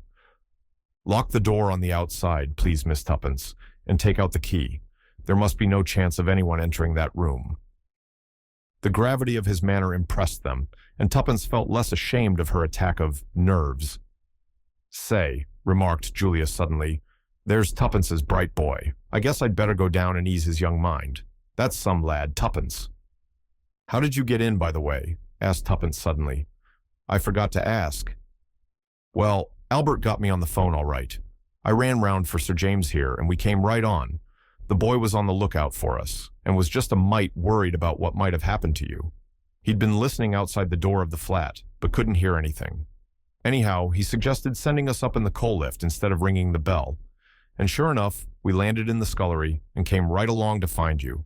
Albert's still below and must be just hopping mad by this time. With which Julius departed abruptly. Now then, Miss Tuppence, said Sir James, you know this place better than I do. Where do you suggest we should take up our quarters? Tuppence considered for a moment or two. I think Vandemeyer's boudoir would be the most comfortable, she said at last, and led the way there. Sir James looked round approvingly. This will do very well. And now, my dear young lady, do go to bed and get some sleep. Tuppence shook her head resolutely. I couldn't, thank you, Sir James. I should dream of Brown all night. But you'll be so tired, child. No, I shan't. I'd rather stay up, really. The lawyer gave in. Julius reappeared some minutes later, having reassured Albert and rewarded him lavishly for his services. Having in his turn failed to persuade Tuppence to go to bed, he said decisively, At any rate, you've got to have something to eat right away. Where's the larder? Tuppence directed him, and he returned in a few minutes with a cold pie and 3 plates. After a hearty meal, the girl felt inclined to pooh-pooh her fancies of half an hour before. The power of the money bribe could not fail. And now, Miss Tuppence, said Sir James, we want to hear your adventures. That's so, agreed Julius. Tuppence narrated her adventures with some complacence. Julius occasionally interjected an admiring bully. Sir James said nothing until she had finished, when his quiet, well done, Miss Tuppence, made her flush with pleasure. There's one thing I don't get clearly, said Julius. What put her up to clearing out? I don't know, confessed Tuppence. Sir James stroked his chin thoughtfully. The room was in great disorder. That looks as though her flight was unpremeditated, almost as though she got a sudden warning to go from someone. Brown, I suppose, said Julius scoffingly. The lawyer looked at him deliberately for a minute or two. Why not, he said. Remember, you yourself have once been worsted by him. Julius flushed with vexation. I feel just mad when I think of how I handed out Jane's photograph to him like a lamb. Gee, if I ever lay hands on it again, I'll freeze onto it like hell. That contingency is likely to be a remote one, said the other dryly. I guess you're right, said Julius frankly. And, in any case, it's the original I'm out after. Where do you think she can be, Sir James? The lawyer shook his head. Impossible to say, but I've a very good idea where she has been. You have? Where? Sir James smiled. At the scene of your nocturnal adventures, the Bournemouth nursing home. There? Impossible, I asked. No, my dear sir. You asked if anyone of the name of Jane Finn had been there. Now, if the girl had been placed there, it would almost certainly be under an assumed name. Bully for you, cried Julius. I never thought of that. It was fairly obvious, said the other. Perhaps the doctor's in it too, suggested Tuppence. Julius shook his head. I don't think so. I took to him at once. No, I'm pretty sure Hall's all right. Hall, did you say? Asked Sir James. That is curious. Really very curious. Why? Demanded Tuppence. Because I happened to meet him this morning. I've known him slightly on and off for some years, and this morning I ran across him in the street. Staying at the Metropole, he told me. He turned to Julius. Didn't he tell you he was coming up to town? Julius shook his head. Curious, mused Sir James. You did not mention his name this afternoon, or I would have suggested your going to him for further information with my card as introduction. I guess I'm a mutt, said Julius with unusual humility. I ought to have thought of the false name stunt. How could you think of anything after falling out of that tree? Cried Tuppence. I'm sure anyone else would have been killed right off. Well, I guess it doesn't matter now anyway, said Julius. We've got Vandemeyer on a string, and that's all we need. Yes, said Tuppence, but there was a lack of assurance in her voice.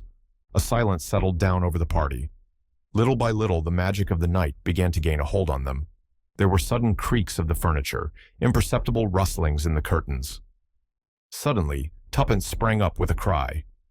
I can't help it. I know Brown's somewhere in the flat. I can feel him. Sure, Tuppence. How could he be? This door's open into the hall. No one could have come in by the front door without our seeing and hearing him. I can't help it. I feel he's here. She looked appealingly at Sir James, who replied gravely, "With due deference to your feelings, Miss Tuppence, and mine as well for that matter, I do not see how it is humanly possible for anyone to be in the flat without our knowledge." The girl was a little comforted by his words. "Sitting up at night is always rather jumpy," she confessed. "Yes," said Sir James, "we are in the condition of people holding a séance. Perhaps if a medium were present, we might get some marvelous results." "Do you believe in spiritualism?" asked Tuppence, opening her eyes wide. The lawyer shrugged his shoulders. "There is some truth in it, without a doubt, but most of the testimony would not pass muster in the witness box." The hours drew on. With the first faint glimmerings of dawn, Sir James drew aside the curtains. They beheld, what few Londoners see, the slow rising of the sun over the sleeping city. Somehow, with the coming of the light, the dreads and fancies of the past night seemed absurd. Tuppence's spirits revived to the normal. "Hooray," she said. "It's going to be a gorgeous day, and we shall find Tommy, and Jane Finn, and everything will be lovely. I shall ask Carter if I can't be made a dame." At 7 o'clock, Tuppence volunteered to go and make some tea. She returned with a tray, containing the teapot and 4 cups. "Who's the other cup for?" inquired Julius. "The prisoner, of course. I suppose we might call her that." "Taking her tea seems a kind of anticlimax to last night," said Julius thoughtfully. "Yes, it does," admitted Tuppence. "But anyway, here goes. Perhaps you'd both come too, in case she springs on me or anything. You see, we don't know what mood she'll wake up in." Sir James and Julius accompanied her to the door. "Where's the key?" "Oh, of course, I've got it myself." She put it in the lock and turned it, then paused. "Supposing, after all, she's escaped," she murmured in a whisper. "Plumb impossible," replied Julius reassuringly. But Sir James said nothing. Tuppence drew a long breath and entered. She heaved a sigh of relief as she saw that Vandemeyer was lying on the bed. "Good morning," she remarked cheerfully. "I've brought you some tea." Vandemeyer did not reply. Tuppence put down the cup on the table by the bed and went across to draw up the blinds. When she turned, Vandemeyer still lay without a movement. With a sudden fear clutching at her heart, Tuppence ran to the bed. The hand she lifted was cold as ice. Vandemeyer would never speak now. Her cry brought the others. A very few minutes sufficed. Vandemeyer was dead, must have been dead some hours. She had evidently died in her sleep. "If that isn't the cruelest luck," cried Julius in despair. The lawyer was calmer, but there was a curious gleam in his eyes. "If it is luck," he replied, "you don't think, but say that's plumb impossible. No one could have got in." "No," admitted the lawyer. "I don't see how they could, and yet she is on the point of betraying Brown, and she dies. Is it only chance? But how? Yes, how? That is what we must find out." He stood there silently, gently stroking his chin. "We must find out," he said quietly, and Tuppence felt that if she was Brown, she would not like the tone of those simple words. Julius's glance went to the window. "The window's open," he remarked. "Do you think—" Tuppence shook her head. "The balcony only goes along as far as the boudoir. We were there." "He might have slipped out," suggested Julius. But Sir James interrupted him. "Brown's methods are not so crude. In the meantime, we must send for a doctor, but before we do so, is there anything in this room that might be of value to us?" Hastily, the three searched. A charred mass in the grate indicated that Vandemeyer had been burning papers on the eve of her flight. Nothing of importance remained, though they searched the other rooms as well. "There's that," said Tuppence suddenly, pointing to a small, old-fashioned safe let into the wall. "It's for jewelry, I believe, but there might be something else in it." The key was in the lock, and Julius swung open the door and searched inside. He was some time over the task. "Well," said Tuppence impatiently. There was a pause before Julius answered, then he withdrew his head and shut to the door. "Nothing," he said. In 5 minutes, a brisk young doctor arrived, hastily summoned. He was deferential to Sir James, whom he recognized. "Heart failure, or possibly an overdose of some sleeping draught." He sniffed. "Rather an odor of chloral in the air. Tuppence remembered the glass she had upset. A new thought drove her to the washstand. She found the little bottle from which Vandermeyer had poured a few drops. It had been 3 parts full. Now, it was empty. Nothing was more surprising and bewildering to Tuppence than the ease and simplicity with which everything was arranged, owing to Sir James's skillful handling.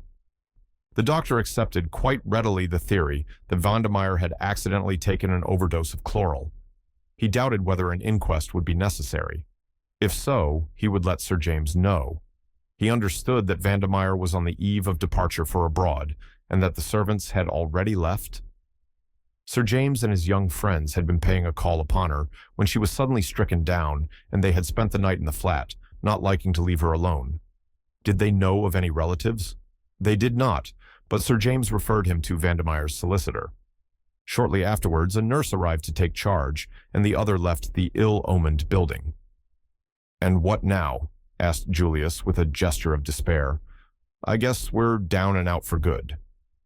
Sir James stroked his chin thoughtfully. "No," he said quietly. "There is still the chance that Hall may be able to tell us something." "Gee, I'd forgotten him." "The chance is slight, but it must not be neglected. I think I told you that he is staying at the Metropole. I should suggest that we call upon him there as soon as possible. Shall we say after a bath and breakfast?" It was arranged that Tuppence and Julius should return to the Ritz and call for Sir James in the car. This program was faithfully carried out, and a little after 11, they drew up before the Metropole. They asked for Hall, and a page boy went in search of him.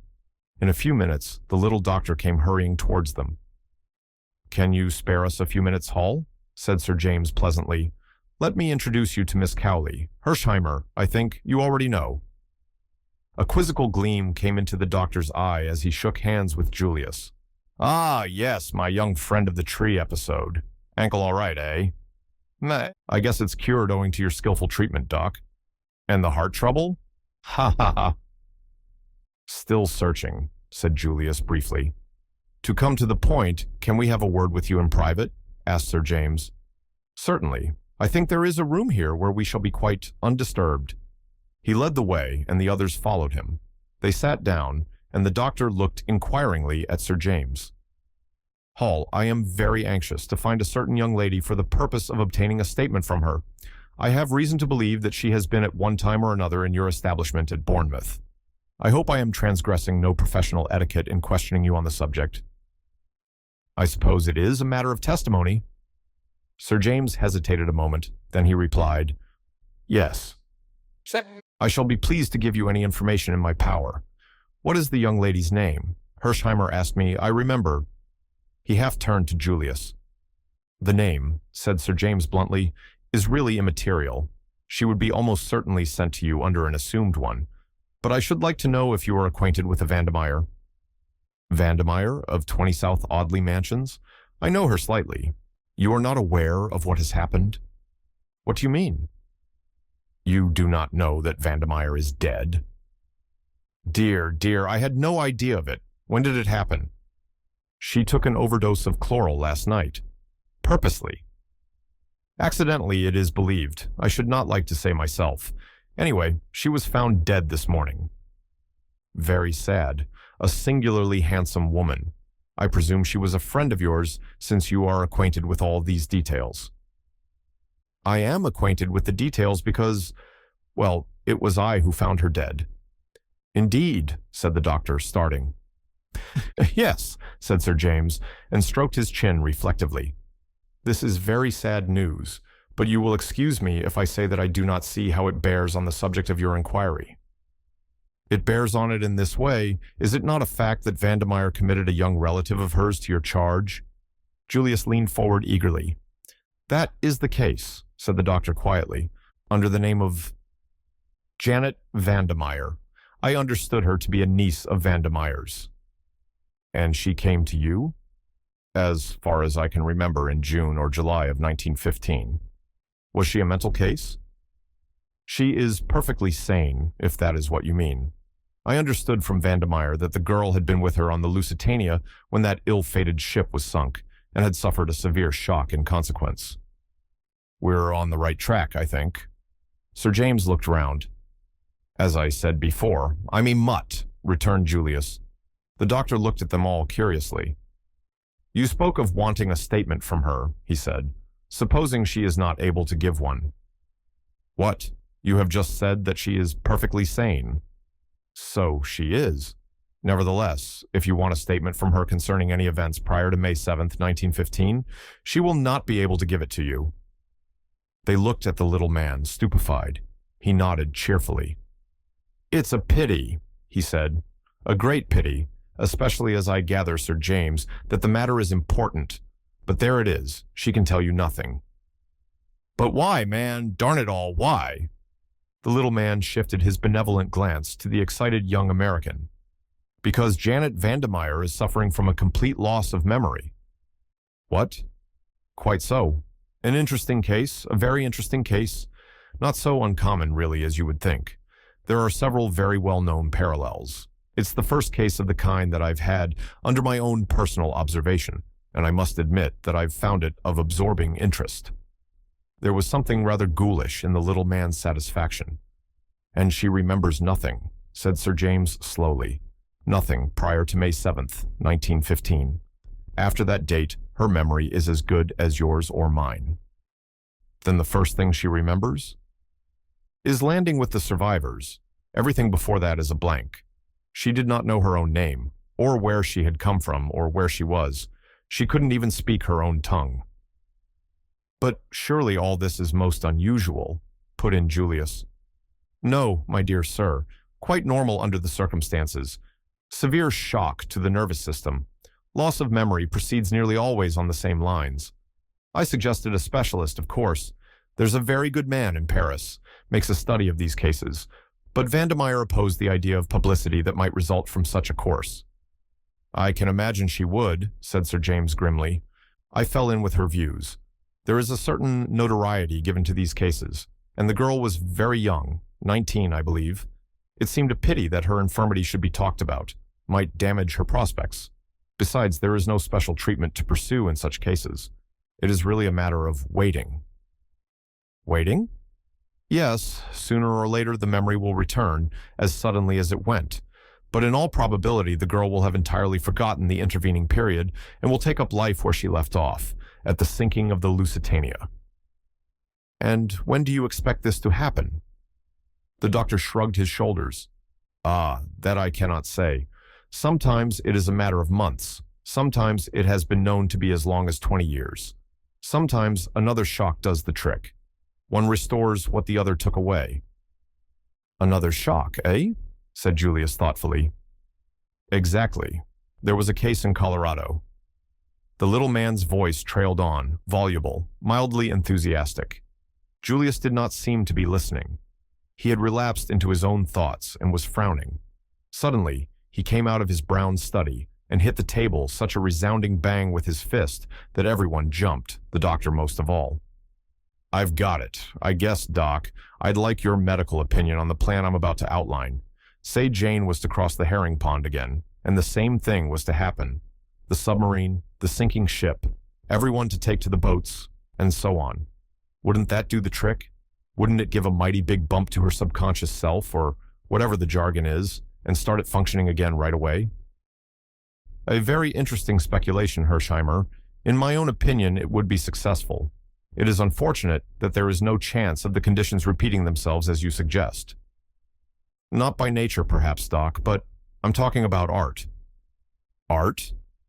Why, yes. What's the difficulty? Hire a liner. A liner, murmured Hall faintly. Hire some passengers. Hire a submarine. That's the only difficulty, I guess. Governments are apt to be a bit hidebound over their engines of war. They won't sell to the first comer.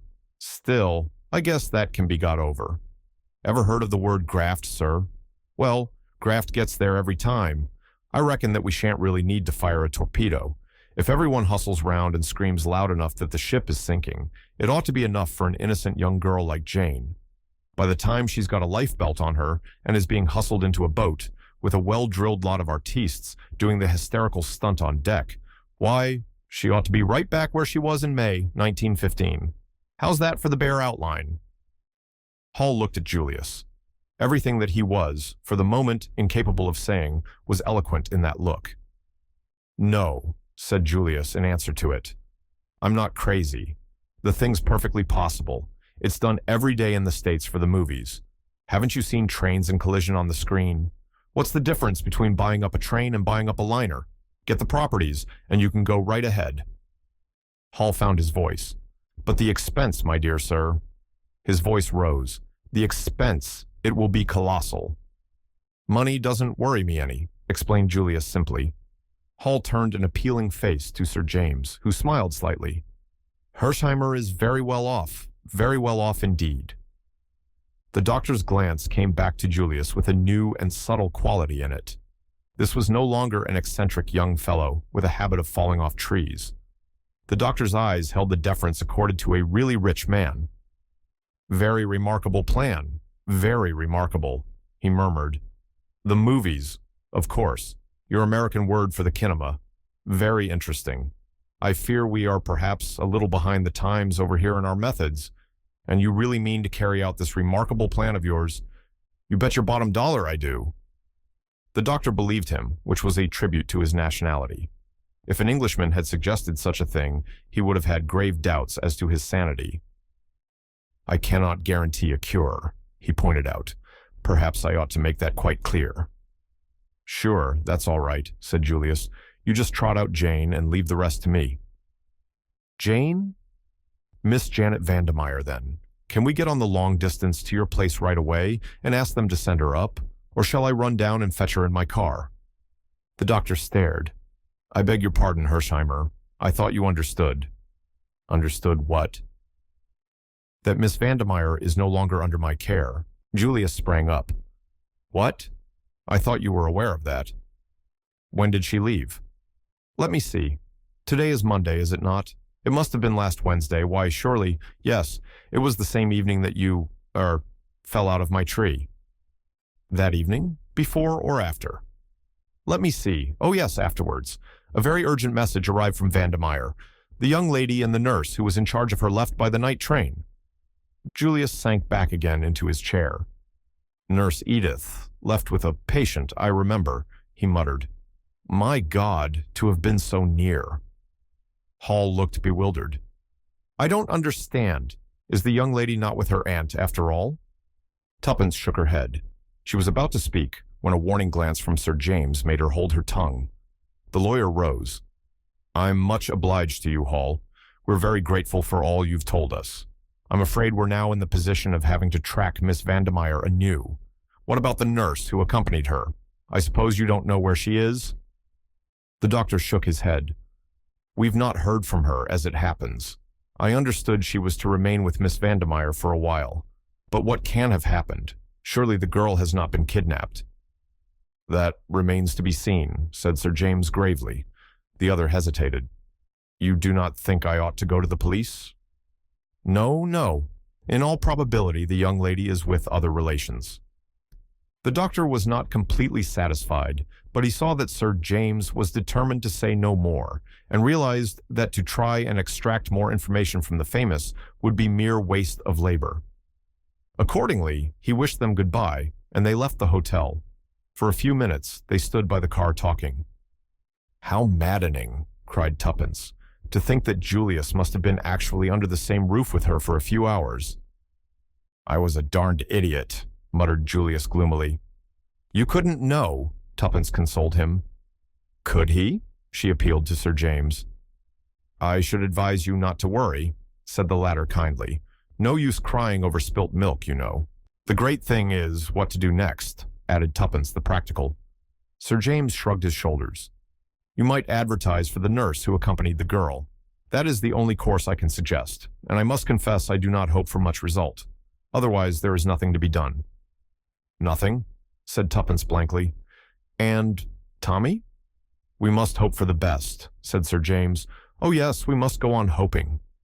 But over her downcast head, his eyes met Julius's, and almost imperceptibly, he shook his head. Julius understood. The lawyer considered the case hopeless. The young American's face grew grave. Sir James took Tuppence's hand. You must let me know if anything further comes to light. Letters will always be forwarded. Tuppence stared at him blankly. You are going away? I told you. Don't you remember? To Scotland. Yes, but I thought... The girl hesitated. Sir James shrugged his shoulders. My dear young lady, I can do nothing more, I fear. Our clues have all ended in thin air. You can take my word for it that there is nothing more to be done. If anything should arise, I shall be glad to advise you in any way I can. His words gave Tuppence an extraordinarily desolate feeling. I suppose you're right, she said. Anyway, thank you very much for trying to help us. Goodbye. Julius was bending over the car. A momentary pity came into Sir James's keen eyes as he gazed into the girl's downcast face. Don't be too disconsolate, Miss Tuppence, he said in a low voice. Remember, holiday time isn't always all playtime. One sometimes manages to put in some work as well. Something in his tone made Tuppence glance up sharply. He shook his head with a smile. No, I shan't say any more. Great mistake to say too much. Remember that. Never tell all you know, not even to the person you know best. Understand? Goodbye. He strode away. Tuppence stared after him. She was beginning to understand Sir James's methods. Once before, he had thrown her a hint in the same careless fashion. Was this a hint? What exactly lay behind those last brief words? Did he mean that, after all, he had not abandoned the case, that secretly he would be working on it still while? Her meditations were interrupted by Julius, who adjured her to get right in. You're looking kind of thoughtful, he remarked as they started off. Did the old guy say anything more? Tuppence opened her mouth impulsively and then shut it again. Sir James's words sounded in her ears. Never tell all you know, not even to the person you know best. And like a flash, there came into her mind another memory. Julius before the safe in the flat, her own question, and the pause before his reply. Nothing. Was there really nothing? Or had he found something he wished to keep to himself? If he could make a reservation, so could she. Nothing particular, she replied. She felt rather than saw Julius throw a sideways glance at her. Say, shall we go for a spin in the park? If you like. For a while, they ran on under the trees in silence. It was a beautiful day. The keen rush through the air brought a new exhilaration to Tuppence. Say, Miss Tuppence, do you think I'm ever going to find Jane? Julius spoke in a discouraged voice. The mood was so alien to him that Tuppence turned and stared at him in surprise. He nodded. That's so. I'm getting down and out over the business. Sir James today hadn't got any hope at all, I could see that. I don't like him.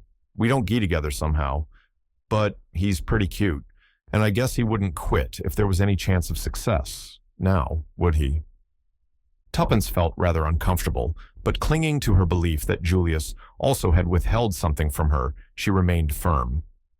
He suggested advertising for the nurse, she reminded him. Yes, with a forlorn hope flavor to his voice.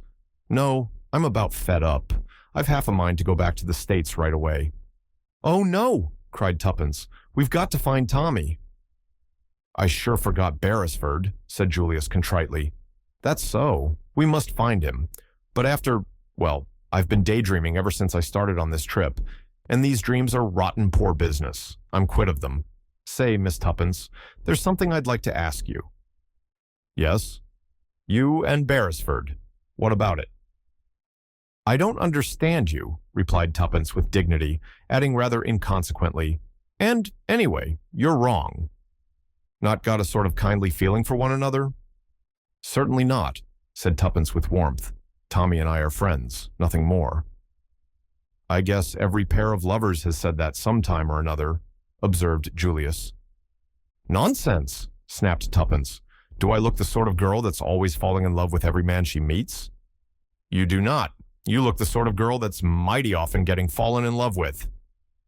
Oh, said Tuppence, rather taken aback. That's a compliment, I suppose. Sure.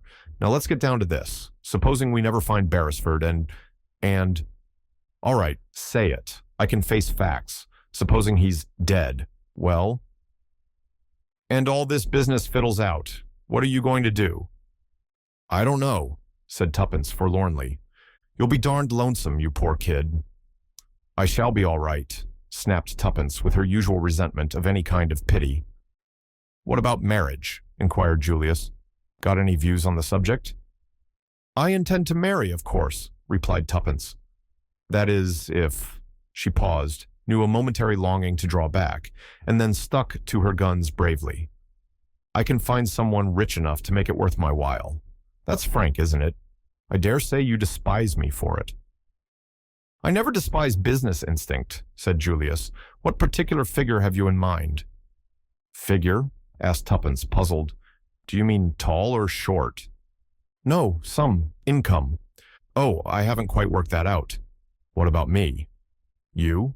Sure thing. Oh, I couldn't. Why not? I tell you I couldn't. Again, why not? It would seem so unfair.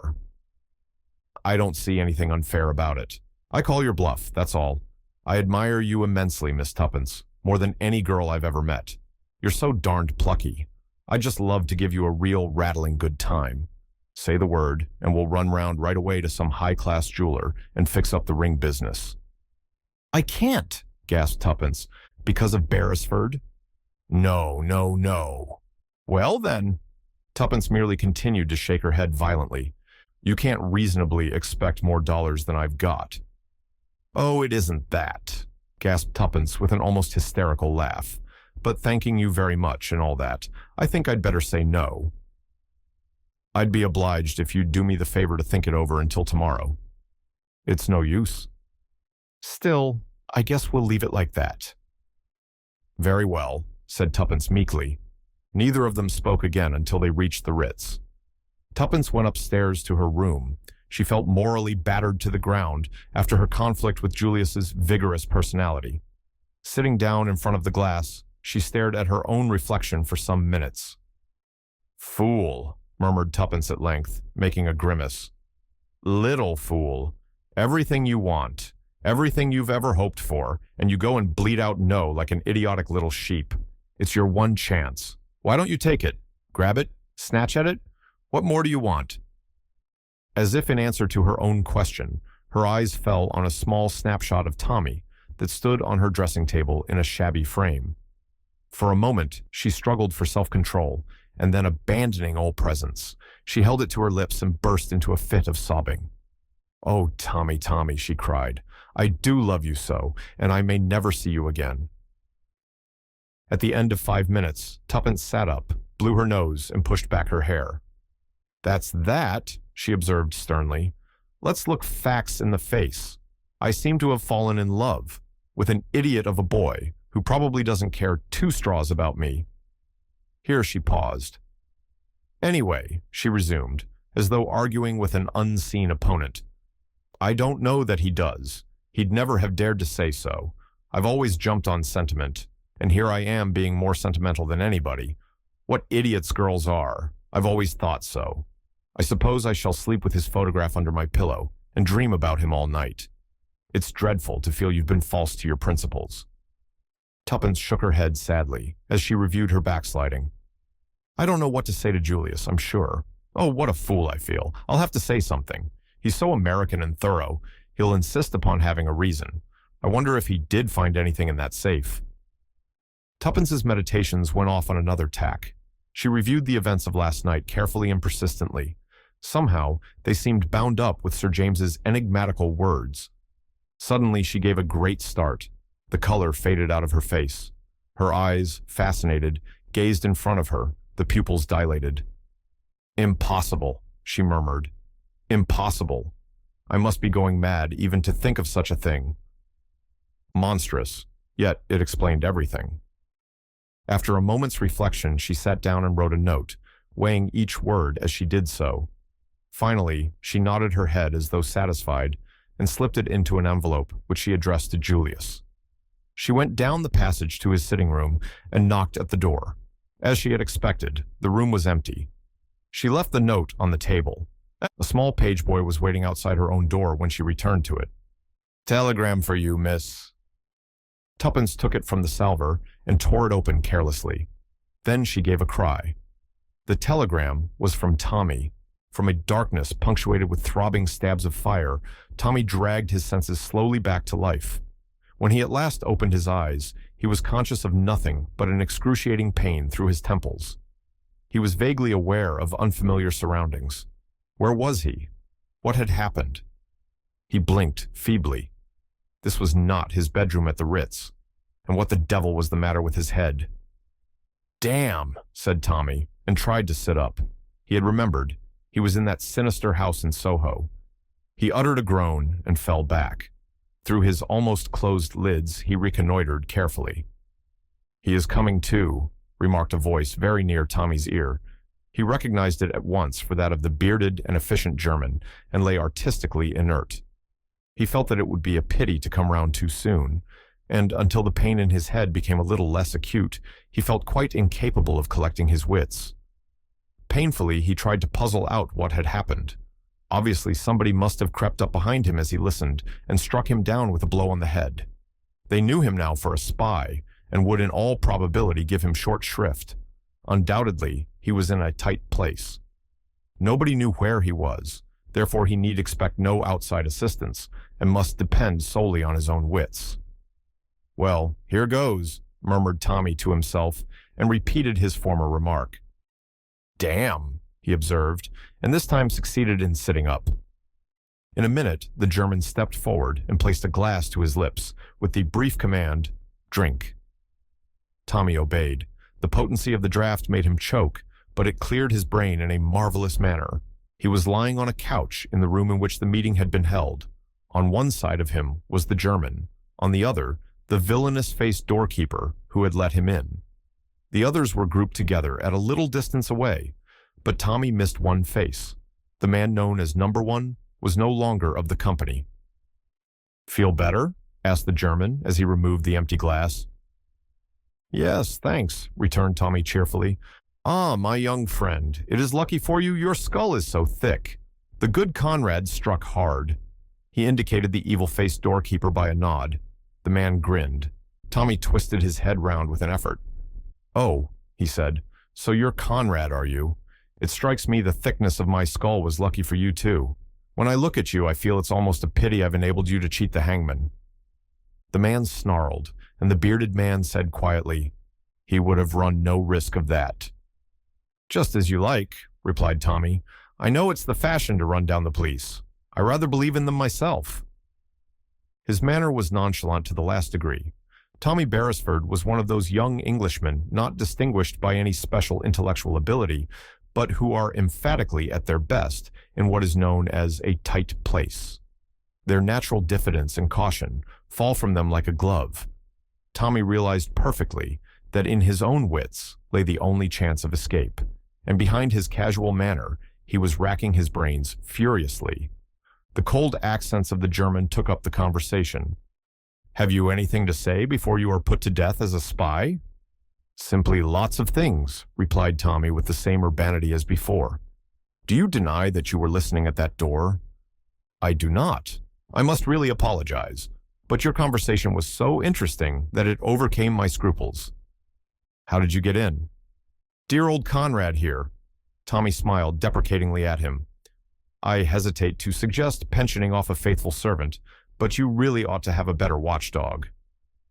Conrad snarled impotently and said sullenly, as the man with the beard swung round upon him, "He gave the word. How was I to know?" "Yes," Tommy chimed in. "How was he to know? Don't blame the poor fellow. His hasty action has given me the pleasure of seeing you all face to face." He fancied that his words caused some discomposure among the group, but the watchful German stilled it with a wave of his hand. "Dead men tell no tales," he said evenly. "Ah," said Tommy, "but I'm not dead yet." "You soon will be, my young friend," said the German. An assenting murmur came from the others. Tommy's heart beat faster, but his casual pleasantness did not waver. "I think not," he said firmly. "I should have a great objection to dying." He had got them puzzled. He saw that by the look on his captor's face. "Can you give us any reason why we should not put you to death?" asked the German. "Several," replied Tommy. "Look here, you've been asking me a lot of questions. Let me ask you one for a change. Why didn't you kill me off at once before I regained consciousness?" The German hesitated, and Tommy seized his advantage. Because you didn't know how much I knew, and where I obtained that knowledge. If you kill me now, you never will know." But here the emotions of Boris became too much for him. He stepped forward, waving his arms. "You hellhound of a spy," he screamed. "We will give you short shrift. Kill him! Kill him!" There was a roar of applause. "You hear?" said the German, his eyes on Tommy. "What have you to say to that?" "Say?" Tommy shrugged his shoulders. "Pack of fools. Let them ask themselves a few questions. How did I get into this place? Remember what dear old Conrad said, with your own password, wasn't it? How did I get hold of that? You don't suppose I came up those steps haphazard and said the first thing that came into my head?" Tommy was pleased with the concluding words of this speech. His only regret was that Tuppence was not present to appreciate its full flavor. "That is true," said the working man suddenly. "Comrades, we have been betrayed." An ugly murmur arose. Tommy smiled at them encouragingly. "That's better. How can you hope to make a success of any job if you don't use your brains?" "You will tell us who has betrayed us," said the German, "but that shall not save you. Oh no, you shall tell us all that you know. Boris, here, knows pretty ways of making people speak."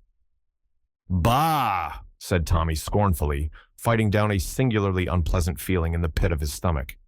"You will neither torture me nor kill me." "And why not?" asked Boris. "Because you'd kill the goose that lays the golden eggs," replied Tommy quietly.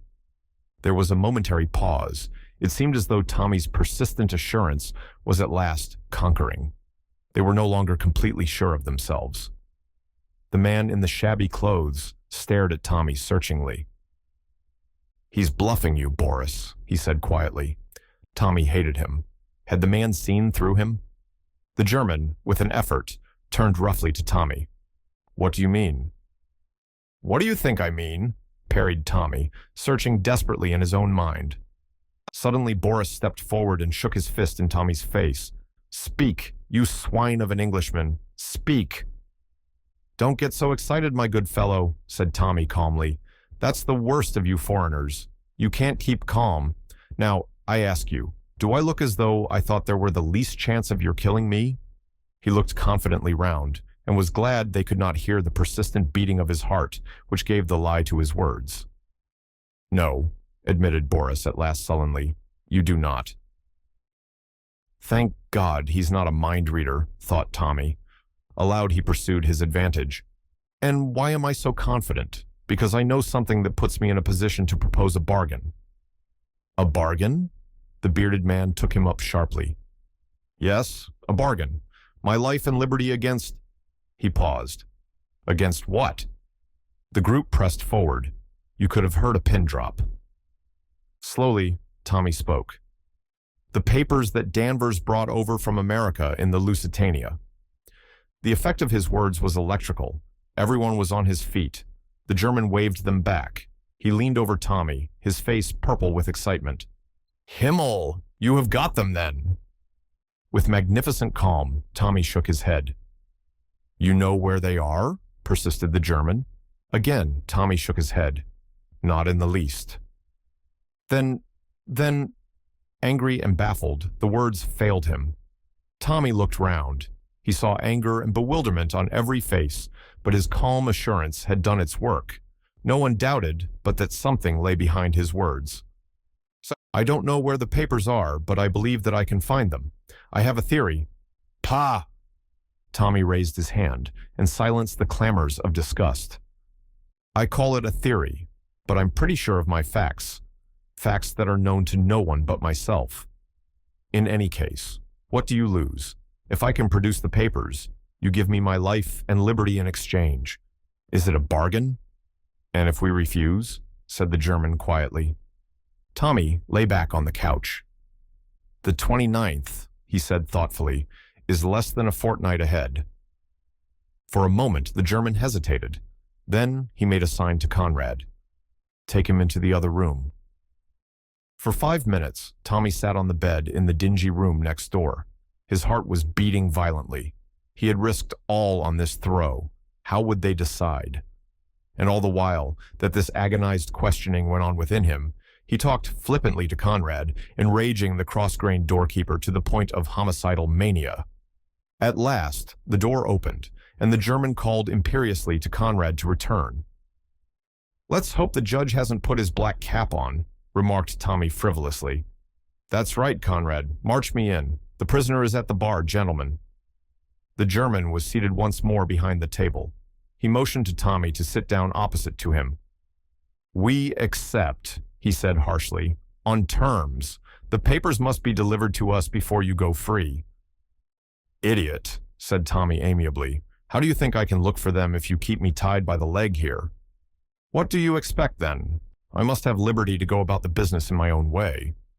The German laughed. "Do you think we are little children to let you walk out of here leaving us a pretty story full of promises?"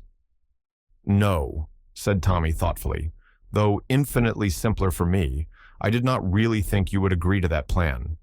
Very well, we must arrange a compromise. How would it be if you attached little Conrad here to my person? He's a faithful fellow, and very ready with the fist." "We prefer," said the German coldly, "that you should remain here. One of our number will carry out your instructions minutely. If the operations are complicated, he will return to you with a report, and you can instruct him further." "You're tying my hands," complained Tommy. "It's a very delicate affair, and the other fellow will muff it up as likely as not, and then where shall I be? I don't believe one of you has got an ounce of tact." The German rapped the table. "Those are our terms, otherwise death." Tommy leaned back wearily. "I like your style, curt but attractive. So be it then, but one thing is essential. I must see the girl." "What girl?" "Jane Finn, of course." The other looked at him curiously for some minutes. Then he said slowly, and as though choosing his words with care, "Do you not know that she can tell you nothing?" Tommy's heart beat a little faster. Would he succeed in coming face to face with the girl he was seeking? "I shall not ask her to tell me anything," he said quietly. "Not in so many words, that is." "Then why see her?" Tommy paused. "To watch her face when I ask her one question," he replied at last. Again there was a look in the German's eyes that Tommy did not quite understand. "She will not be able to answer your question." "That does not matter. I shall have seen her face when I ask it." "And you think that will tell you anything?" He gave a short, disagreeable laugh. More than ever, Tommy felt that there was a factor somewhere that he did not understand. The German looked at him searchingly. "I wonder whether, after all, you know as much as we think," he said softly. Tommy felt his ascendancy less sure than a moment before. His hold had slipped a little, but he was puzzled. What had he said wrong?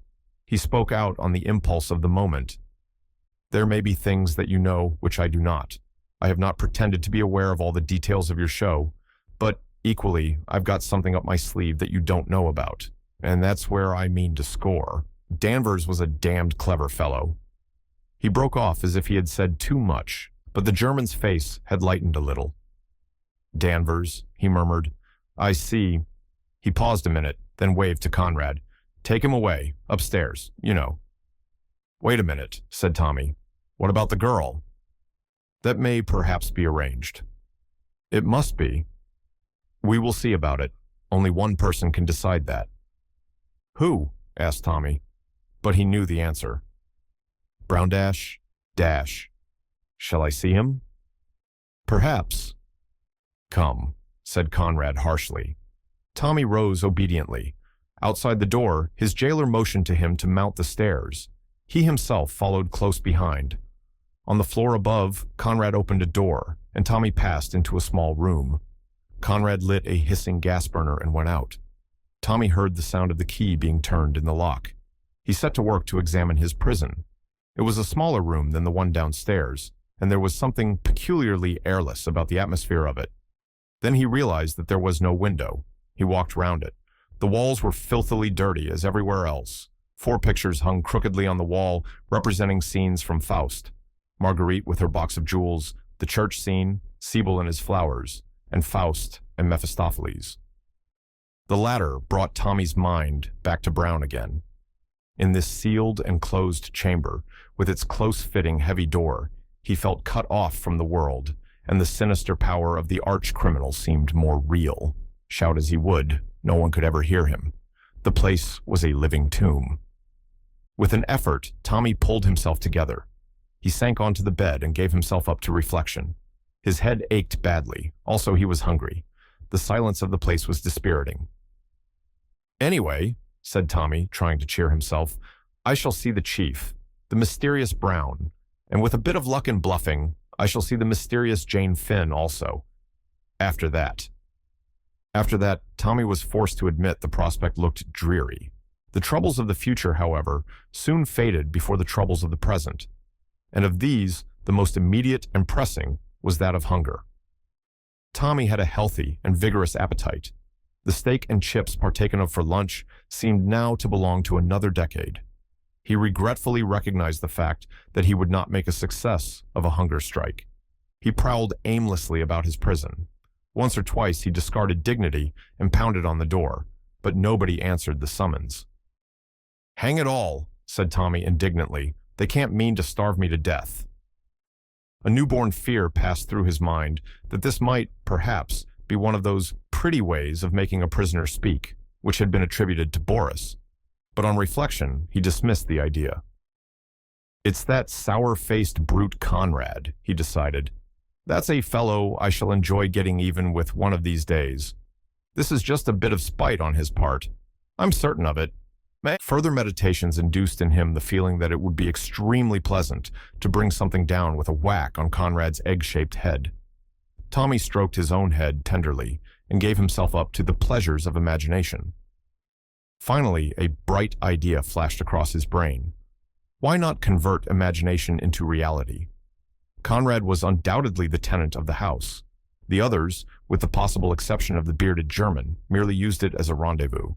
Therefore, why not wait in ambush for Conrad behind the door, and when he entered bring down a chair, or one of the decrepit pictures, smartly onto his head? One would, of course, be careful not to hit too hard, and then, simply walk out. If he met anyone on the way down, well, Tommy brightened at the thought of an encounter with his fists. Such an affair was infinitely more in his line than the verbal encounter of this afternoon. Intoxicated by his plan, Tommy gently unhooked the picture of the devil and Faust and settled himself in position. His hopes were high. The plan seemed to him simple, but excellent. Time went on, but Conrad did not appear. Night and day were the same in this prison room, but Tommy's wristwatch, which enjoyed a certain degree of accuracy, informed him that it was 9 o'clock in the evening. Tommy reflected gloomily that if supper did not arrive soon, it would be a question of waiting for breakfast. At 10 o'clock, hope deserted him, and he flung himself on the bed to seek consolation in sleep. In 5 minutes, his woes were forgotten. The sound of the key turning in the lock awoke him from his slumbers. Not belonging to the type of hero who is famous for awaking in full possession of his faculties, Tommy merely blinked at the ceiling and wondered vaguely where he was. Then he remembered and looked at his watch. It was 8 o'clock. "It's either early morning tea or breakfast," deduced the young man, and pray God it's the latter. The door swung open. Too late, Tommy remembered his scheme of obliterating the unprepossessing Conrad. A moment later, he was glad that he had, for it was not Conrad who entered, but a girl. She carried a tray, which she set down on the table. In the feeble light of the gas burner, Tommy blinked at her. He decided at once that she was one of the most beautiful girls he had ever seen. Her hair was a full, rich brown, with sudden glints of gold in it, as though there were imprisoned sunbeams struggling in its depths. There was a wild rose quality about her face. Her eyes, set wide apart, were hazel, a golden hazel that again recalled a memory of sunbeams. A delirious thought shot through Tommy's mind. "Are you Jane Finn?" he asked breathlessly. The girl shook her head wonderingly. "My name is Annette, monsieur." She spoke in a soft, broken English. "Oh," said Tommy, rather taken aback. "Française?" he hazarded. "Oui, monsieur. Monsieur parle français?" "Not for any length of time," said Tommy. "What's that? Breakfast?" The girl nodded. Tommy dropped off the bed and came and inspected the contents of the tray. It consisted of a loaf, some margarine, and a jug of coffee. "The living is not equal to the Ritz," he observed with a sigh. But for what we are at last about to receive, the Lord has made me truly thankful. Amen. He drew up a chair, and the girl turned away to the door. Wait a sec, cried Tommy. There are lots of things I want to ask you, Annette. What are you doing in this house? Don't tell me you're Conrad's niece or daughter or anything, because I can't believe it. I do the service, monsieur. I am not related to anybody. I see, said Tommy. You know what I asked you just now. Have you ever heard that name? I have heard people speak of Jane Finn, I think. You don't know where she is? Annette shook her head. She's not in this house, for instance. Oh no, monsieur. I must go now. They will be waiting for me. She hurried out. The key turned in the lock. I wonder who they are, mused Tommy, as he continued to make inroads on the loaf. With a bit of luck, that girl might help me to get out of here. She doesn't look like one of the gang. At 1 o'clock, Annette reappeared with another tray, but this time Conrad accompanied her. Good morning, said Tommy amiably. You have not used Pear's soap, I see. Conrad growled threateningly. No light repartee, have you, old bean? There, there. We can't always have brains as well as beauty. What have we for lunch? Stew? How did I know? Elementary, my dear Watson. The smell of onions is unmistakable. Talk away, grunted the man. It's little enough time you'll have to talk in, maybe. The remark was unpleasant in its suggestion, but Tommy ignored it. He sat down at the table. Retire, varlet, he said with a wave of his hand. Prate not to thy betters. That evening, Tommy sat on the bed and cogitated deeply. Would Conrad again accompany the girl? If he did not, should he risk trying to make an ally of her? He decided that he must leave no stone unturned. His position was desperate. At 8 o'clock, the familiar sound of the key turning made him spring to his feet. The girl was alone. Shut the door, he commanded. I want to speak to you. She obeyed. Look here, Annette. I want you to help me get out of this. She shook her head. Impossible. There are 3 of them on the floor below. Oh, Tommy was secretly grateful for the information. But you would help me if you could? No, monsieur. Why not? The girl hesitated. I think they are my own people. You have spied upon them. They are quite right to keep you here. They're a bad lot, Annette. If you'll help me, I'll take you away from the lot of them, and you'd probably get a good whack of money. But the girl merely shook her head. I dare not, monsieur. I am afraid of them. She turned away. Wouldn't you do anything to help another girl? Cried Tommy. She's about your age, too. Won't you save her from their clutches? You mean Jane Finn? Yes. It is her you came here to look for? Yes. That's it. The girl looked at him, then passed her hand across her forehead.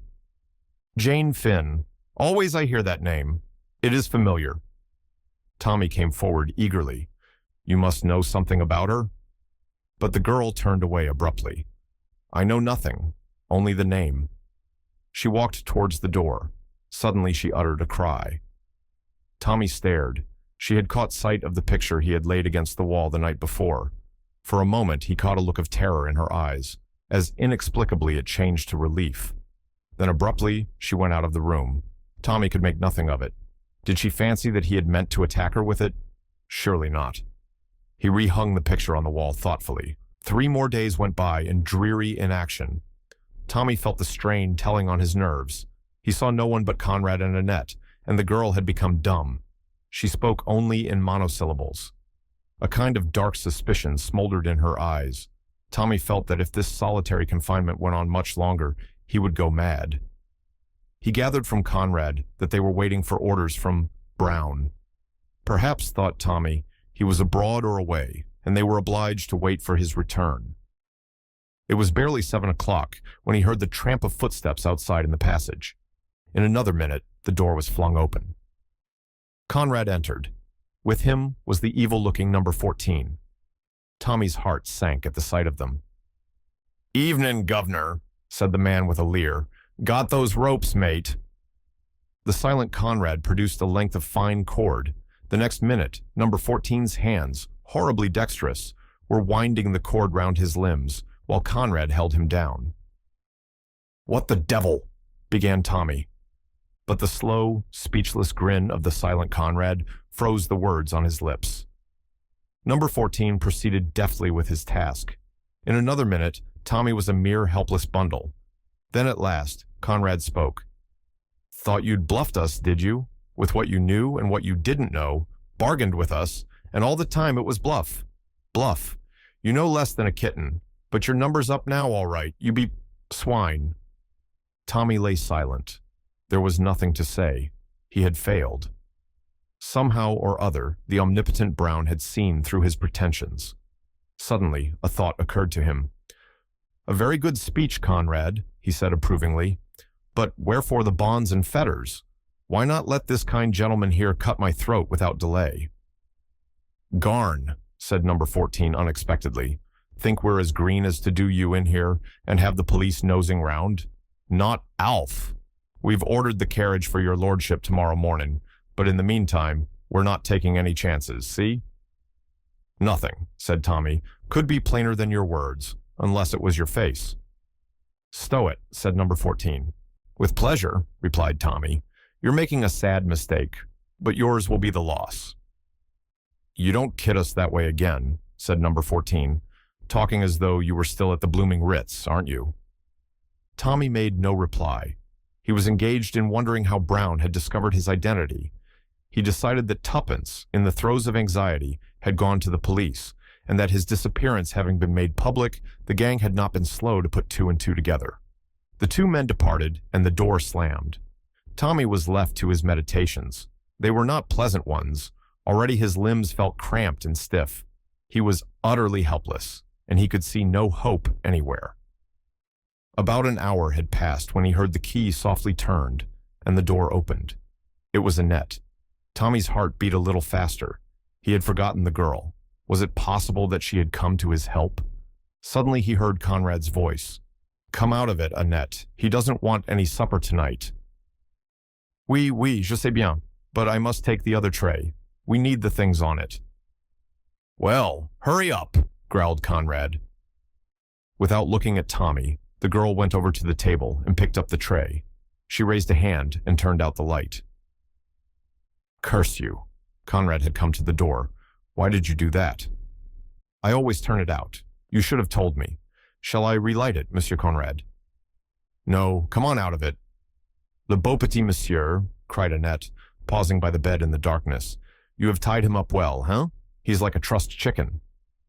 The frank amusement in her tone jarred on the boy, but at that moment, to his amazement, he felt her hand running lightly over his bonds, and something small and cold was pressed into the palm of his hand. "Come on, Annette." "Mais me voilà." The door shut. Tommy heard Conrad say, "Lock it and give me the key." The footsteps died away. Tommy lay petrified with amazement. The object Annette had thrust into his hand was a small penknife, the blade open. From the way she had studiously avoided looking at him, and her action with the light, he came to the conclusion that the room was overlooked. There must be a peephole somewhere in the walls. Remembering how guarded she had always been in her manner, he saw that he had probably been under observation all the time. Had he said anything to give himself away? Hardly. He had revealed a wish to escape and a desire to find Jane Finn, but nothing that could have given a clue to his own identity. True, his question to Annette had proved that he was personally unacquainted with Jane Finn, but he had never pretended otherwise. The question now was, did Annette really know more? Were her denials intended primarily for the listeners? On that point, he could come to no conclusion. But there was a more vital question that drove out all others. Could he, bound as he was, manage to cut his bonds? He essayed cautiously to rub the open blade up and down on the cord that bound his two wrists together. It was an awkward business, and drew a smothered ow of pain from him as the knife cut into his wrist. But slowly and doggedly, he went on sawing to and fro. He cut the flesh badly, but at last he felt the cord slacken. With his hands free, the rest was easy. 5 minutes later, he stood upright with some difficulty, owing to the cramp in his limbs. His first care was to bind up his bleeding wrist. Then he sat on the edge of the bed to think. Conrad had taken the key of the door, so he could expect little more assistance from Annette. The only outlet from the room was the door. Consequently, he would perforce have to wait until the two men returned to fetch him. But when they did, Tommy smiled.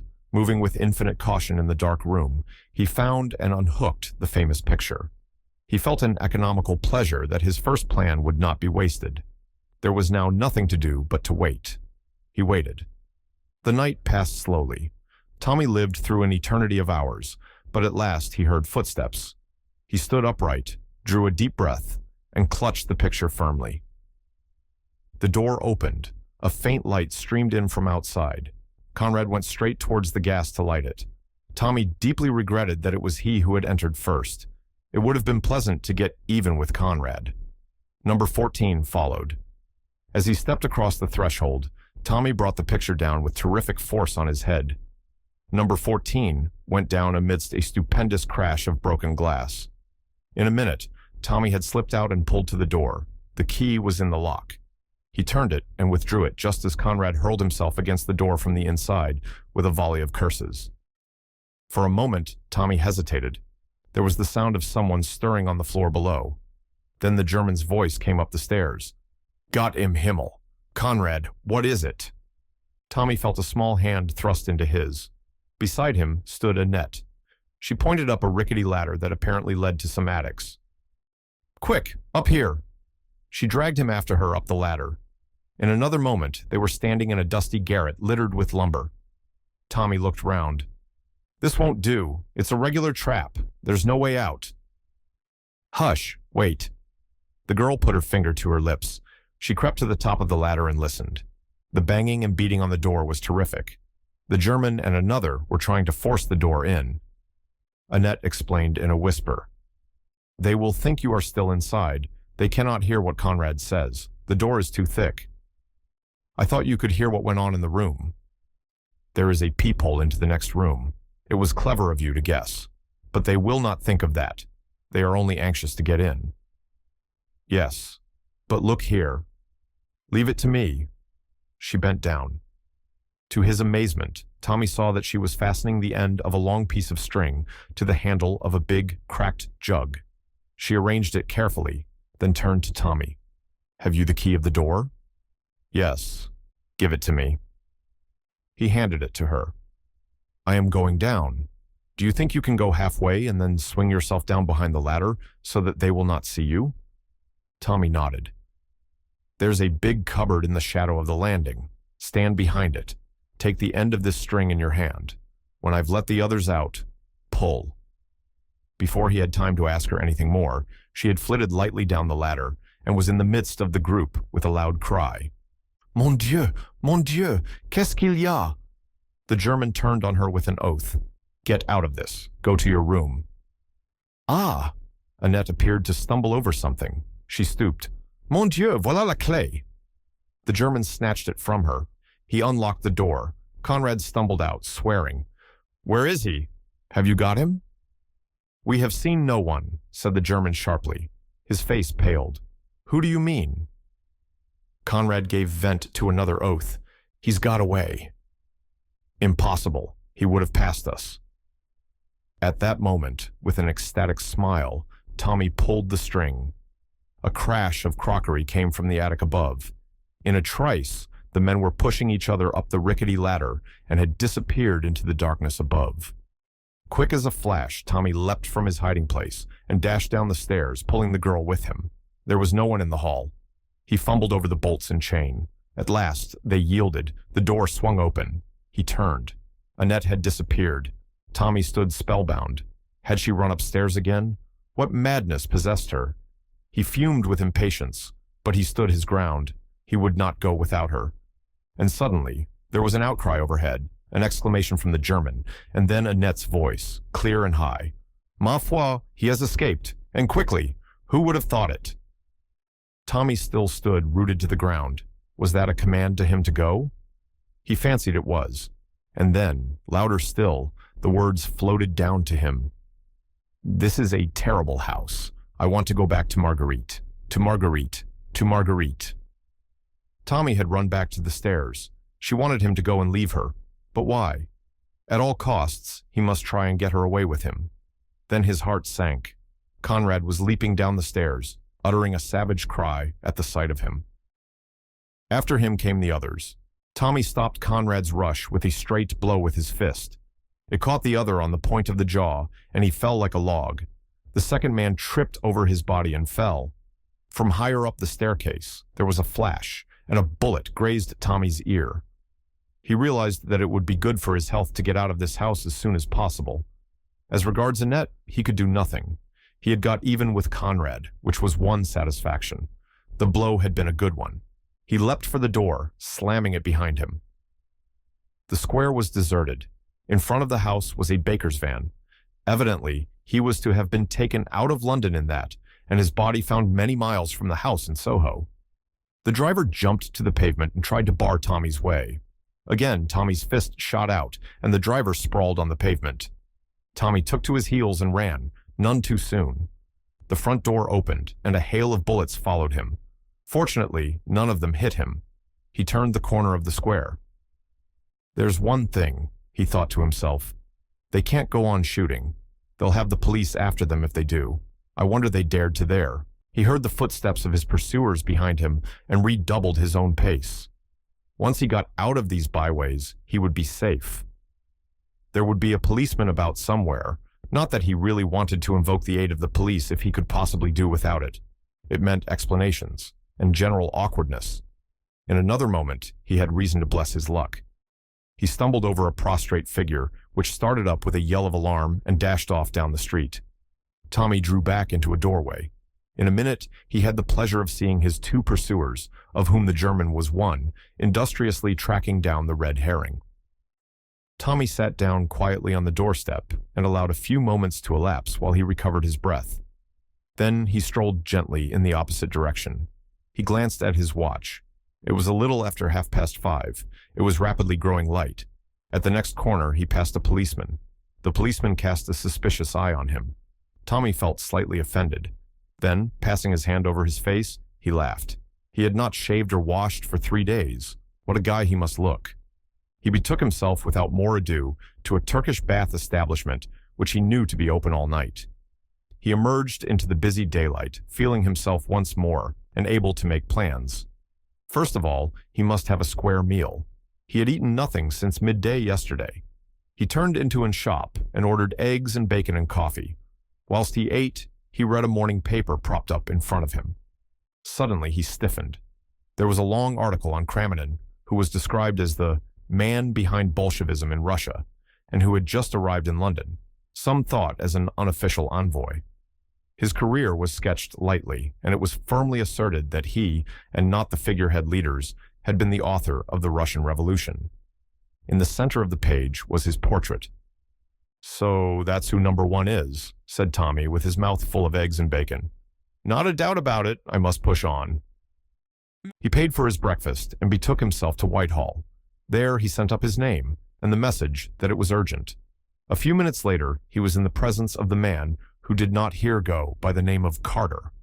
There was a frown on his face. "Look here, you've no business to come asking for me in this way. I thought that was distinctly understood." "It was, sir, but I judged it important to lose no time." And as briefly and succinctly as possible, he detailed the experiences of the last few days. Halfway through, Carter interrupted him to give a few cryptic orders through the telephone. All traces of displeasure had now left his face. He nodded energetically when Tommy had finished. "Quite right. Every moment's of value. Fear we shall be too late anyway. They wouldn't wait. Would clear out at once. Still, they may have left something behind them that will be a clue. You say you've recognized number one to be Kraminin? That's important. We want something against him badly to prevent the cabinet falling on his neck too freely. What about the others? You say two faces were familiar to you? One's a labor man, you think? Just look through these photos and see if you can spot him." A minute later, Tommy held one up. Carter exhibited some surprise. "Ah, Westway. Shouldn't have thought it.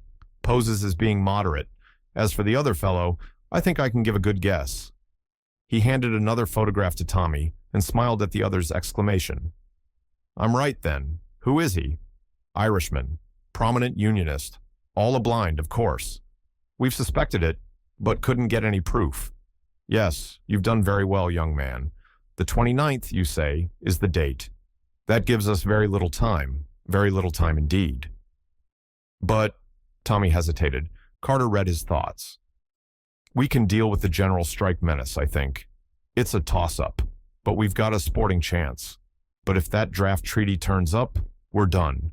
England will be plunged in anarchy. Ah, what's that? The car? Come on, Beresford, we'll go and have a look at this house of yours. Two constables were on duty in front of the house in Soho. An inspector reported to Carter in a low voice. The latter turned to Tommy. The birds have flown, as we thought. We might as well go over it. Going over the deserted house seemed to Tommy to partake of the character of a dream. Everything was just as it had been. The prison room with the crooked pictures, the broken jug in the attic, the meeting room with its long table. But nowhere was there a trace of papers. Everything of that kind had either been destroyed or taken away, and there was no sign of Annette. What you tell me about the girl puzzled me, said Carter. You believe that she deliberately went back? It would seem so, sir. She ran upstairs while I was getting the door open. She must belong to the gang then, but being a woman, didn't feel like standing by to see a personable young man killed, but evidently she's in with them or she wouldn't have gone back. I can't believe she's really one of them, sir. She seemed so different. Good looking, I suppose, said Carter with a smile that made Tommy flush to the roots of his hair. He admitted Annette's beauty rather shamefacedly. By the way, observed Carter, have you shown yourself to Miss Tuppence yet? She's been bombarding me with letters about you. Tuppence? I was afraid she might get a bit rattled. Did she go to the police? Carter shook his head. Then I wonder how they twigged me. Carter looked inquiringly at him, and Tommy explained. The other nodded thoughtfully. True, that's rather a curious point, unless the mention of the Ritz was an accidental remark. It might have been, sir, but they must have found out about me suddenly in some way. Well, said Carter, looking round him, there's nothing more to be done here. What about some lunch with me? Thanks awfully, sir, but I think I'd better get back and rout out Tuppence. Of course. Give her my kind regards and tell her not to believe you're killed too readily next time. Tommy grinned. I take a lot of killing, sir. So I perceive, said Carter dryly. Well, goodbye. Remember you're a marked man now, and take reasonable care of yourself. Thank you, sir. Hailing a taxi briskly, Tommy stepped in and was swiftly borne to the Ritz, dwelling the while on the pleasurable anticipation of startling Tuppence. Wonder what she's been up to. Dogging Rita, most likely. By the way, I suppose that's who Annette meant by Marguerite. I didn't get it at the time. The thought saddened him a little, for it seemed to prove that Vandemeyer and the girl were on intimate terms. The taxi drew up at the Ritz. Tommy burst into its sacred portals eagerly, but his enthusiasm received a check. He was informed that Miss Cowley had gone out a quarter of an hour ago. Baffled for the moment, Tommy strolled into the restaurant and ordered a meal of surpassing excellence. His 4 days' imprisonment had taught him anew to value good food. He was in the middle of conveying a particularly choice morsel of sole à la Jeannette to his mouth when he caught sight of Julius entering the room. Tommy waved a menu cheerfully and succeeded in attracting the other's attention. At the sight of Tommy, Julius's eyes seemed as though they would pop out of his head. He strode across and pump-handled Tommy's hand with what seemed to the latter quite unnecessary vigor. "Holy snakes," he ejaculated. "Is it really you?" "Of course it is. Why shouldn't it be?" "Why shouldn't it be? Say, man, don't you know you've been given up for dead? I guess we'd have had a solemn requiem for you in another few days." "Who thought I was dead?" demanded Tommy. "Tuppence."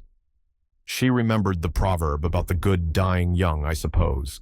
There must be a certain amount of original sin in me to have survived. Where is Tuppence, by the way? Isn't she here? No, the fellows at the office said she'd just gone out. Gone shopping, I guess. I dropped her here in the car about an hour ago.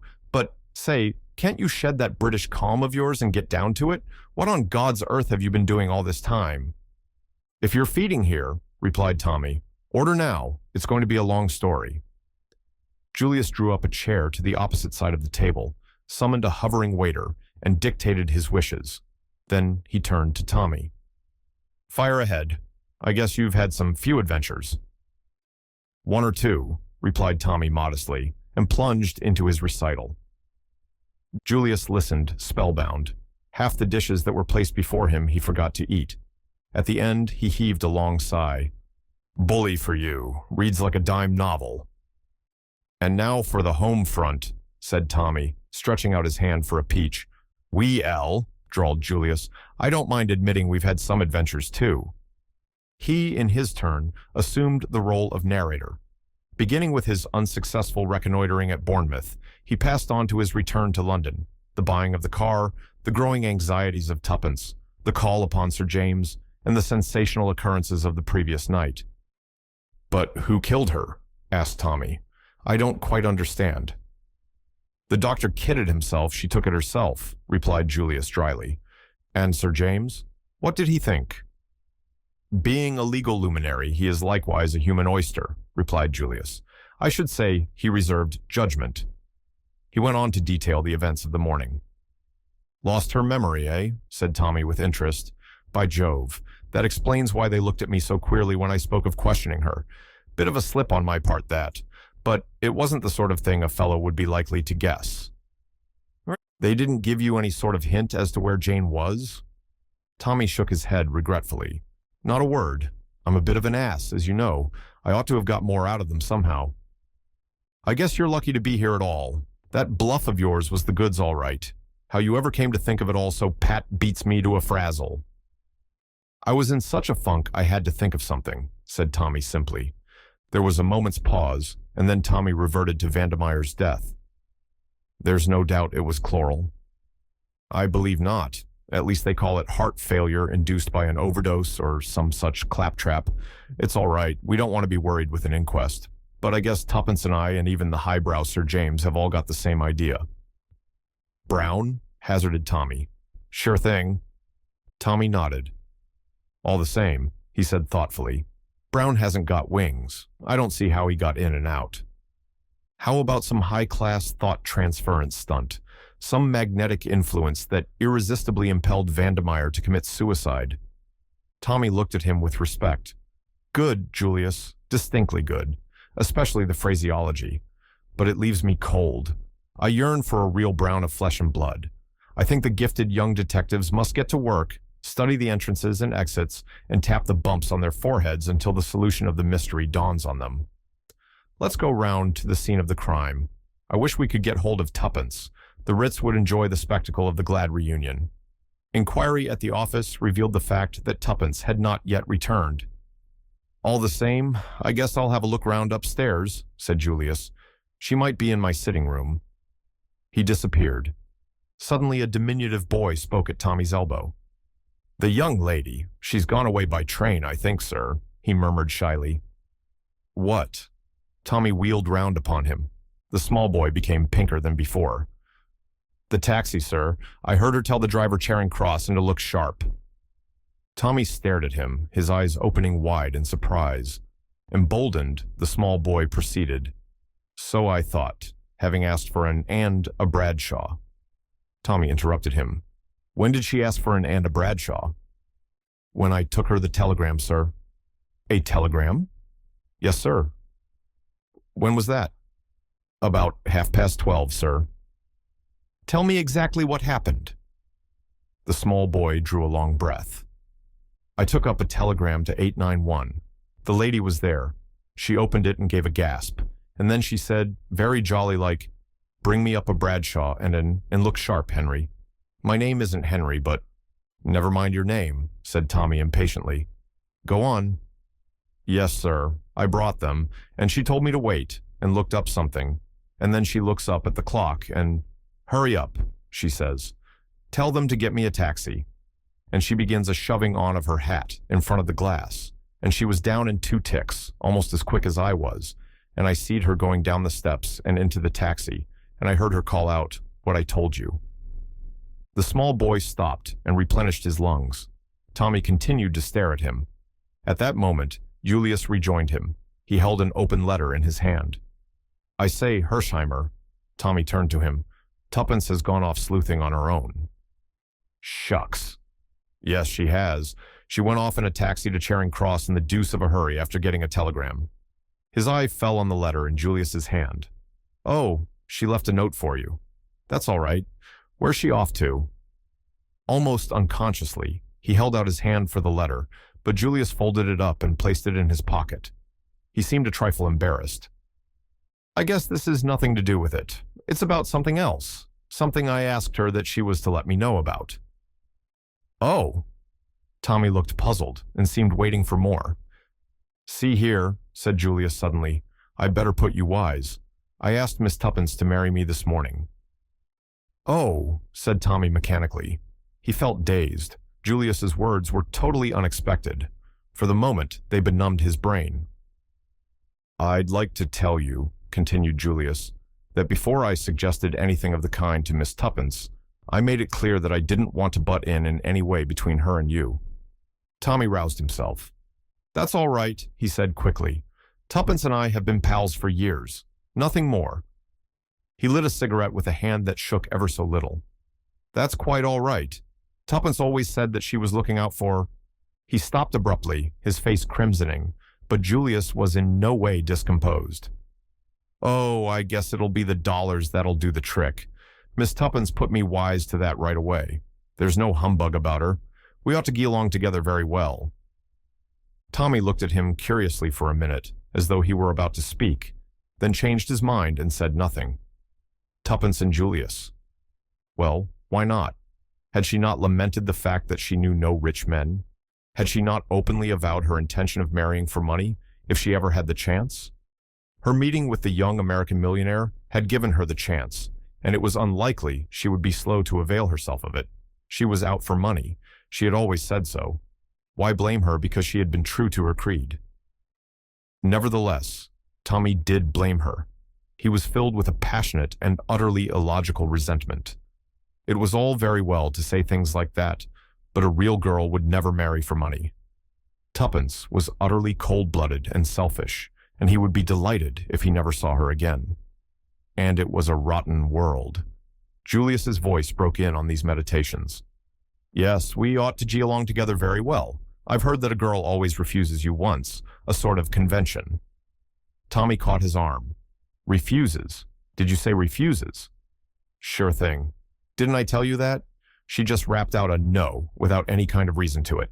The eternal feminine, the Huns call it, I've heard. But she'll come around right enough. Likely enough, I hustled her some...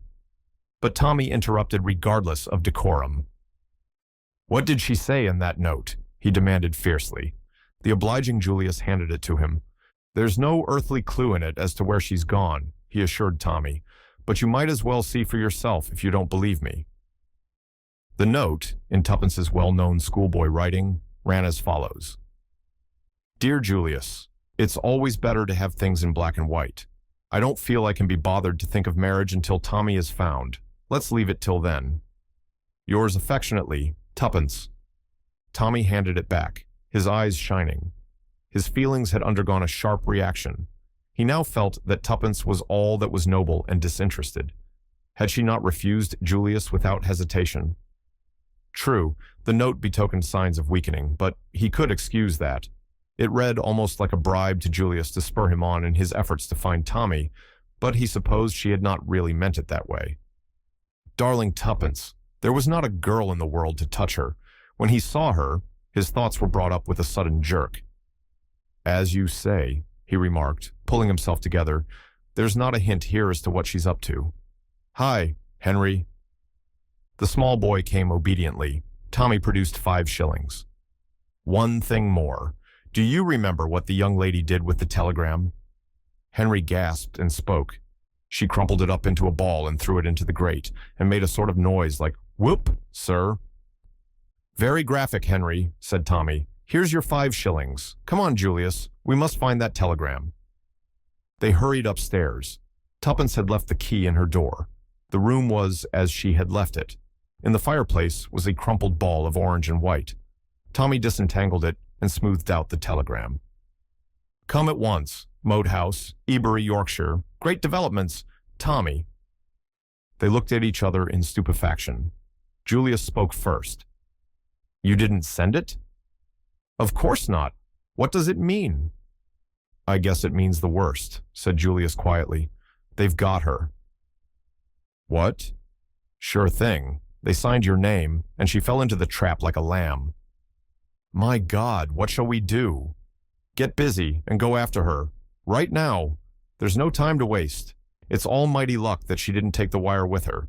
If she had, we'd probably never have traced her. But we've got to hustle. Where's that Bradshaw?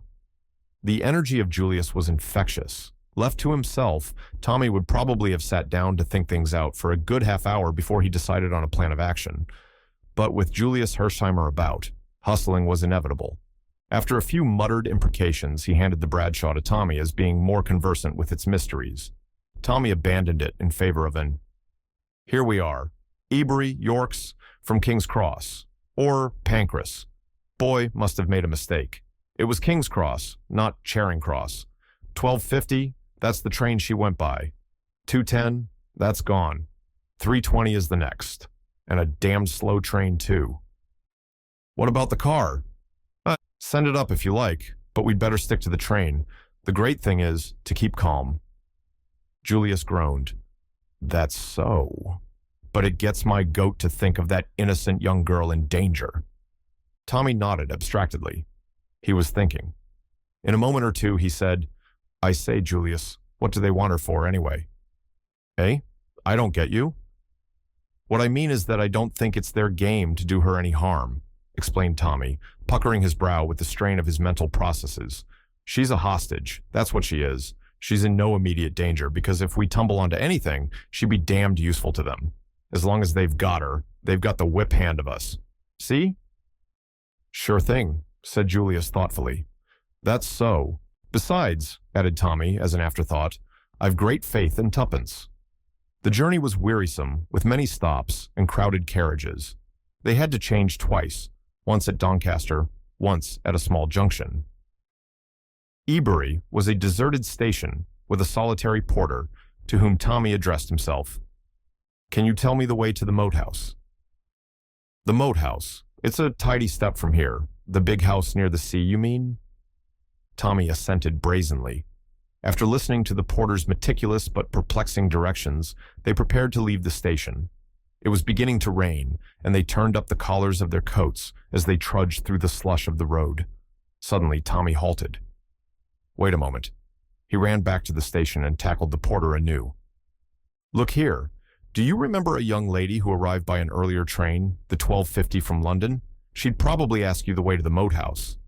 He described Tuppence as well as he could, but the porter shook his head. Several people had arrived by the train in question.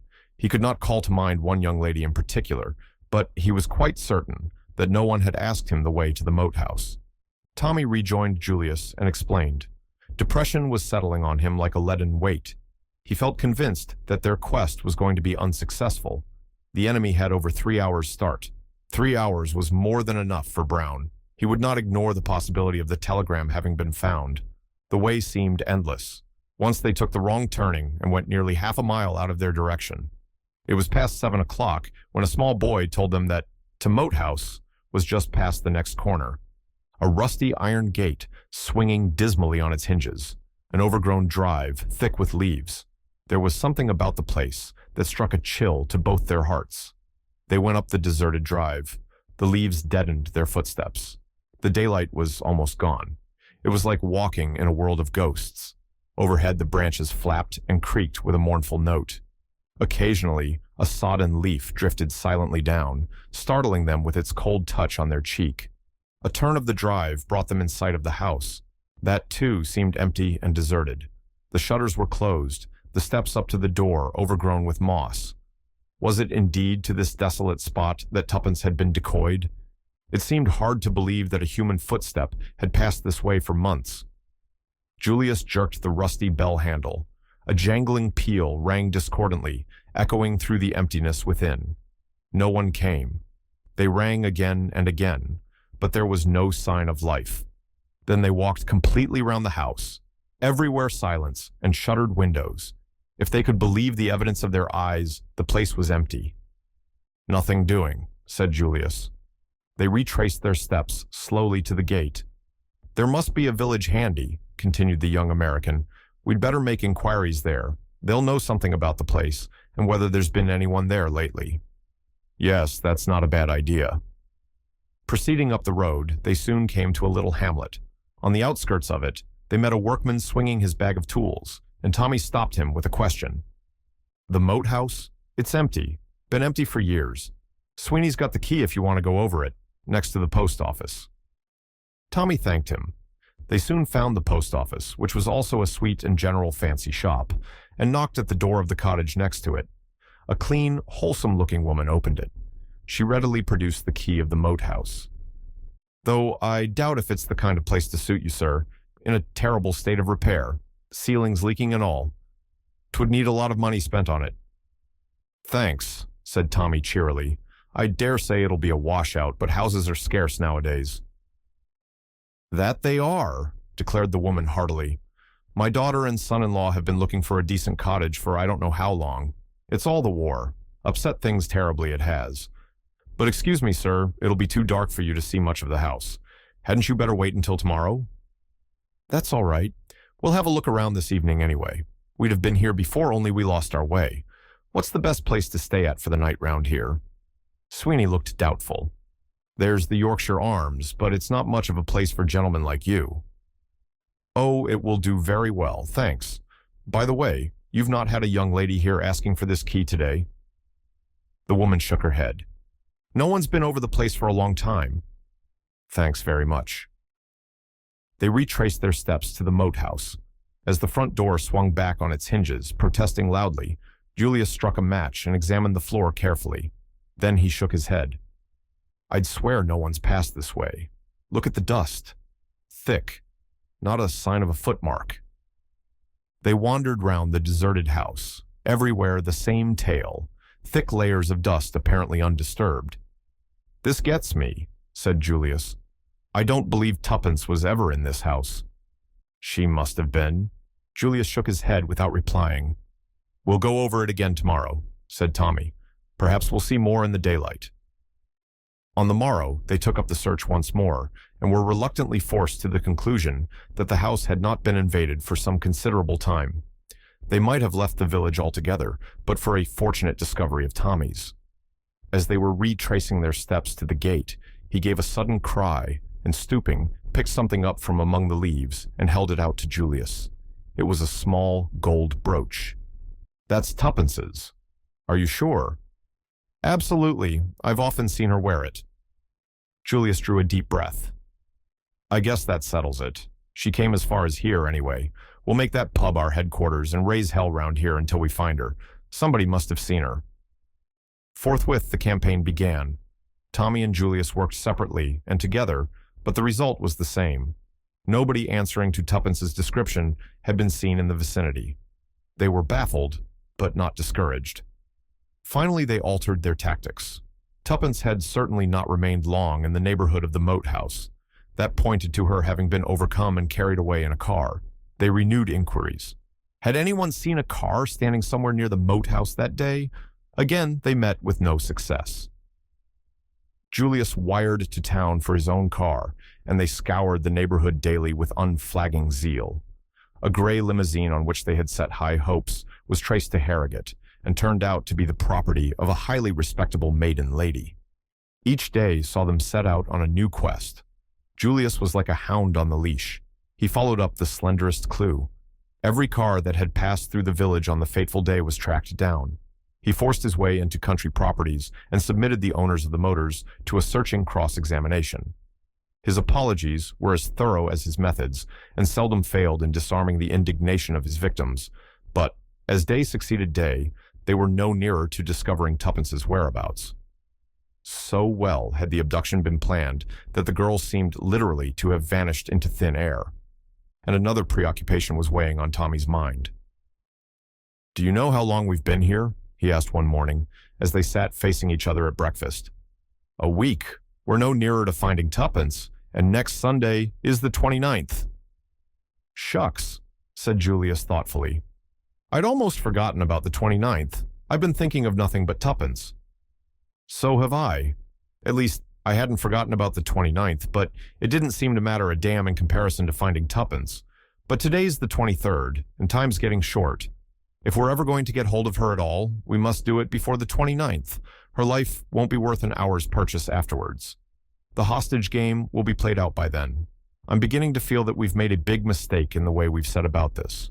We've wasted time, and we're no forrader. I'm with you there. We've been a couple of mutts who've bitten off a bigger bit than they can chew. I'm going to quit fooling right away. What do you mean? I'll tell you. I'm going to do what we ought to have done a week ago. I'm going right back to London to put the case in the hands of your British police. We fancied ourselves as sleuths. Sleuths. It was a piece of damn foolishness. I'm through. I've had enough of it. Scotland Yard for me. You're right, said Tommy slowly. I wish to God we'd gone there right away. Better late than never. We've been like a couple of babes playing, here we go round the mulberry bush. Now I'm going right along to Scotland Yard to ask them to take me by the hand and show me the way I should go. I guess the professional always scores over the amateur in the end. Are you coming along with me? Tommy shook his head. What's the good? One of us is enough. I might as well stay here and nose round a bit longer. Something might turn up. One never knows. Sure thing. Well, so long. I'll be back in a couple of shakes with a few inspectors along. I shall tell them to pick out their brightest and best. But the course of events was not to follow the plan Julius had laid down. Later in the day, Tommy received a wire.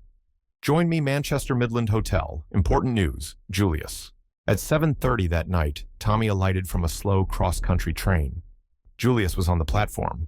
Yep. Thought you'd come by this train if you weren't out when my wire arrived. Tommy grasped him by the arm.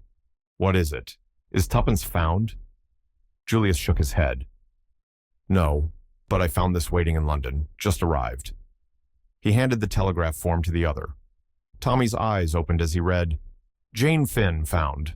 Come Manchester Midland Hotel immediately. Peel Edgerton. Julius took the form back and folded it up. Queer, he said thoughtfully. I thought that lawyer chap had quit. My train got in half an hour ago, explained Julius as he led the way out of the station. I reckoned you'd come by this before I left London and wired accordingly to Sir James. He's booked rooms for us, and we'll be round to dine at 8. What made you think he'd cease to take any interest in the case? Asked Tommy curiously. What he said, replied Julius dryly. The old bird's as close as an oyster. Like all the darned lot of them, he wasn't going to commit himself till he was sure he could deliver the goods. I wonder, said Tommy thoughtfully.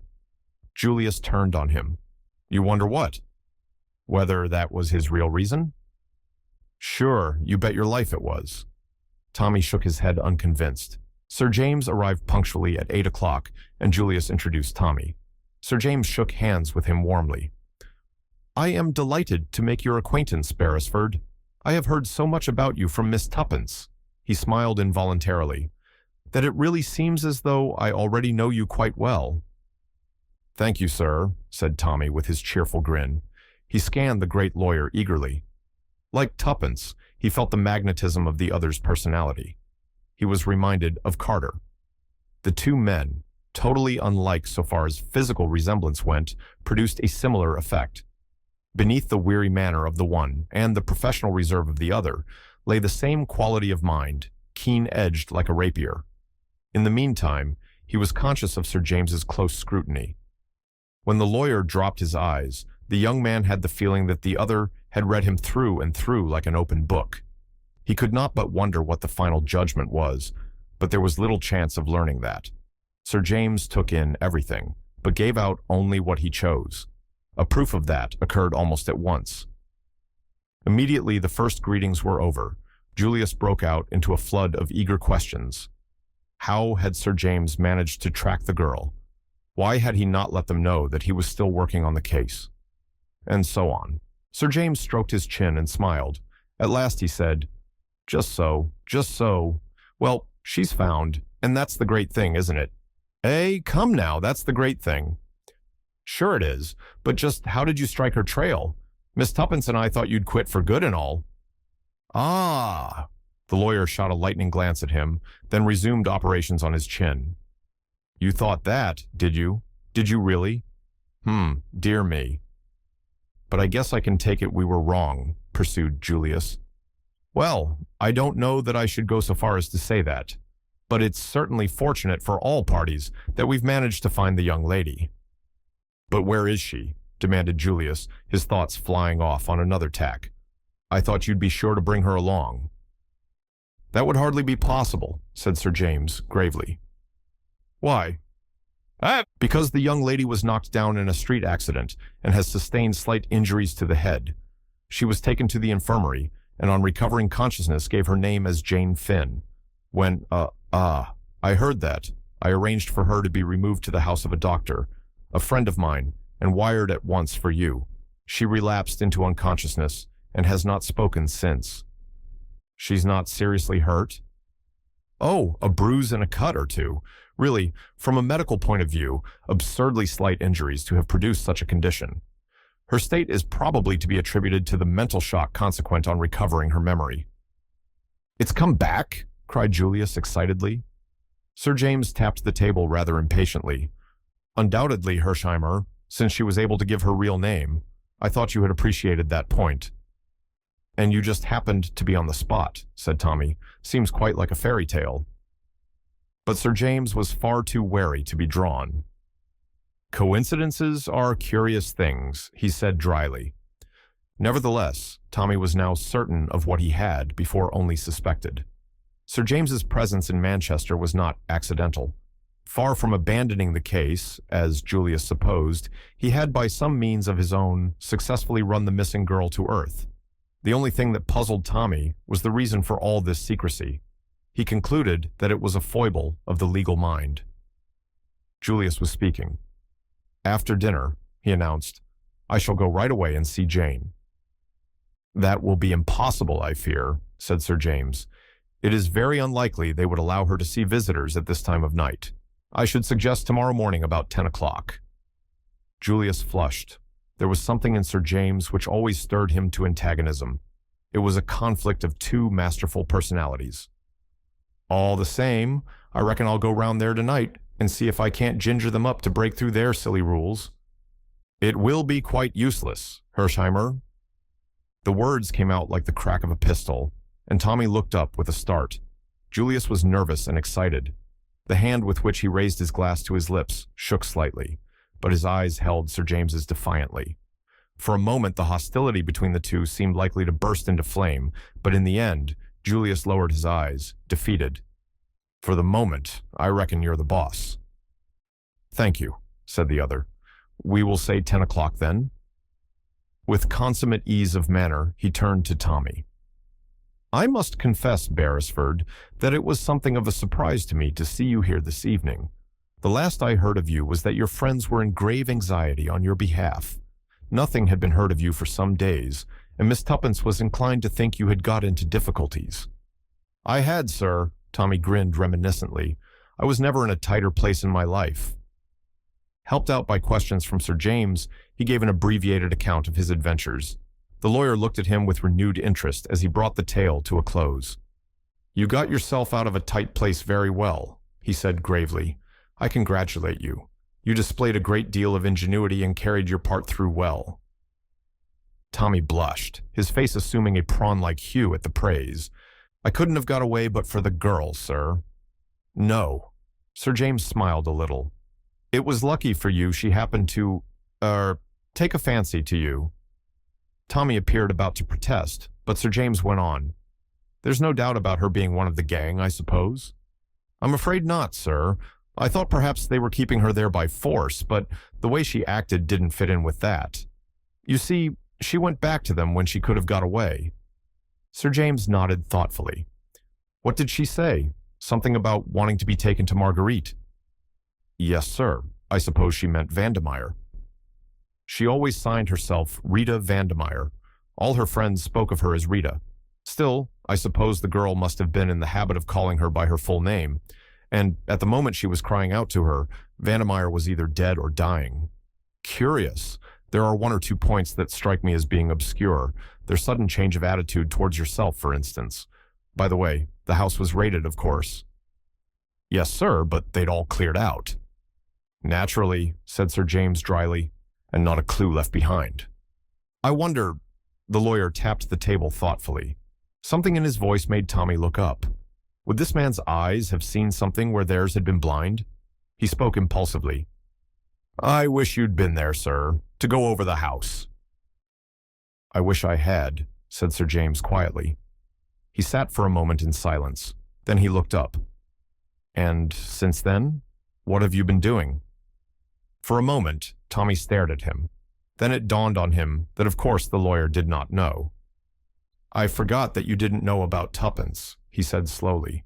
The sickening anxiety, forgotten for a while in the excitement of knowing Jane Finn was found at last, swept over him again. The lawyer laid down his knife and fork sharply. Has anything happened to Miss Tuppence? His voice was keen-edged. She's disappeared, said Julius. When? A week ago. How? Sir James's questions fairly shot out. Between them, Tommy and Julius gave the history of the last week and their futile search. Sir James went at once to the root of the matter. A wire signed with your name? They knew enough of you both for that. They weren't sure of how much you had learnt in that house. Their kidnapping of Miss Tuppence is the counter-move to your escape. If necessary, they could seal your lips with a threat of what might happen to her. Tommy nodded. That's just what I thought, sir. Sir James looked at him keenly. You had worked that out, had you? Not bad, not at all bad. The curious thing is that they certainly did not know anything about you when they first held you prisoner. You are sure that you did not in any way disclose your identity? Tommy shook his head. That's so, said Julius with a nod. Therefore, I reckon someone put them wise, and not earlier than Sunday afternoon. Yes, but who? That almighty omniscient Brown, of course. There was a faint note of derision in the American's voice, which made Sir James look up sharply. You don't believe in Brown, Hersheimer? No, sir, I do not, returned the young American with emphasis. Not as such, that is to say. I reckon it out that he's a figurehead, just a bogey name to frighten the children with. The real head of this business is that Russian chap Kremenin. I guess he's quite capable of running revolutions in 3 countries at once if he chose. The man Whittington is probably the head of the English branch. I disagree with you, said Sir James shortly. Brown exists. He turned to Tommy. Did you happen to notice where that wire was handed in? No, sir, I'm afraid I didn't. Got it with you? It's upstairs, sir, in my kit. I'd like to have a look at it sometime. No hurry. You've wasted a week. Tommy hung his head. A day or so more is immaterial. We'll deal with Miss Jane Finn first. Afterwards, we'll set to work to rescue Miss Tuppence from bondage. I don't think she's in any immediate danger. That is, so long as they don't know that we've got Jane Finn and that her memory has returned. We must keep that dark at all costs. You understand? The other two assented, and after making arrangements for meeting on the morrow, the great lawyer took his leave. At 10 o'clock, the 2 young men were at the appointed spot. Sir James had joined them on the doorstep. He alone appeared unexcited. He introduced them to the doctor. Hersheimer, Beresford, Roylance, how's the patient? Going on well, evidently no idea of the flight of time. Asked this morning how many had been saved from the Lusitania. Was it in the papers yet? That, of course, was only what was to be expected. She seems to have something on her mind, though. I think we can relieve her anxiety. May we go up? Certainly. Tommy's heart beat sensibly faster as they followed the doctor upstairs. Jane Finn at last. The long-sought, the mysterious, the elusive Jane Finn. How wildly improbable success had seemed. And here in this house, her memory almost miraculously restored, lay the girl who held the future of England in her hands. A half-groan broke from Tommy's lips. If only Tuppence could have been at his side to share in the triumphant conclusion of their joint venture. Then he put the thought of Tuppence resolutely aside. His confidence in Sir James was growing. There was a man who would unerringly ferret out Tuppence's whereabouts. In the meantime, Jane Finn. And suddenly a dread clutched at his heart. It seemed too easy. Suppose they should find her dead, stricken down by the hand of Brown. In another minute, he was laughing at these melodramatic fancies. The doctor held open the door of a room, and they passed in. On the white bed, bandages round her head, lay the girl. Somehow the whole scene seemed unreal. It was so exactly what one expected that it gave the effect of being beautifully staged. The girl looked from one to the other of them, with large, wondering eyes. Sir James spoke first. "Miss Finn," he said, "this is your cousin, Julius Hersheimer." A faint flush flitted over the girl's face as Julius stepped forward and took her hand. "How do, Cousin Jane?" he said lightly. But Tommy caught the tremor in his voice. "Are you really Uncle Hiram's son?" she asked wonderingly. Her voice, with the slight warmth of the Western accent, had an almost thrilling quality. It seemed vaguely familiar to Tommy, but he thrust the impression aside as impossible. "Sure thing." "We used to read about Uncle Hiram in the papers," continued the girl in her low, soft tones. "But I never thought I'd meet you one day. Mother figured it out that Uncle Hiram would never get over being mad with her." "The old man was like that," admitted Julius. "But I guess the new generation's sort of different. Got no use for the family feud business. First thing I thought about, soon as the war was over, was to come along and hunt you up." A shadow passed over the girl's face. "They've been telling me things, dreadful things, that my memory went, and that there are years I shall never know about, years lost out of my life." "You didn't realize that yourself?" The girl's eyes opened wide. "Why, no. It seems to me as though it were no time since we were being hustled into those boats. I can see it all now." She closed her eyes with a shudder. Julius looked across at Sir James, who nodded. "Don't worry any. It isn't worth it. Now, see here, Jane. There's something we want to know about. There was a man aboard that boat with some mighty important papers on him, and the big guns in this country have got a notion that he passed on the goods to you." "Is that so?" The girl hesitated, her glance shifting to the other two. Julius understood. "Beresford is commissioned by the British government to get those papers back. Sir James Peel Egerton is an English member of Parliament and might be a big gun in the cabinet if he liked. It's owing to him that we've ferreted you out at last. So you can go right ahead and tell us the whole story. Did Danvers give you the papers?" "Yes. He said they'd have a better chance with me because they would save the women and children first." "Just as we thought," said Sir James. "He said they were very important, that they might make all the difference to the Allies. But if it's all so long ago, and the war's over, what does it matter now?" "I guess history repeats itself, Jane. First there was a great hue and cry over those papers, then it all died down, and now the whole caboodle's started all over again, for rather different reasons. Then you can hand them over to us right away?" "But I can't." "What?" "I haven't got them." "You haven't got them?" Julius punctuated the words with little pauses. "No, I hid them." "You hid them?" "Yes, I got uneasy. People seemed to be watching me. It scared me, badly." She put her hand to her head. "It's almost the last thing I remember before waking up in the hospital." "Go on," said Sir James, in his quiet, penetrating tones. "What do you remember?" She turned to him obediently. "It was at Holyhead. I came that way. I don't remember why." "That doesn't matter. Go on." "In the confusion on the quay, I slipped away. Nobody saw me. I took a car, told the man to drive me out of the town. I watched when we got on the open road. No other car was following us. I saw a path at the side of the road. I told the man to wait." She paused, then went on. "The path led to the cliff and down to the sea between big, yellow gorse bushes. They were like golden flames. I looked round. There wasn't a soul in sight. But just level with my head, there was a hole in the rock. It was quite small. I could only just get my hand in, but it went a long way back. I took the oilskin packet from round my neck and shoved it right in as far as I could. Then I tore off a bit of gorse. But it did prick, and plugged the hole with it, so that you'd never guess there was a crevice of any kind there.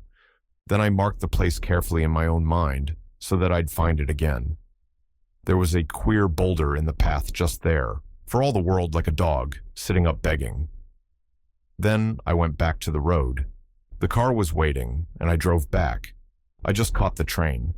I was a bit ashamed of myself for fancying things, maybe, but by and by, I saw the man opposite me wink at a woman who was sitting next to me, and I felt scared again, and was glad the papers were safe. I went out in the corridor to get a little air. I thought I'd slip into another carriage, but the woman called me back, said I'd dropped something, and when I stooped to look, something seemed to hit me. Here. She placed her hand to the back of her head. I don't remember anything more until I woke up in the hospital." There was a pause. "Thank you, Miss Finn." It was Sir James who spoke. "I hope we have not tired you." "Oh, that's all right. My head aches a little, but otherwise I feel fine." Julia stepped forward and took her hand again. "So long, Cousin Jane. I'm going to get busy after those papers, but I'll be back in 2 shakes of a dog's tail, and I'll tote you up to London and give you the time of your young life before we go back to the States. I mean it, so hurry up and get well. In the street, they held an informal council of war. Sir James had drawn a watch from his pocket. "The boat train to Holyhead stops at Chester at 12:14. If you start at once, I think you can catch the connection." Tommy looked up, puzzled. "Is there any need to hurry, sir? Today is only the 24th. "I guess it's always well to get up early in the morning," said Julius, before the lawyer had time to reply. "We'll make tracks for the depot right away." A little frown had settled on Sir James's brow. "I wish I could come with you. I am due to speak at a meeting at 2 o'clock. It is unfortunate." The reluctance in his tone was very evident. It was clear, on the other hand, that Julius was easily disposed to put up with the loss of the other's company. "I guess there's nothing complicated about this deal," he remarked. "Just a game of hide-and-seek, that's all." "I hope so," said Sir James. "Sure thing. What else could it be?" "You are still young, Hersheimer. At my age, you will probably have learnt one lesson. Never underestimate your adversary." The gravity of his tone impressed Tommy, but had little effect upon Julius. "You think Brown might come along and take a hand? If he does, I'm ready for him." He slapped his pocket. "I carry a gun. Little Willie here travels round with me everywhere." He produced a murderous-looking automatic and tapped it affectionately before returning it to its home. "But he won't be needed this trip. There's nobody to put Brown wise." The lawyer shrugged his shoulders. There was nobody to put Brown wise to the fact that Vandemeyer meant to betray him. Nevertheless, Vandemeyer died without speaking. Julius was silenced for once, and Sir James added on a lighter note, "I only want to put you on your guard. Goodbye and good luck. Take no unnecessary risks once the papers are in your hands.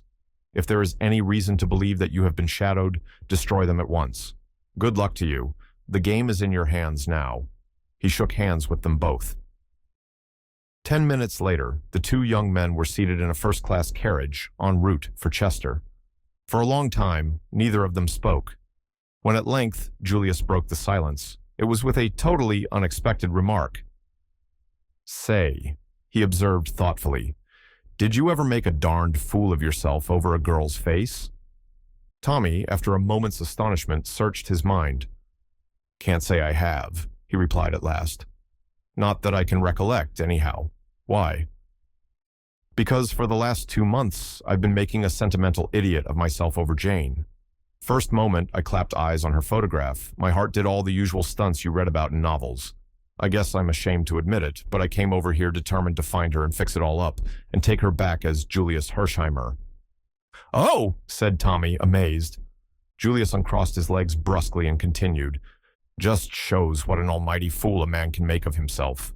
One look at the girl in the flesh, and I was cured." Feeling more tongue-tied than ever, Tommy ejaculated, "Oh!" again. "No disparagement to Jane, mind you," continued the other. "She's a real nice girl, and some fellow will fall in love with her right away." "I thought her a very good-looking girl," said Tommy, finding his tongue.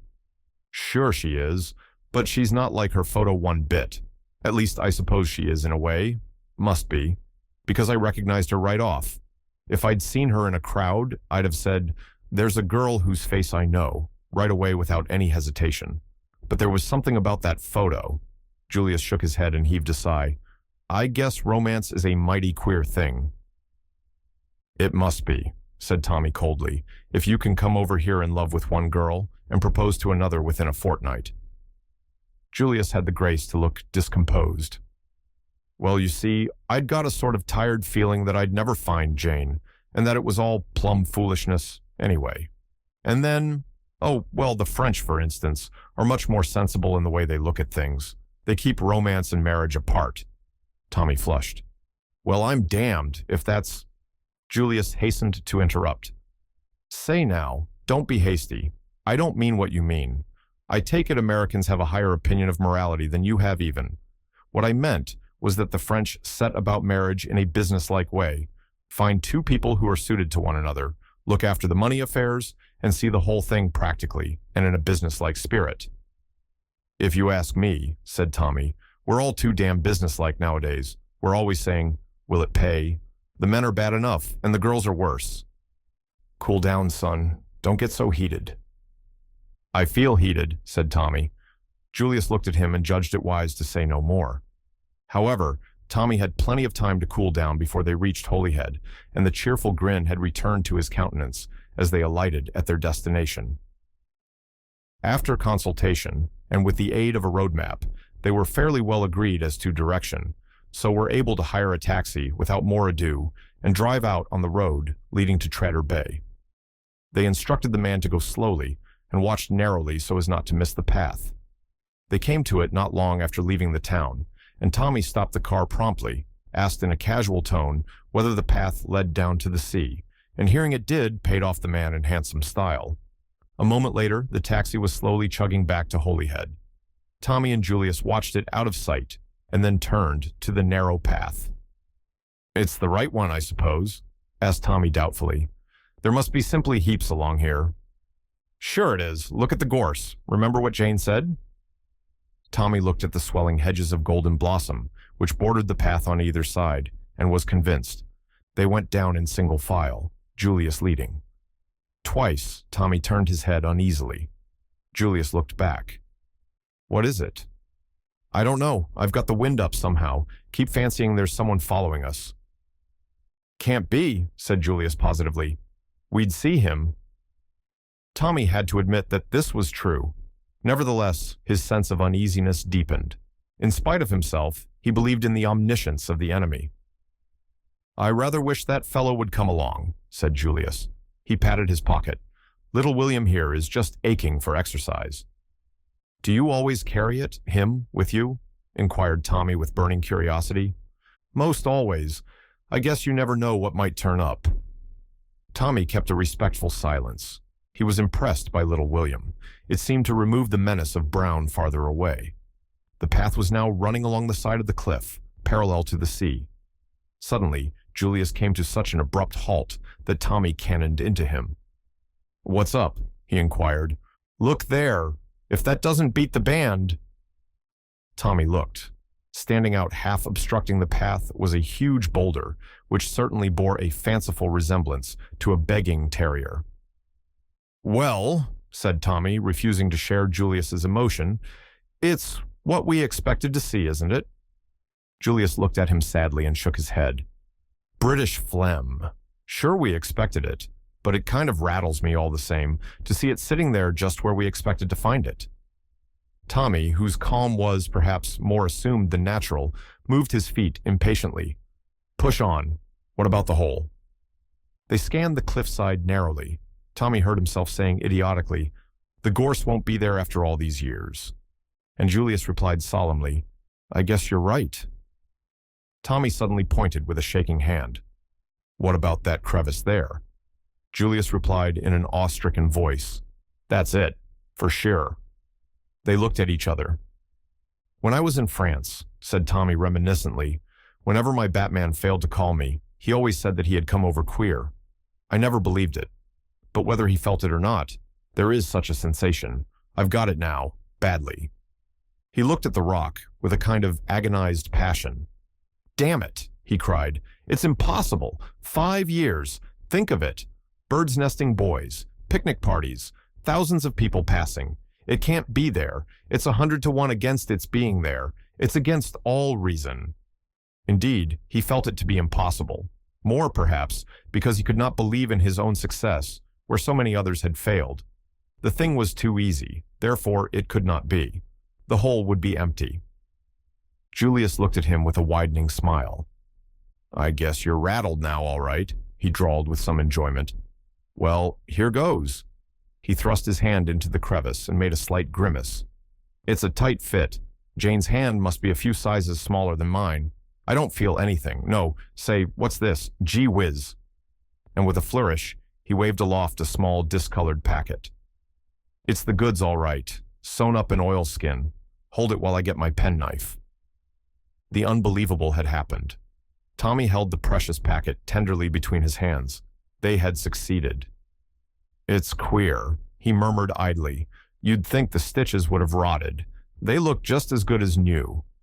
They cut them carefully and ripped away the oilskin. Inside was a small folded sheet of paper.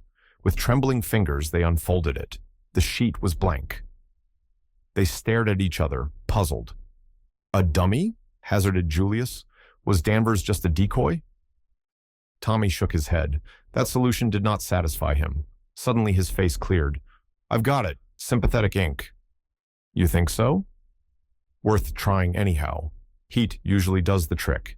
Get some sticks. We'll make a fire. In a few minutes, the little fire of twigs and leaves was blazing merrily. Tommy held the sheet of paper near the glow. The paper curled a little with the heat. Nothing more. Suddenly, Julius grasped his arm and pointed to where characters were appearing in a faint brown color. Gee whiz, you've got it. Say, that idea of yours was great. It never occurred to me. Tommy held the paper in position some minutes longer until he judged the heat had done its work. Then he withdrew it. A moment later, he uttered a cry. Across the sheet in neat brown printing ran the words, with the compliments of Brown. For a moment or two, they stood staring at each other stupidly, dazed with the shock. Somehow, inexplicably, Brown had forestalled them. Tommy accepted defeat quietly. Not so Julius. How in tarnation did he get ahead of us? That's what beats me, he ended up. Tommy shook his head and said dully, It accounts for the stitches being new. We might have guessed.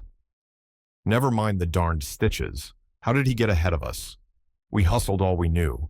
It's downright impossible for anyone to get here quicker than we did. And anyway, how did he know?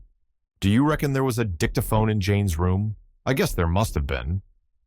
But Tommy's common sense pointed out objections. No one could have known beforehand that she was going to be in that house, much less that particular room. That's so, admitted Julius. Then one of the nurses was a crook and listened at the door. How's that? I don't see that it matters anyway, said Tommy wearily. He may have found out some months ago and removed the papers, then... No, by Jove, that won't wash. They'd have been published at once. Sure thing they would. No, someone's got ahead of us today by an hour or so, but how they did it gets my goat. I wish that chap Peel Edgerton had been with us, said Tommy thoughtfully. Why? Julius stared. The mischief was done when we came. Yes. Tommy hesitated. He could not explain his own feeling, the illogical idea that the S presence would somehow have averted the catastrophe. He reverted to his former point of view. It's no good arguing about how it was done. The game's up. We've failed. There's only one thing for me to do. What's that? Get back to London as soon as possible. Carter must be warned. It's only a matter of hours now before the blow falls. But, at any rate, he ought to know the worst. The duty was an unpleasant one, but Tommy had no intention of shirking it. He must report his failure to Carter. After that, his work was done. He took the midnight mail to London. Julius elected to stay the night at Holyhead. Half an hour after arrival, haggard and pale, Tommy stood before his chief. I've come to report, sir. I've failed badly. Carter eyed him sharply. You mean that the treaty is in the hands of Brown, sir? Ah, said Carter quietly. The expression on his face did not change, but Tommy caught the flicker of despair in his eyes. It convinced him, as nothing else had done, that the outlook was hopeless. Well, said Carter after a minute or two, we mustn't sag at the knees, I suppose. I'm glad to know definitely. We must do what we can. Through Tommy's mind flashed the assurance. It's hopeless, and he knows it's hopeless. The other looked up at him. Don't take it to heart, lad, he said kindly. You did your best. You were up against one of the biggest brains of the century, and you came very near success. Remember that. Thank you, sir. It's awfully decent of you. I blame myself. I have been blaming myself ever since I heard this other news. Something in his tone attracted Tommy's attention. A new fear gripped at his heart. Is there something more, sir? I'm afraid so, said Carter gravely. He stretched out his hand to a sheet on the table. Tuppence, faltered Tommy. Read for yourself. The typewritten words danced before his eyes. The description of a green toque, a coat with a handkerchief in the pocket, marked he looked an agonized question at Carter. The latter replied to it. Washed up on the Yorkshire coast, near Ebury, I'm afraid. It looks very much like foul play. My God, gasped Tommy. Tuppence! Those devils! I'll never rest till I've got even with them. I'll hunt them down. The pity on Carter's face stopped him. I know what you feel like, my poor boy, but it's no good. You'll waste your strength uselessly. It may sound harsh, but my advice to you is, cut your losses. Time's merciful. You'll forget. Forget Tuppence? Never. Carter shook his head. So, you think now? Well, it won't bear thinking of, that brave little girl. I'm sorry about the whole business. Confoundedly sorry. Tommy came to himself with a start. I'm taking up your time, sir, he said with an effort. There's no need for you to blame yourself. I dare say we were a couple of young fools to take on such a job. You warned us all right, but I wish to God I'd been the one to get it in the neck. Goodbye, sir. Back at the Ritz, Tommy packed up his few belongings mechanically, his thoughts far away. He was still bewildered by the introduction of tragedy into his cheerful, commonplace existence. What fun they had had together, he and Tuppence. And now, oh, he couldn't believe it. It couldn't be true. Tuppence. Dead. Little Tuppence, brimming over with life. It was a dream. A horrible dream. Nothing more. They brought him a note, a few kind words of sympathy from Peel Edgerton, who had read the news in the paper. There had been a large headline, X feared drowned. The letter ended with the offer of a post on a ranch in the Argentine, where Sir James had considerable interests. Kind old beggar, muttered Tommy as he flung it aside. The door opened, and Julius burst in with his usual violence. He held an open newspaper in his hand. Say, what's all this? They seem to have got some fool idea about Tuppence. It's true, said Tommy quietly. You mean they've done her in? Tommy nodded. I suppose when they got the treaty she wasn't any good to them any longer, and they were afraid to let her go. Well, I'm darned, said Julius. Little Tuppence, she sure was the pluckiest little girl. But suddenly something seemed to crack in Tommy's brain. He rose to his feet. Oh, get out! You don't really care, damn you. You asked her to marry you in your rotten, cold-blooded way, but I loved her. I'd have given the soul out of my body to save her from harm. I'd have stood by without a word and let her marry you, because you could have given her the sort of time she ought to have had, and I was only a poor devil without a penny to bless himself with. But it wouldn't have been because I didn't care. See here, began Julius temperately. Oh, go to the devil. I can't stand your coming here and talking about little Tuppence. Go and look after your cousin. Tuppence is my girl. I've always loved her, from the time we played together as kids. We grew up, and it was just the same. I shall never forget when I was in hospital, and she came in that ridiculous cap and apron. It was like a miracle to see the girl I loved turn up in a nurse's kit. But Julius interrupted him. A nurse's kit? Gee whiz. I must be going to Colney Hatch. I could swear I've seen Jane in a nurse's cap too, and that's plumb impossible. No, by gum, I've got it. It was her I saw talking to Whittington at that nursing home in Bournemouth. She wasn't a patient there. She was a nurse. I dare say, said Tommy angrily. She's probably been in with them from the start. I shouldn't wonder if she stole those papers from Danvers to begin with. I'm darned if she did, shouted Julius. She's my cousin, and as patriotic a girl as ever stepped. I don't care a damn what she is, but get out of here, retorted Tommy also at the top of his voice. The young men were on the point of coming to blows, but suddenly, with an almost magical abruptness, Julius's anger abated. All right, son, he said quietly. I'm going. I don't blame you any for what you've been saying. It's mighty lucky you did say it. I've been the most almighty blithering darned idiot that it's possible to imagine. Calm down. Tommy had made an impatient gesture. I'm going right away now. Going to the London and Northwestern Railway Depot, if you want to know. I don't care a damn where you're going, growled Tommy. As the door closed behind Julius, he returned to his suitcase. That's the lot, he murmured and rang the bell. Take my luggage down. Yes, sir. Going away, sir? I'm going to the devil, said Tommy, regardless of the menial's feelings. That functionary, however, merely replied respectfully, Yes, sir. Shall I call a taxi? Tommy nodded. Where was he going? He hadn't the faintest idea. Beyond a fixed determination to get even with Brown, he had no plans. He reread Sir James's letter and shook his head. Tuppence must be avenged. Still, it was kind of the old fellow. Better answer it, I suppose.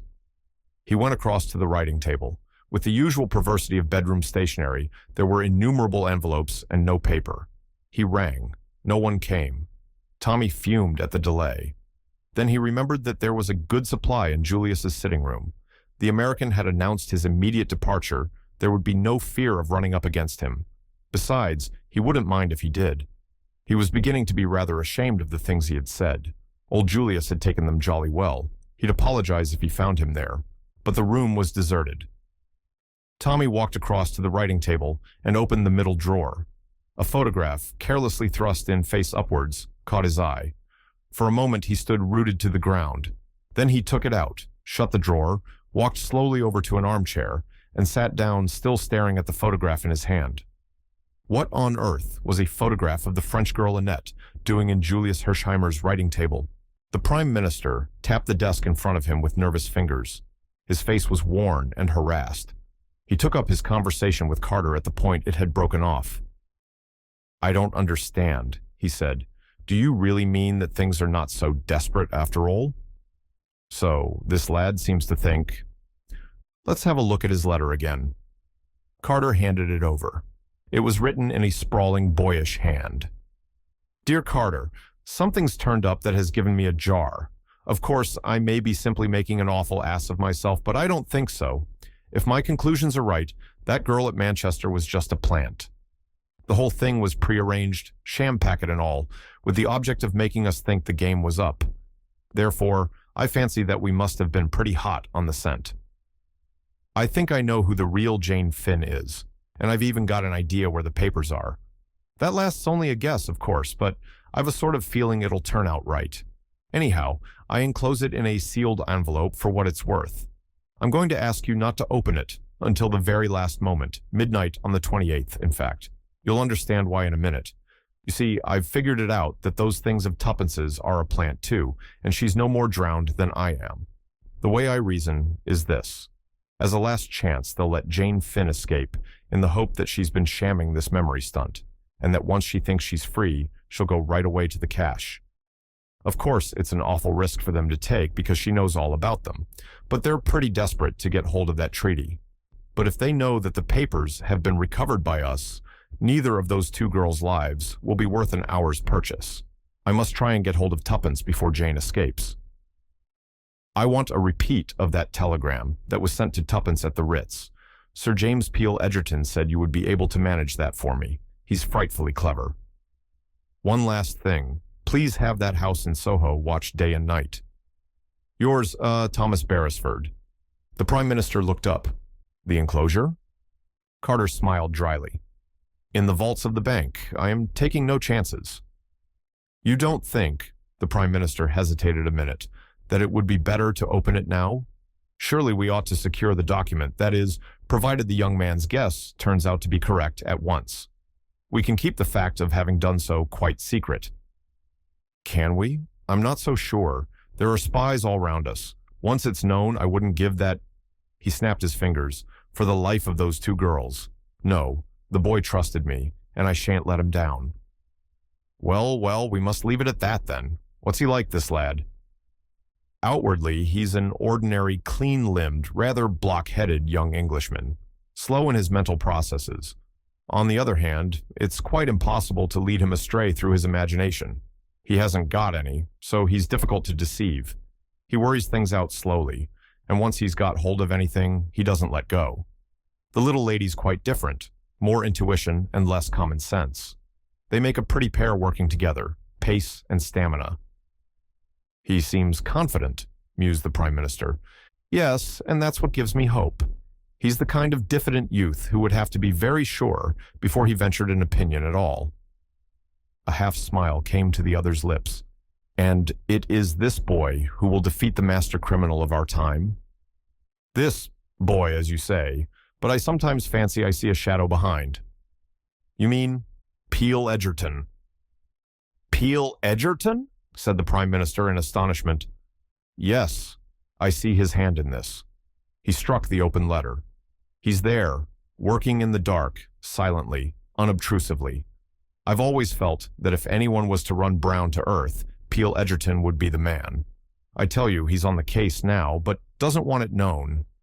By the way, I got rather an odd request from him the other day." "Yes?" "He sent me a cutting from some American paper. It referred to a man's body found near the docks in New York about 3 weeks ago. He asked me to collect any information on the subject I could." "Well?" Carter shrugged his shoulders. "I couldn't get much. Young fellow about 35. Poorly dressed. Face very badly disfigured. He was never identified." "And you fancy that the two matters are connected in some way?" "Somehow I do. I may be wrong, of course." There was a pause, then Carter continued. "I asked him to come round here. Not that we'll get anything out of him he doesn't want to tell.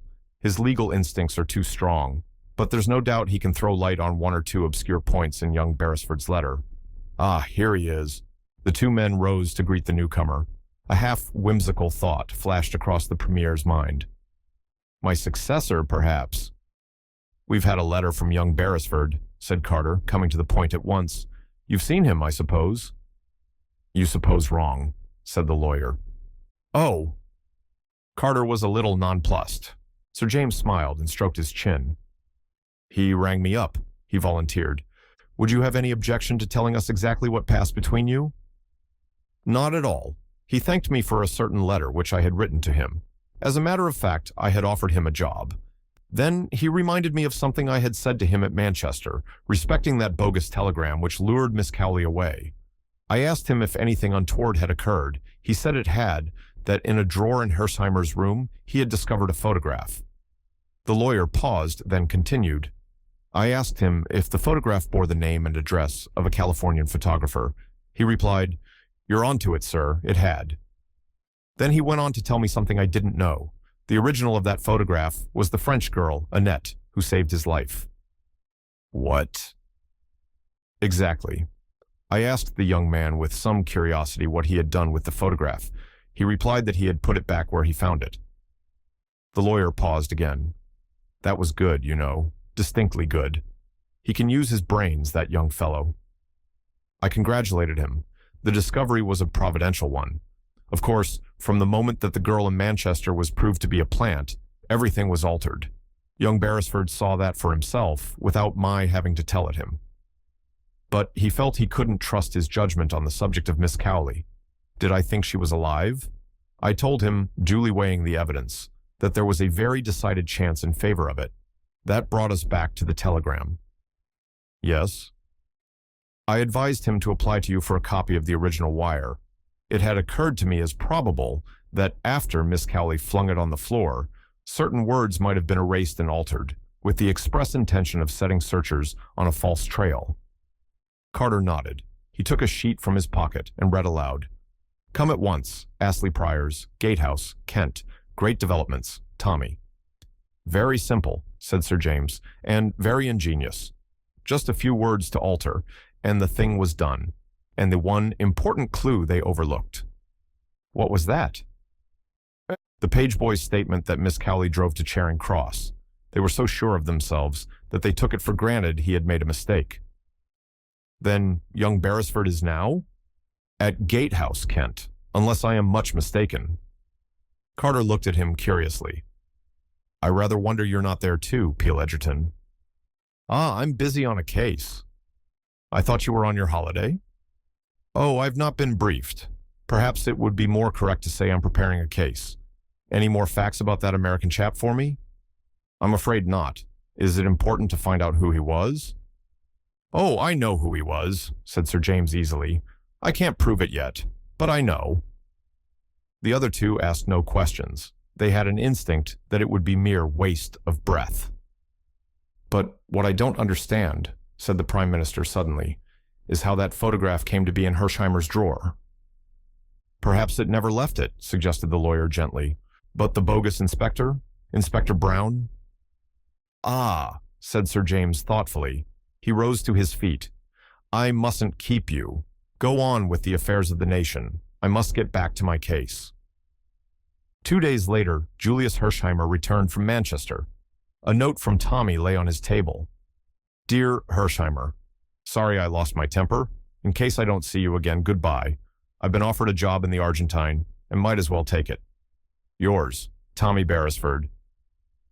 A peculiar smile lingered for a moment on Julius's face. He threw the letter into the wastepaper basket. The darned fool, he murmured. After ringing up Sir James, Tommy's next procedure was to make a call at South Audley Mansions. He found Albert discharging his professional duties and introduced himself without more ado as a friend of Tuppence's. Albert unbent immediately. Things has been very quiet here lately, he said wistfully. Hope the young lady's keeping well, sir? That's just the point, Albert. She's disappeared. You don't mean as the crooks have got her? They have. In the underworld? No, dash it all, in this world. It's a H expression, sir, explained Albert. At the pictures, the crooks always have a restaurant in the underworld. But do you think as they've done her in, sir? I hope not. By the way, have you by any chance an aunt, a cousin, a grandmother, or any other suitable female relation who might be represented as being likely to kick the bucket? A delighted grin spread slowly over Albert's countenance. I'm on, sir. My poor aunt, what lives in the country, has been mortal bad for a long time, and she's asking for me with her dying breath. Tommy nodded approval. Can you report this in the proper quarter and meet me at Charing Cross in an hour's time? I'll be there, sir. You can count on me. As Tommy had judged, the faithful Albert proved an invaluable ally. The two took up their quarters at the inn in Gatehouse. To Albert fell the task of collecting information. There was no difficulty about it. Astley Priors was the property of Adams. The doctor no longer practiced, had retired, the landlord believed, but he took a few private patients. Here the good fellow tapped his forehead knowingly. Balmy ones, you understand. The doctor was a popular figure in the village, subscribed freely to all the local sports. A very pleasant, affable gentleman. Been there long? Oh, a matter of 10 years or so, might be longer. Scientific gentleman he was. Professors and people often came down from town to see him. Anyway, it was a gay house, always visitors. In the face of all this volubility, Tommy felt doubts. Was it possible that this genial, well-known figure could be in reality a dangerous criminal? His life seemed so open and above board. No hint of sinister doings. Suppose it was all a gigantic mistake. Tommy felt a cold chill at the thought. Then he remembered the private patients, balmy ones. He inquired carefully if there was a young lady amongst them, describing Tuppence. But nothing much seemed to be known about the patients.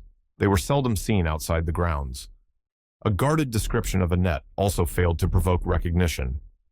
Astley Priors was a pleasant red brick edifice, surrounded by well-wooded grounds, which effectually shielded the house from observation from the road. On the first evening, Tommy, accompanied by Albert, explored the grounds. Owing to Albert's insistence, they dragged themselves along painfully on their stomachs, thereby producing a great deal more noise than if they had stood upright. In any case, these precautions were totally unnecessary. The grounds, like those of any other private house after nightfall, seemed untenanted. Tommy had imagined a possible fierce watchdog. Albert's fancy ran to a puma or a tame cobra, but they reached a shrubbery near the house, quite unmolested. The blinds of the dining room window were up. There was a large company assembled round the table. The port was passing from hand to hand. It seemed a normal, pleasant company. Through the open window, scraps of conversation floated out disjointedly on the night air. It was a heated discussion on county cricket. Again, Tommy felt that cold chill of uncertainty. It seemed impossible to believe that these people were other than they seemed. Had he been fooled once more? The fair-bearded, spectacled gentleman who sat at the head of the table looked singularly honest and normal. Tommy slept badly that night. The following morning, the indefatigable Albert, having cemented an alliance with the greengrocer's boy, took the latter's place, and ingratiated himself with the cook at Malthouse. He returned with the information that she was undoubtedly one of the crooks, but Tommy mistrusted the vividness of his imagination. Questioned, he could adduce nothing in support of his statement except his own opinion that she wasn't the usual kind. You could see that at a glance. The substitution being repeated, much to the pecuniary advantage of the real greengrocer's boy, on the following day, Albert brought back the first piece of hopeful news. There was a French young lady staying in the house. Tommy put his doubts aside. Here was confirmation of his theory. But time pressed. Today was the 27th. The 29th was the much-talked-of Labor Day, about which all sorts of rumors were running riot. Newspapers were getting agitated. Sensational hints of a labor coup d'etat were freely reported. The government said nothing. It knew and was prepared. There were rumors of dissension among the labor leaders. They were not of one mind. The more far-seeing among them realized that what they proposed might well be a death blow to the England that at heart they loved. They shrank from the starvation and misery a general strike would entail and were willing to meet the government halfway.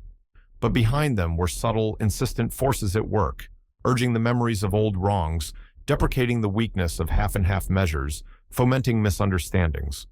Tommy felt that, thanks to Carter, he understood the position fairly accurately. With the fatal document in the hands of Brown, public opinion would swing to the side of the labor extremists and revolutionists.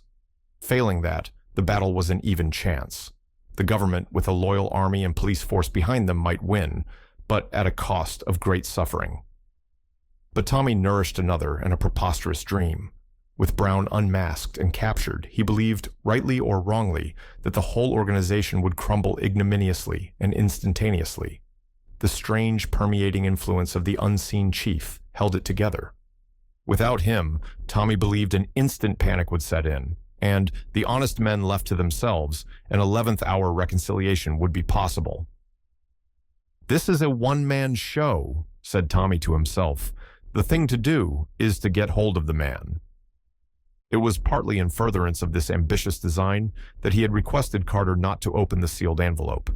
The draft treaty was Tommy's bait. Every now and then he was aghast at his own presumption. How dared he think that he had discovered what so many wiser and clever men had overlooked? Nevertheless, he stuck tenaciously to his idea. That evening, he and Albert once more penetrated the grounds of Astley Priors. Tommy's ambition was somehow or other to gain admission to the house itself. As they approached cautiously, Tommy gave a sudden gasp. On the second-floor window, someone standing between the window and the light in the room threw a silhouette on the blind. It was one Tommy would have recognized anywhere. Tuppence was in that house. He clutched Albert by the shoulder. "Stay here. When I begin to sing, watch that window." He retreated hastily to a position on the main drive and began in a deep roar, coupled with an unsteady gait, the following ditty. "I am a soldier, a jolly British soldier. You can see that I'm a soldier by my feet." It had been a favorite on the gramophone in Tuppence's hospital days. He did not doubt, but that she would recognize it and draw her own conclusions. Tommy had not a note of music in his voice, but his lungs were excellent. The noise he produced was terrific. Presently, an unimpeachable butler, accompanied by an equally unimpeachable footman, issued from the front door. The butler remonstrated with him. Tommy continued to sing, addressing the butler affectionately as "Dear old Whiskers." The footman took him by one arm, the butler by the other. They ran him down the drive and neatly out of the gate. The butler threatened him with the police if he intruded again. It was beautifully done, soberly, and with perfect decorum. Anyone would have sworn that the butler was a real butler, the footman a real footman. Only, as it happened, the butler was Whittington. Tommy retired to the inn and waited for Albert's return. At last, that worthy made his appearance. "Well?" cried Tommy eagerly. "It's all right. While they was a running of you out, the window opened, and something was chucked out." He handed a scrap of paper to Tommy. It was wrapped round a letter weight. On the paper were scrawled 3 words: "Tomorrow, same time." "Good egg," cried Tommy. "We're getting going." "I wrote a message on a piece of paper, wrapped it round a stone, and chucked it through the window," continued Albert breathlessly. Tommy groaned. "Your zeal will be the undoing of us, Albert. What did you say?" "Said we was a-staying at the inn." If she could get away, to come there and croak like a frog? She'll know that's you, said Tommy with a sigh of relief. Your imagination runs away with you, you know, Albert. Why, you wouldn't recognize a frog croaking if you heard it. Albert looked rather crestfallen. Cheer up, said Tommy. No harm done. That butler's an old friend of mine. I bet he knew who I was, though he didn't let on. It's not their game to show suspicion. That's why we found it fairly plain sailing. They don't want to discourage me altogether. On the other hand, they don't want to make it too easy. I'm a pawn in their game, Albert. That's what I am. You see, if the spider lets the fly walk out too easily, the fly might suspect it was a put-up job. Hence the usefulness of that promising youth, Beresford, who's blundered in just at the right moment for them. But later, Beresford had better look out. Tommy retired for the night in a state of some elation. He had elaborated a careful plan for the following evening. He felt sure that the inhabitants of Astley Priors would not interfere with him up to a certain point. It was after that Tommy proposed to give them a surprise. About 12 o'clock, however, his calm was rudely shaken. He was told that someone was demanding him in the bar. The applicant proved to be a rude-looking carter, well coated with mud. "Well, my good fellow, what is it?" asked Tommy. "Might this be for you, sir?" The carter held out a very dirty folded note, on the outside of which was written, "Take this to the gentleman at the inn near Astley Priors. He will give you 10 shillings. The handwriting was Tuppence's.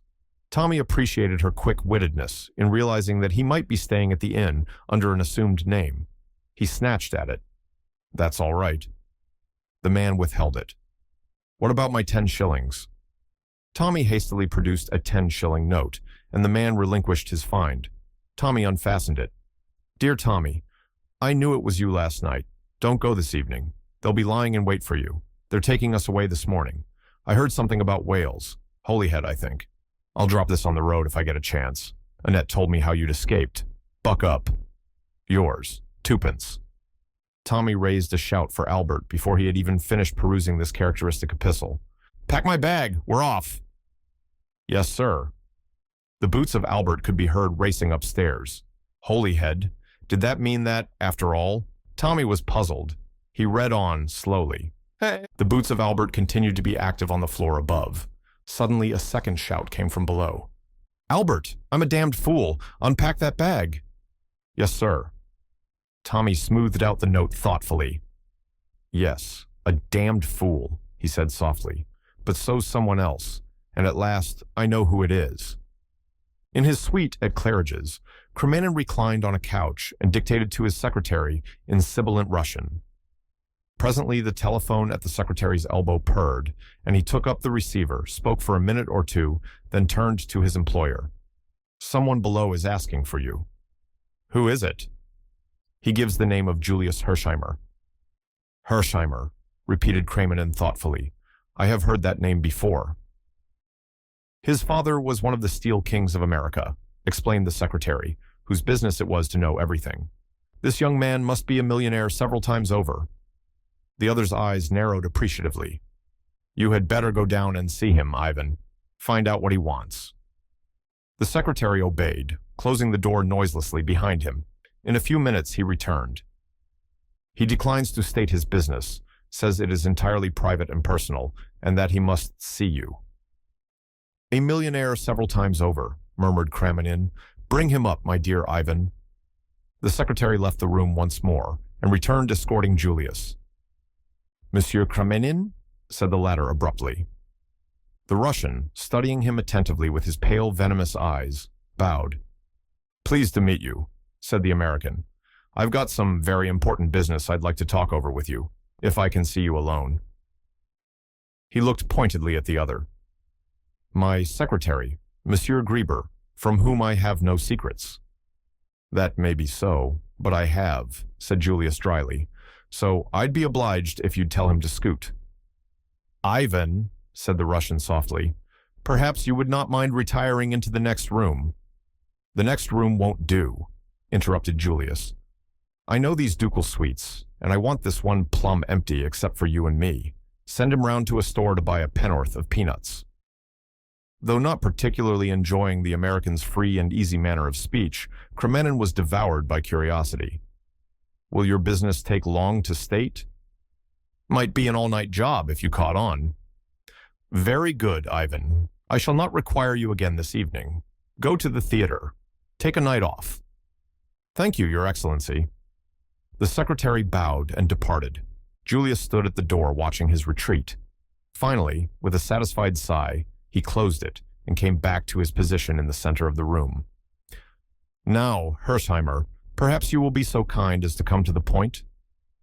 I guess that won't take a minute, drawled Julius. Then, with an abrupt change of manner, hands up or I shoot.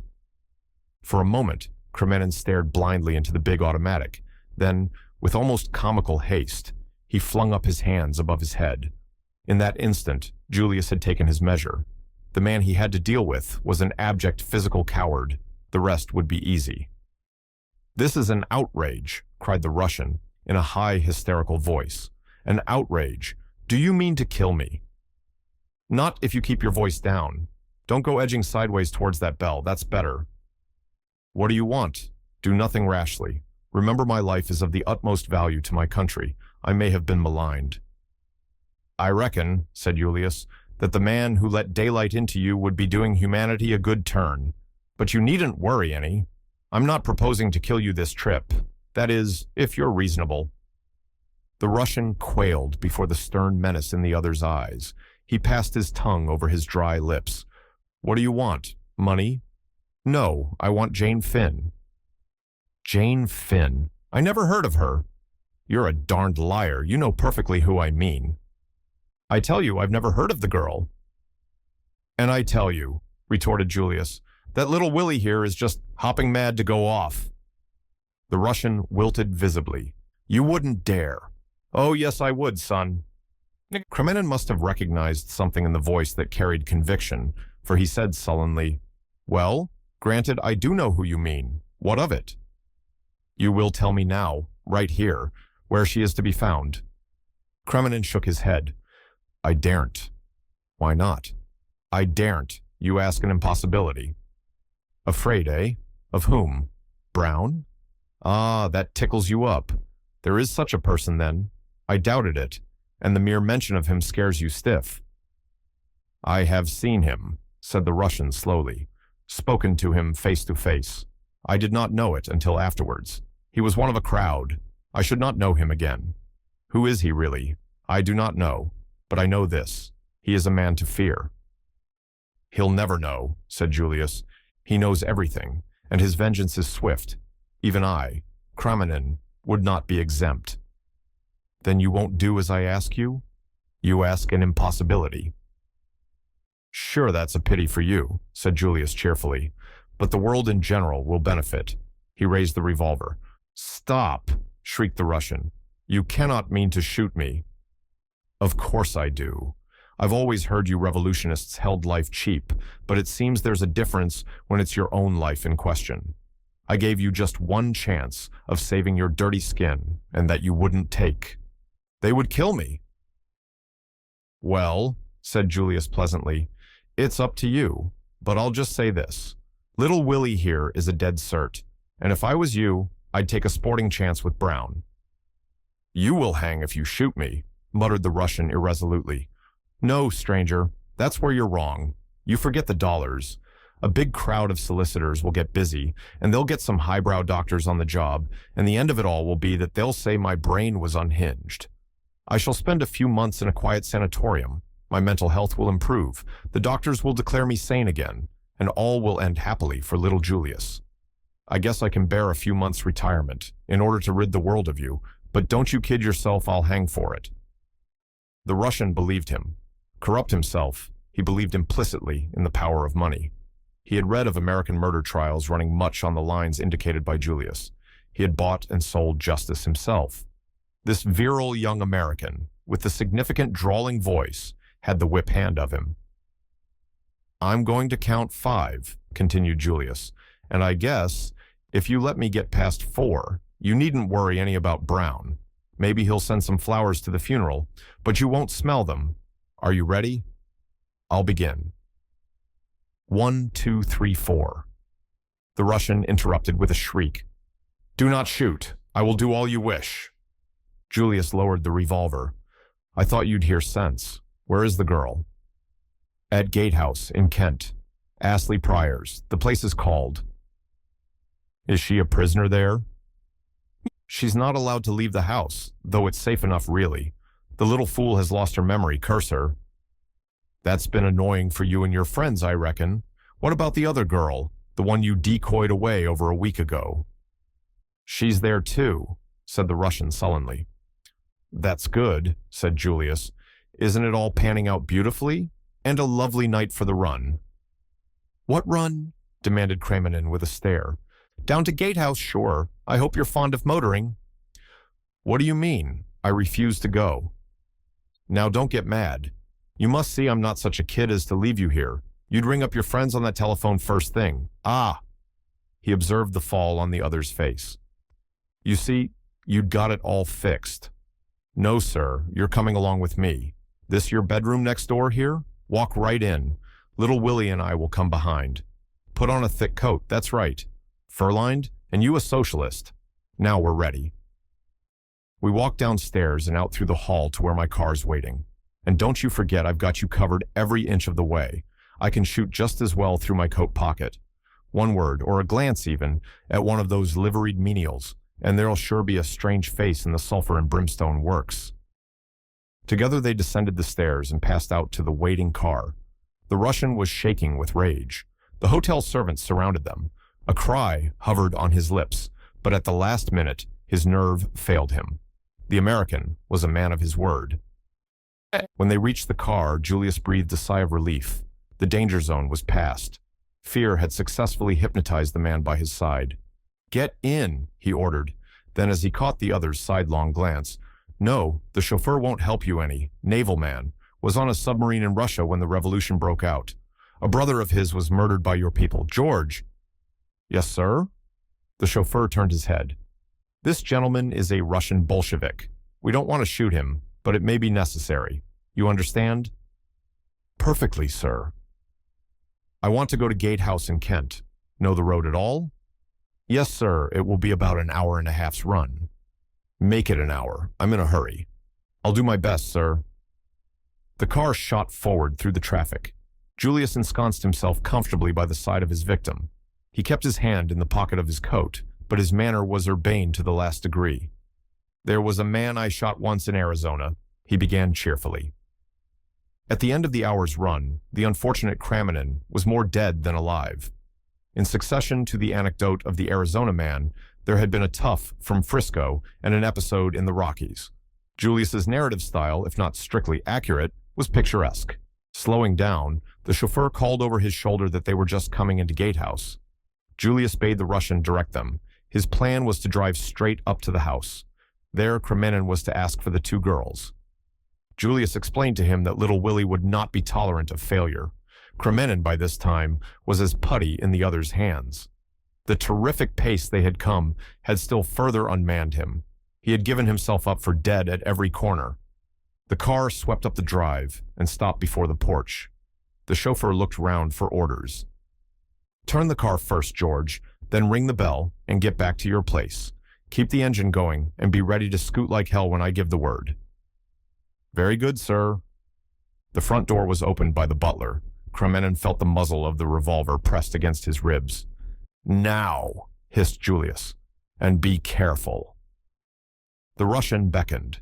His lips were white, and his voice was not very steady. It is I, Kremenin. Bring down the girl at once. There is no time to lose. Whittington had come down the steps. He uttered an exclamation of astonishment at seeing the other. You, what's up? Surely you know the plan. Kremenin interrupted him, using the words that have created many unnecessary panics. We have been betrayed. Plans must be abandoned. We must save our own skins. The girl, and at once. It's our only chance. Whittington hesitated, but for hardly a moment. You have orders? From him? Naturally. Should I be here otherwise? Hurry. There is no time to be lost. The other little fool had better come too. Whittington turned and ran back into the house. The agonizing minutes went by. Then, two figures hastily huddled in cloaks appeared on the steps and were hustled into the car. The smaller of the two was inclined to resist, and Whittington shoved her in unceremoniously. Julius leaned forward, and in doing so, the light from the open door lit up his face. Another man on the steps behind Whittington gave a startled exclamation. Concealment was at an end. "Get a move on, George," shouted Julius. The chauffeur slipped in his clutch, and with a bound, the car started. The man on the steps uttered an oath. His hand went to his pocket. There was a flash and a report. The bullet just missed the taller girl by an inch. "Get down, Jane," cried Julius. "Flat on the bottom of the car." He thrust her sharply forward, then standing up, he took careful aim and fired. "Have you hit him?" cried Tuppence eagerly. "Sure," replied Julius. "He isn't killed, though. Skunks like that take a lot of killing. Are you all right, Tuppence?" "Of course I am. Where's Tommy? And who's this?" She indicated the shivering Kremenin. "Tommy's making tracks for the Argentine. I guess he thought you'd turned up your toes." "Steady through the gate, George. That's right. It'll take 'em at least 5 minutes to get busy after us. They'll use the telephone, I guess. So look out for snares ahead, and don't take the direct route. Who's this, did you say, Tuppence? Let me present Monsieur Kremenin. I persuaded him to come on the trip for his health." The Russian remained mute, still livid with terror. "But what made them let us go?" demanded Tuppence suspiciously. "I reckon Monsieur Kremenin here asked them so prettily they just couldn't refuse." This was too much for the Russian. He burst out vehemently.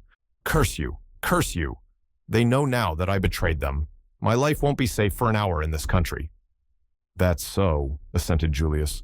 "I'd advise you to make tracks for Russia right away." "Let me go then," cried the other. "I have done what you asked. Why do you still keep me with you?" "Not for the pleasure of your company.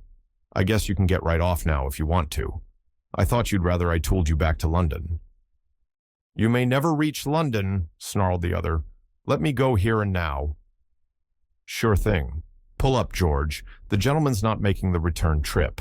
If I ever come to Russia, Monsieur Kremenin, I shall expect a rousing welcome, and—" But before Julius had finished his speech, and before the car had finally halted, the Russian had swung himself out and disappeared into the night.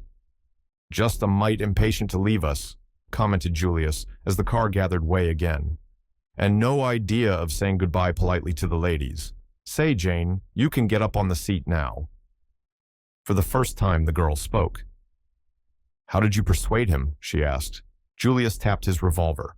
"Little Willie here takes the credit." "Splendid," cried the girl. The color surged into her face.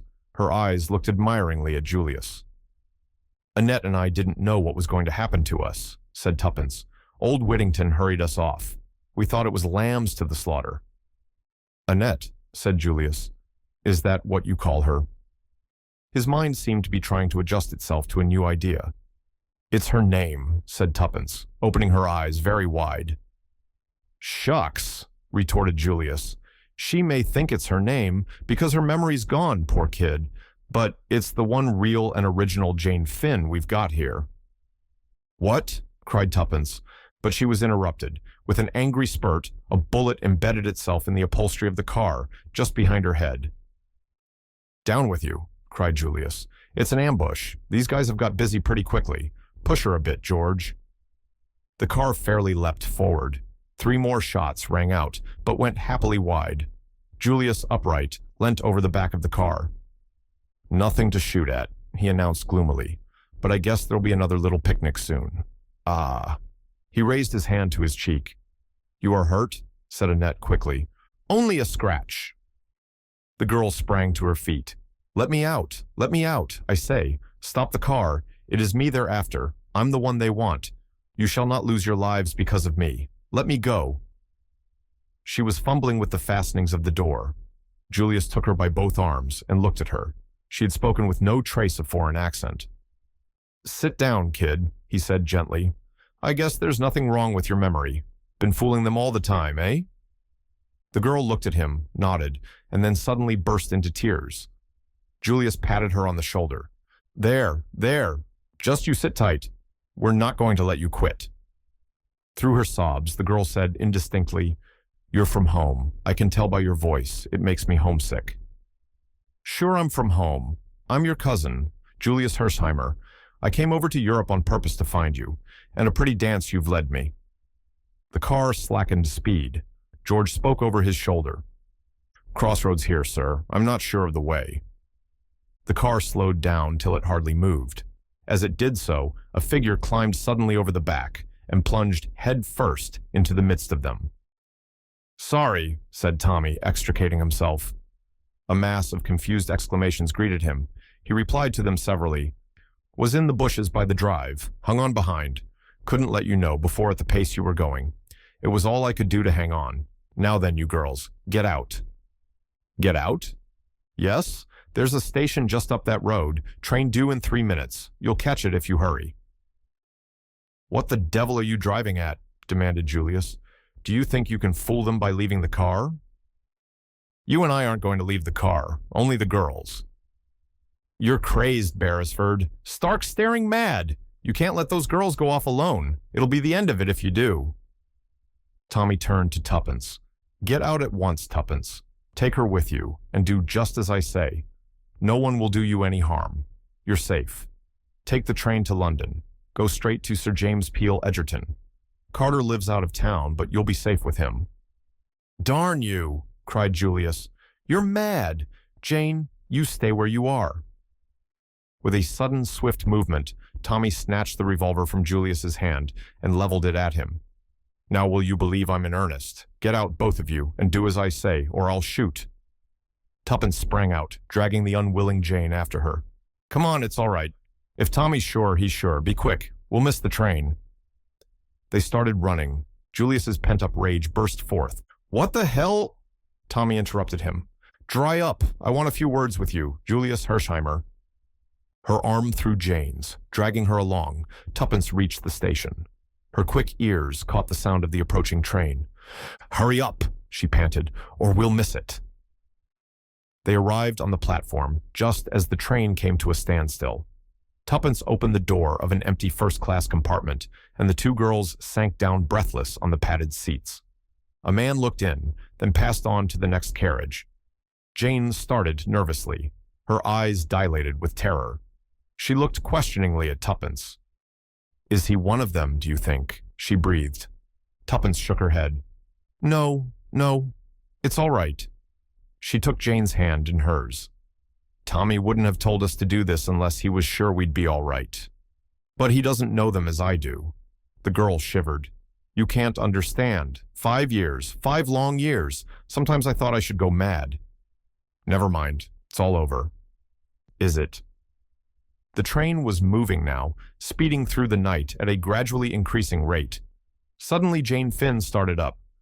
"What was that? I thought I saw a face looking in through the window." "No, there's nothing, see?" Tuppence went to the window and, lifting the strap, let the pane down. "You're sure?" "Quite sure." The other seemed to feel some excuse was necessary. "I guess I'm acting like a frightened rabbit, but I can't help it. If they caught me now, they'd—" Her eyes opened wide and staring. "Don't," implored Tuppence.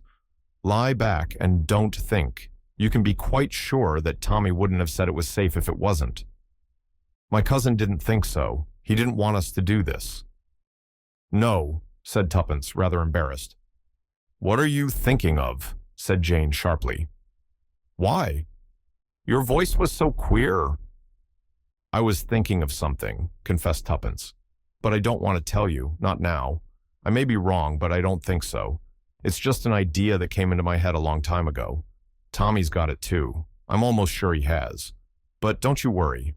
There'll be time enough for that later, and it mayn't be so at all. Do what I tell you. Lie back and don't think of anything." "I'll try." The long lashes drooped over the hazel eyes. Tuppence, for her part, sat bolt upright, much in the attitude of a watchful terrier on guard. In spite of herself, she was nervous. Her eyes flashed continually from one window to the other. She noted the exact position of the communication cord. What it was that she feared, she would have been hard put to it to say. But in her own mind, she was far from feeling the confidence displayed in her words. Not that she disbelieved in Tommy, but occasionally she was shaken with doubts as to whether anyone so simple and honest as he was could ever be a match for the fiendish subtlety of the arch criminal. If they once reached Sir James Peel Egerton in safety, all would be well. But would they reach him? Would not the silent forces of Brown already be assembling against them? Even that last picture of Tommy, revolver in hand, failed to comfort her. By now he might be overpowered, borne down by sheer force of numbers. Tuppence mapped out her plan of campaign. As the train at length drew slowly into Charing Cross, Jane Finn sat up with a start. "Have we arrived? I never thought we should." "Oh, I thought we'd get to London all right. If there's going to be any fun, now is when it will begin. Quick, get out. We'll nip into a taxi." In another minute, they were passing the barrier, had paid the necessary fares, and were stepping into a taxi. "King's Cross," directed Tuppence. Then she gave a jump. A man looked in at the window, just as they started. She was almost certain it was the same man who had got into the carriage next to them. She had a horrible feeling of being slowly hemmed in on every side. "You see," she explained to Jane, "if they think we're going to Sir James, this will put them off the scent. Now they'll imagine we're going to Carter. His country place is north of London somewhere. Crossing Holborn, there was a block, and the taxi was held up. This was what Tuppence had been waiting for. "Quick," she whispered, "open the right-hand door." The two girls stepped out into the traffic. 2 minutes later, they were seated in another taxi and were retracing their steps, this time direct to Carlton House Terrace. "There," said Tuppence with great satisfaction. "This ought to do them. I can't help thinking that I'm really rather clever, how that other taxi man will swear. But I took his number, and I'll send him a postal order tomorrow so that he won't lose by it if he happens to be genuine. What's this thing swerving? Oh!" There was a grinding noise and a bump. Another taxi had collided with them. In a flash, Tuppence was out on the pavement. A policeman was approaching. Before he arrived, Tuppence had handed the driver 5 shillings, and she and Jane had merged themselves in the crowd. "It's only a step or two now," said Tuppence breathlessly. The accident had taken place in Trafalgar Square. "Do you think the collision was an accident or done deliberately?" "I don't know. It might have been either." Hand in hand, the two girls hurried along. "It may be my fancy," said Tuppence suddenly, "but I feel as though there was someone behind us." "Hurry," murmured the other. "Oh, hurry." They were now at the corner of Carlton House Terrace, and their spirits lightened. Suddenly, a large and apparently intoxicated man barred their way. "Good evening, ladies," he hiccuped. "Whither away so fast?" "Let us pass, please," said Tuppence imperiously. "Just a word with your pretty friend here." He stretched out an unsteady hand and clutched Jane by the shoulder. Tuppence heard other footsteps behind. She did not pause to ascertain whether they were friends or foes. Lowering her head, she repeated a maneuver of childish days and butted their aggressor full in the capacious middle. The success of these unsportsmanlike tactics was immediate. The man sat down abruptly on the pavement. Tuppence and Jane took to their heels. The house they sought was some way down. Other footsteps echoed behind them. Their breath was coming in choking gasps as they reached Sir James's door. Tuppence seized the bell and Jane the knocker. The man who had stopped them reached the foot of the steps. For a moment he hesitated, and as he did so, the door opened. They fell into the hall together. Sir James came forward from the library door. "Hello? What's this?" He stepped forward and put his arm round Jane as she swayed uncertainly. He half carried her into the library and laid her on the leather couch. From a tantalus on the table, he poured out a few drops of brandy and forced her to drink them. With a sigh, she sat up, her eyes still wild and frightened. "It's all right. Don't be afraid, my child. You're quite safe." Her breath came more normally, and the color was returning to her cheeks. Sir James looked at Tuppence quizzically. "So you're not dead, Miss Tuppence, any more than that Tommy boy of yours was." "The young adventurers take a lot of killing," boasted Tuppence. "So it seems," said Sir James dryly. "Am I right in thinking that the joint venture has ended in success, and that this," he turned to the girl on the couch, "is Miss Jane Finn?" Jane sat up. "Yes," she said quietly. "I am Jane Finn. I have a lot to tell you." "When you are stronger?" "No, now." Her voice rose a little. "I shall feel safer when I have told everything." "As you please," said the lawyer. He sat down in one of the big armchairs facing the couch. In a low voice, Jane began her story. I came over on the Lusitania to take up a post in Paris. I was fearfully keen about the war and just dying to help somehow or other. I had been studying French, and my teacher said they were wanting help in a hospital in Paris, so I wrote and offered my services, and they were accepted. I hadn't got any folk of my own, so it made it easy to arrange things. When the Lusitania was torpedoed, a man came up to me. I'd noticed him more than once, and I'd figured it out in my own mind that he was afraid of somebody or something. He asked me if I was a patriotic American and told me he was carrying papers which were just life or death to the Allies. He asked me to take charge of them. I was to watch for an advertisement in the Times. If it didn't appear, I was to take them to the American ambassador. Most of what followed seems like a nightmare still. I see it in my dreams sometimes. I'll hurry over that part. Danvers had told me to watch out. He might have been shadowed from New York, but he didn't think so. At first, I had no suspicions, but on the boat to Holyhead, I began to get uneasy. There was one woman who had been very keen to look after me and chum up with me generally, a Vandemeyer. At first, I'd been only grateful to her for being so kind to me, but all the time, I felt there was something about her I didn't like, and on the Irish boat, I saw her talking to some queer-looking men, and from the way they looked, I saw that they were talking about me. I remembered that she'd been quite near me on the Lusitania when Danvers gave me the packet, and before that, she'd tried to talk to him once or twice. I began to get scared, but I didn't quite see what to do. I had a wild idea of stopping at Holyhead and not going on to London that day, but I soon saw that that would be plumb foolishness. The only thing was to act as though I'd noticed nothing and hope for the best. I couldn't see how they could get me if I was on my guard. One thing I'd done already as a precaution, ripped open the oilskin packet and substituted blank paper, and then sewn it up again. So, if anyone did manage to rob me of it, it wouldn't matter. What to do with the real thing worried me no end. Finally, I opened it out flat. There were only 2 sheets, and laid it between 2 of the advertisement pages of a magazine. I stuck the 2 pages together around the edge with some gum off an envelope. I carried the magazine carelessly stuffed into the pocket of my ulster. At Holyhead, I tried to get into a carriage with people that looked all right, but in a queer way, there seemed always to be a crowd round me, shoving and pushing me just the way I didn't want to go. There was something uncanny and frightening about it. In the end, I found myself in a carriage with Vandemeyer after all. I went out into the corridor, but all the other carriages were full, so I had to go back and sit down. I consoled myself with the thought that there were other people in the carriage.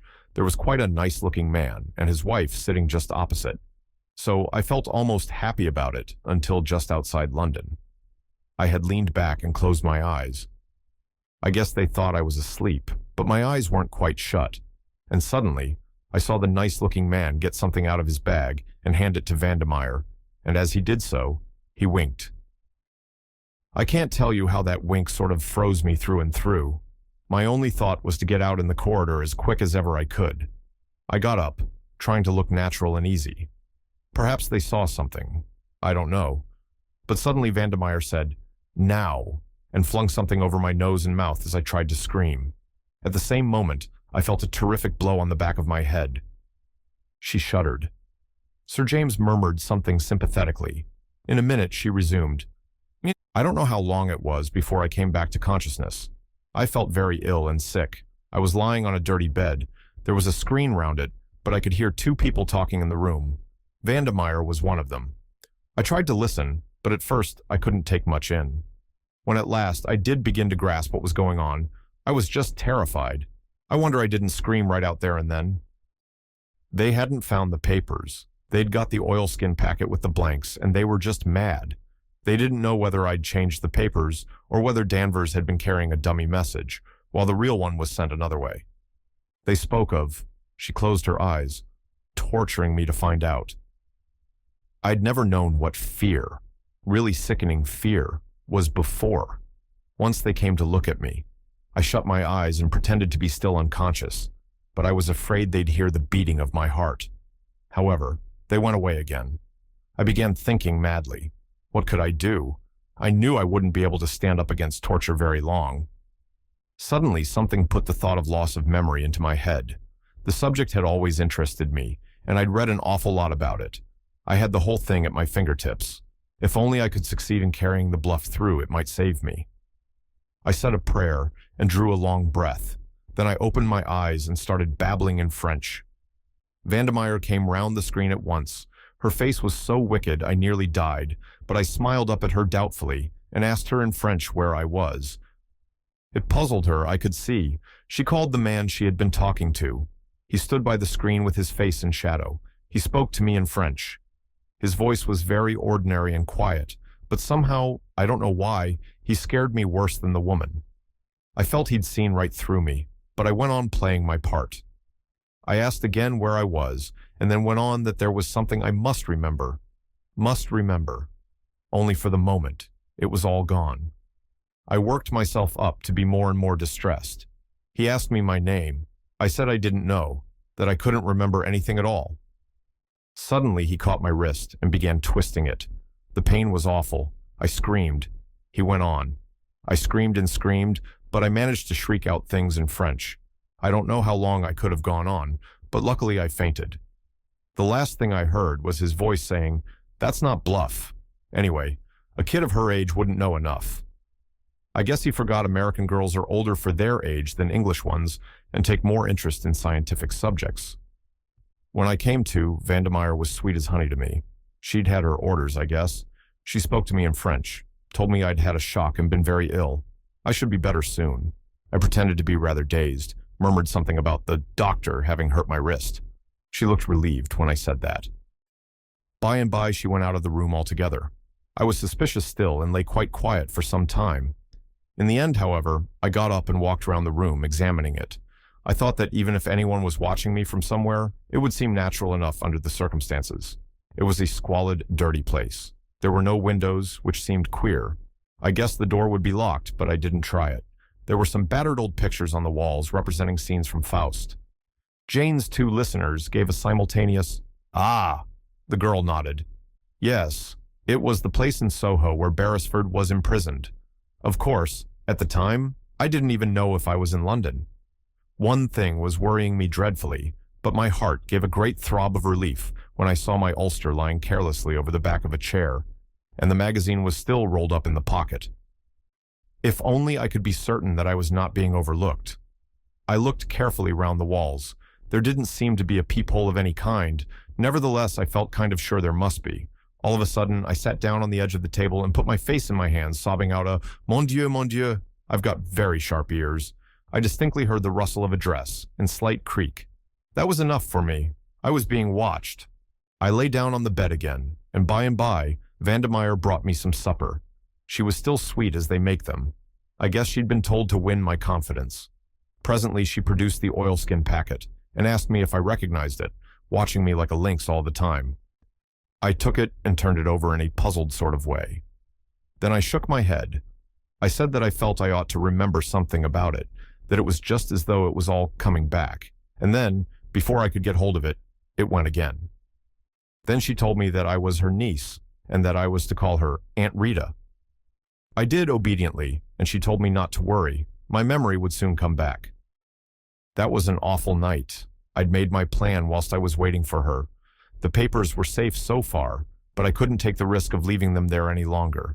They might throw that magazine away any minute. I lay awake, waiting until I judged it must be about 2 o'clock in the morning. Then I got up as softly as I could and felt in the dark along the left-hand wall.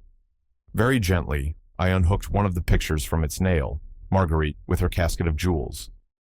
I crept over to my coat and took out the magazine and an odd envelope or two that I had shoved in. Then I went to the washstand and damped the brown paper at the back of the picture all round. Presently, I was able to pull it away. I had already torn out the 2 stuck-together pages from the magazine, and now I slipped them with their precious enclosure between the picture and its brown paper backing. A little gum from the envelopes helped me to stick the latter up again. No one would dream the picture had ever been tampered with. I rehung it on the wall, put the magazine back in my coat pocket, and crept back to bed. I was pleased with my hiding place. They'd never think of pulling to pieces one of their own pictures. I hoped that they'd come to the conclusion that Danvers had been carrying a dummy all along, and that, in the end, they'd let me go. As a matter of fact, I guess that's what they did think at first. And, in a way, it was dangerous for me. I learnt afterwards that they nearly did away with me then and there. There was never much chance of their letting me go. But the first man, who was the boss, preferred to keep me alive on the chance of my having hidden them and being able to tell where if I recovered my memory.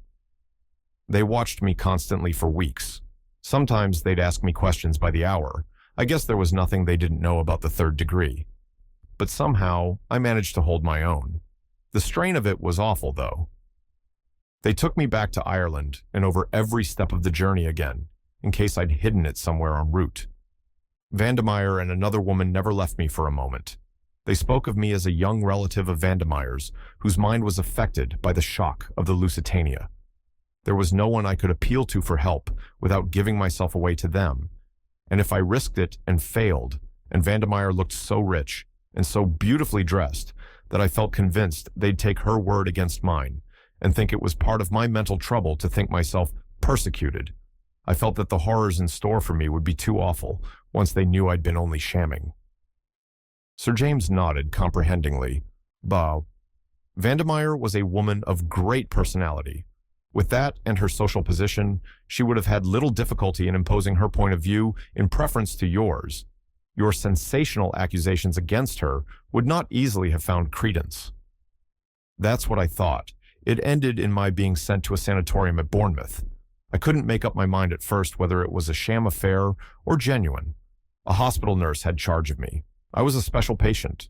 She seemed so nice and normal that at last I determined to confide in her. A merciful providence just saved me in time from falling into the trap. My door happened to be ajar, and I heard her talking to someone in the passage. She was one of them.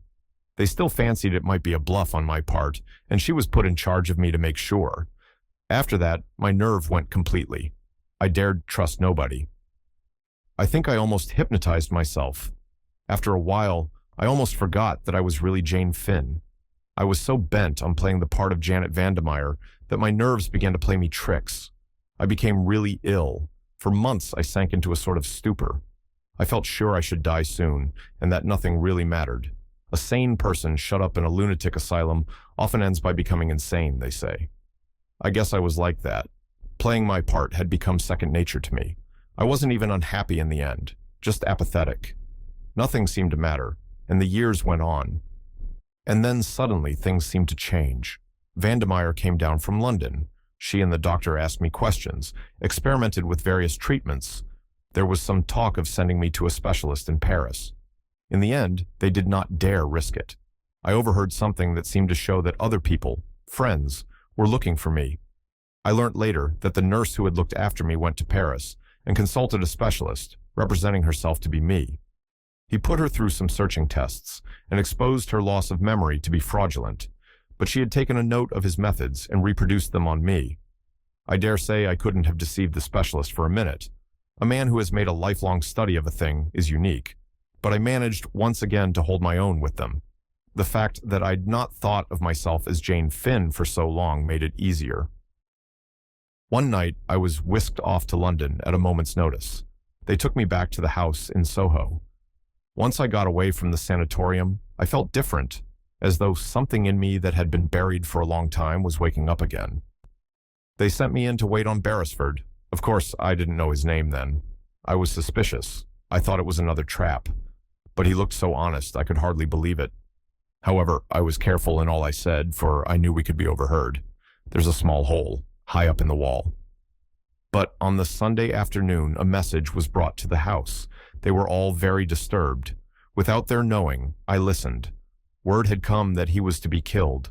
I needn't tell the next part, because you know it. I thought I'd have time to rush up and get the papers from their hiding place, but I was caught. So I screamed out that he was escaping, and I said I wanted to go back to Marguerite. I shouted the name 3 times very loud. I knew the others would think I meant Vandemeyer, but I hoped it might make Beresford think of the picture. He'd unhooked one the first day. That's what made me hesitate to trust him. She paused. Then the papers, said Sir James slowly, are still at the back of the picture in that room. Yes. The girl had sunk back on the sofa, exhausted with the strain of the long story. Sir James rose to his feet. He looked at his watch. Come, he said, we must go at once. Tonight? Queried Tuppence, surprised. Tomorrow may be too late, said Sir James gravely. Besides, by going tonight, we have the chance of capturing that great man and super criminal, Brown. There was dead silence, and Sir James continued. You have been followed here, not a doubt of it. When we leave the house, we shall be followed again, but not molested, for it is Brown's plan that we are to lead him. But the Soho house is under police supervision night and day. There are several men watching it. When we enter that house, Brown will not draw back. He will risk all on the chance of obtaining the spark to fire his mine, and he fancies the risk not great, since he will enter in the guise of a friend.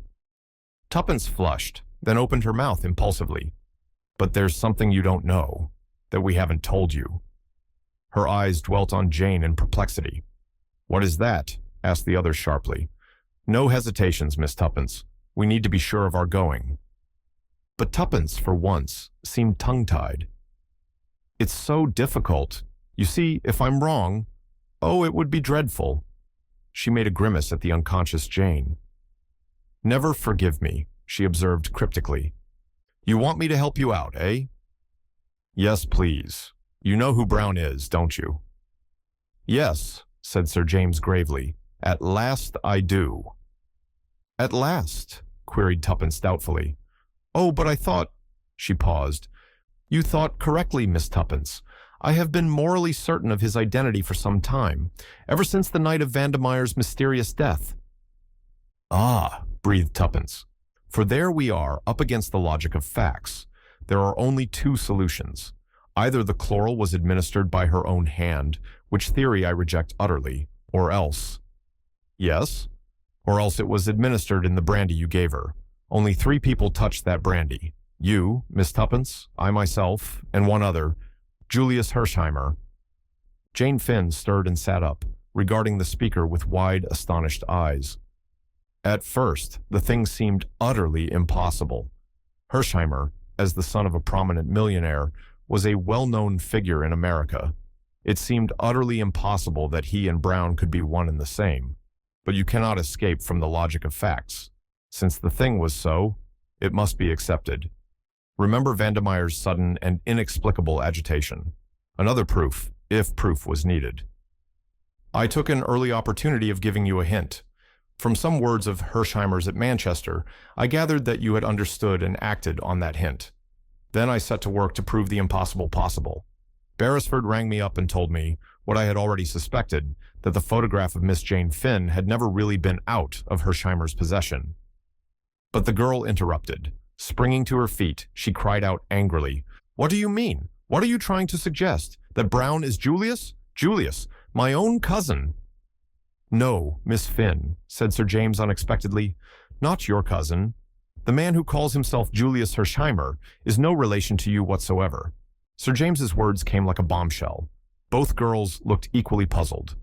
The lawyer went across to his desk and returned with a small newspaper cutting, which he handed to Jane. Tuppence read it over her shoulder. Carter would have recognized it. It referred to the mysterious man found dead in New York. As I was saying to Miss Tuppence, resumed the lawyer, I set to work to prove the impossible possible. The great stumbling block was the undeniable fact that Julius Hersheimer was not an assumed name. When I came across this paragraph, my problem was solved. Julius Hersheimer set out to discover what had become of his cousin. He went out west, where he obtained news of her and her photograph to aid him in his search. On the eve of his departure from New York, he was set upon and murdered. His body was dressed in shabby clothes and the face disfigured to prevent identification. Brown took his place. He sailed immediately for England. None of the real Hersheimer's friends or intimates saw him before he sailed, though indeed it would hardly have mattered if they had. The impersonation was so perfect. Since then, he had been hand in glove with those sworn to hunt him down. Every secret of theirs has been known to him.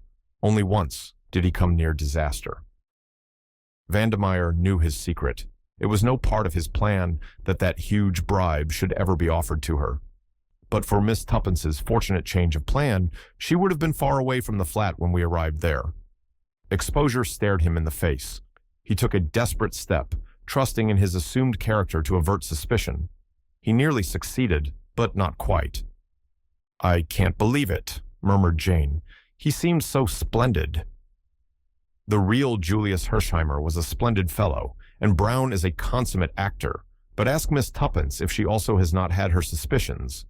Jane turned mutely to Tuppence. The latter nodded. I didn't want to say it, Jane. I knew it would hurt you, and after all, I couldn't be sure. I still don't understand why. If he's Brown, he rescued us. Was it Julius Hersheimer who helped you to escape?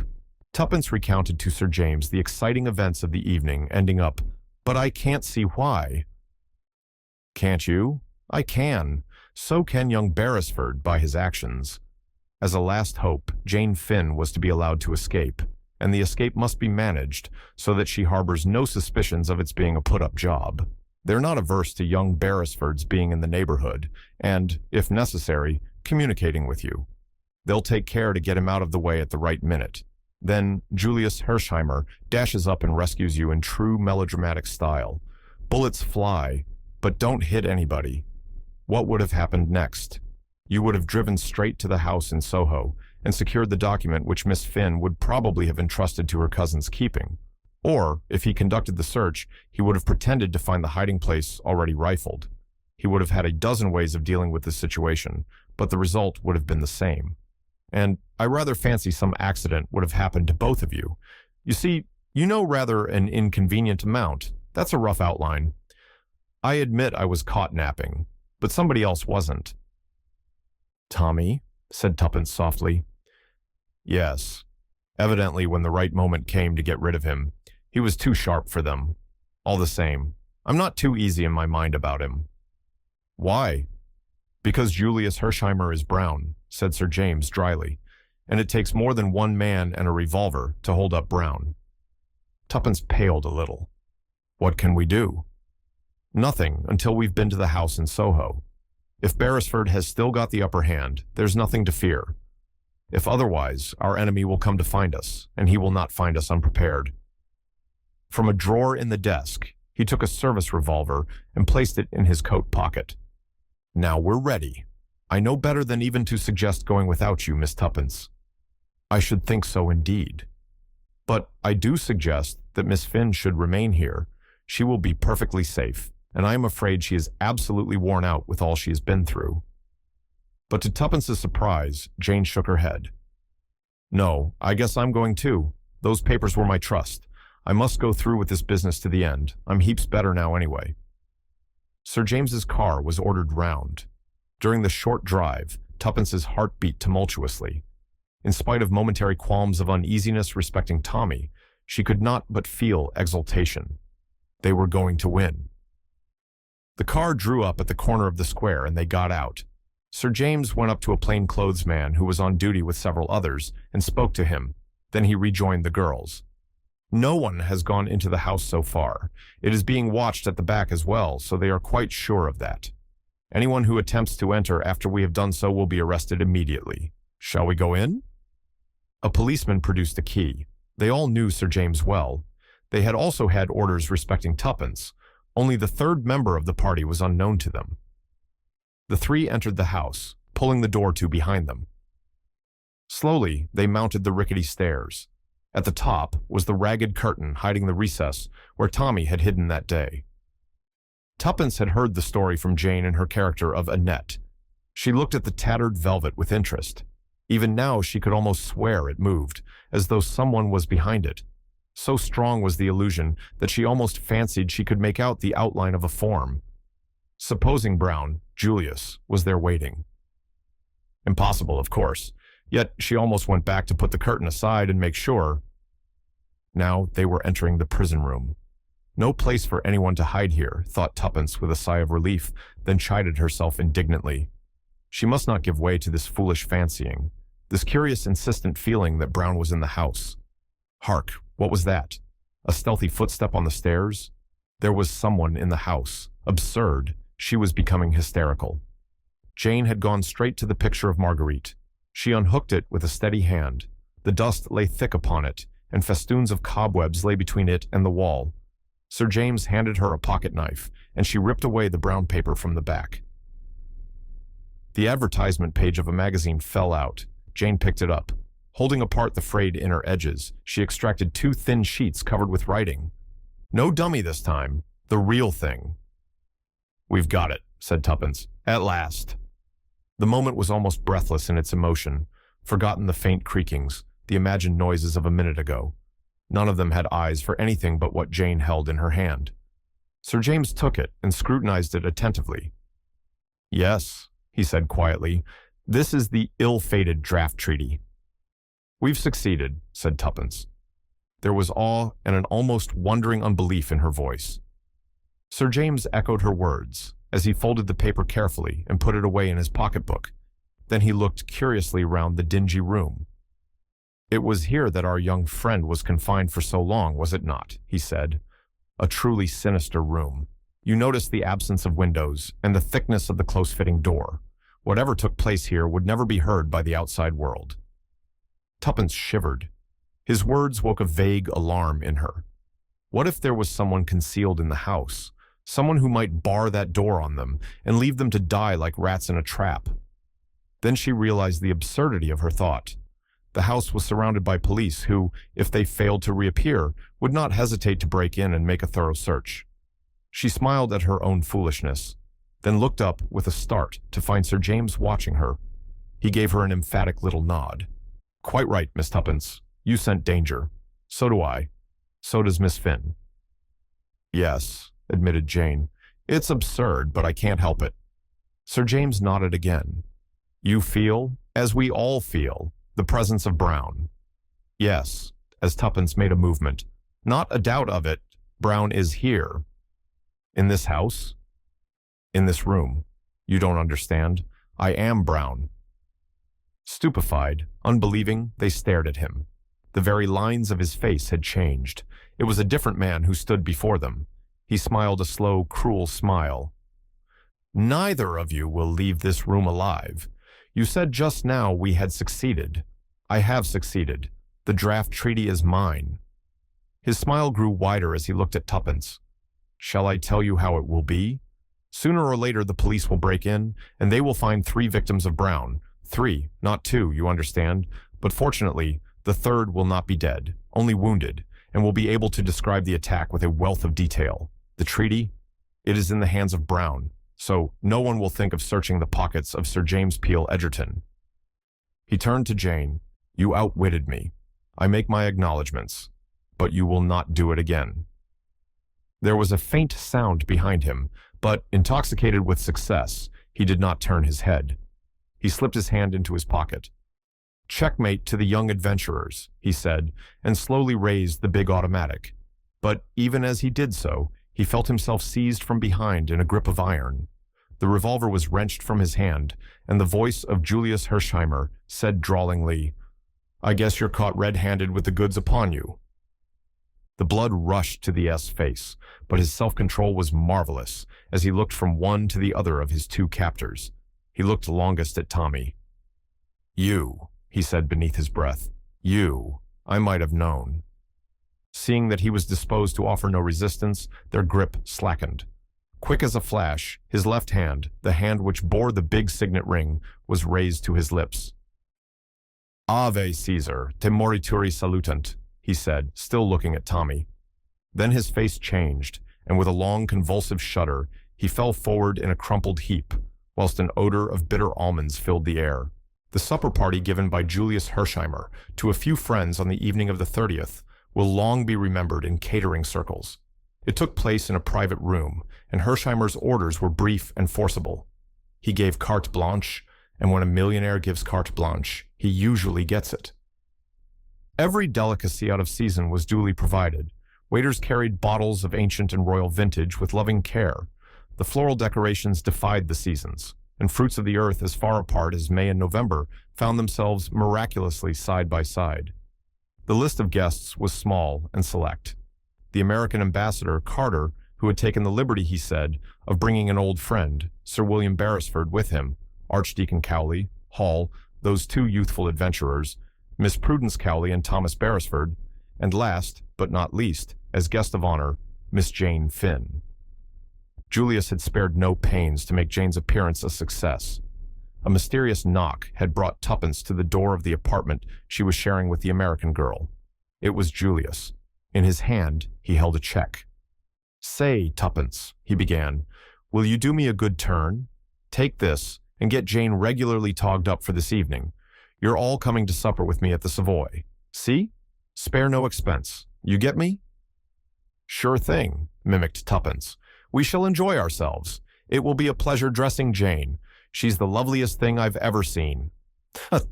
"That's so," agreed Hersheimer fervently. His fervor brought a momentary twinkle to Tuppence's eye. "By the way, Julius," she remarked demurely, "I haven't given you my answer yet." "Answer?" said Julius. His face paled. "You know, when you asked me to marry you," faltered Tuppence, her eyes downcast in the true manner of the early Victorian heroine, "and wouldn't take no for an answer. I've thought it well over." "Yes," said Julius. The perspiration stood on his forehead. Tuppence relented suddenly. "You great idiot," she said. "What on earth induced you to do it? I could see at the time you didn't care a twopenny dip for me." "Not at all. I had, and still have, the highest sentiments of esteem and respect, and admiration for you." Said Tuppence. "Those are the kind of sentiments that very soon go to the wall when the other sentiment comes along. Don't they, old thing?" "I don't know what you mean," said Julius stiffly, but a large and burning blush overspread his countenance. "Shucks," retorted Tuppence. She laughed and closed the door, reopening it to add with dignity, "Morally, I shall always consider I have been jilted." "What was it?" asked Jane as Tuppence rejoined her. "Julius." "What did he want?" "Really, I think, he wanted to see you, but I wasn't going to let him. Not until tonight, when you're going to burst upon everyone like King Solomon in his glory. Come on, we're going to shop." To most people, the 29th, the much-heralded Labor Day, had passed much as any other day. Speeches were made in the Park and Trafalgar Square. Straggling processions, singing the red flag, wandered through the streets in a more or less aimless manner.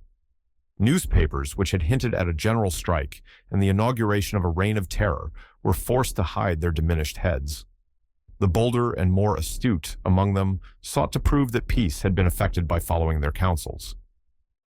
In the Sunday papers, a brief notice of the sudden death of Sir James Peel Egerton, the famous, had appeared. Monday's paper dealt appreciatively with the dead man's career. The exact manner of his sudden death was never made public. Tommy had been right in his forecast of the situation. It had been a one-man show. Deprived of their chief, the organization fell to pieces.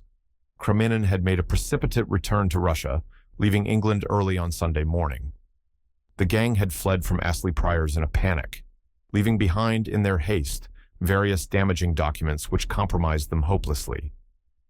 With these proofs of conspiracy in their hands, aided further by a small brown diary taken from the pocket of the dead man, which had contained a full and damning resume of the whole plot, the government had called an 11th-hour conference. The labor leaders were forced to recognize that they had been used as a cat's paw.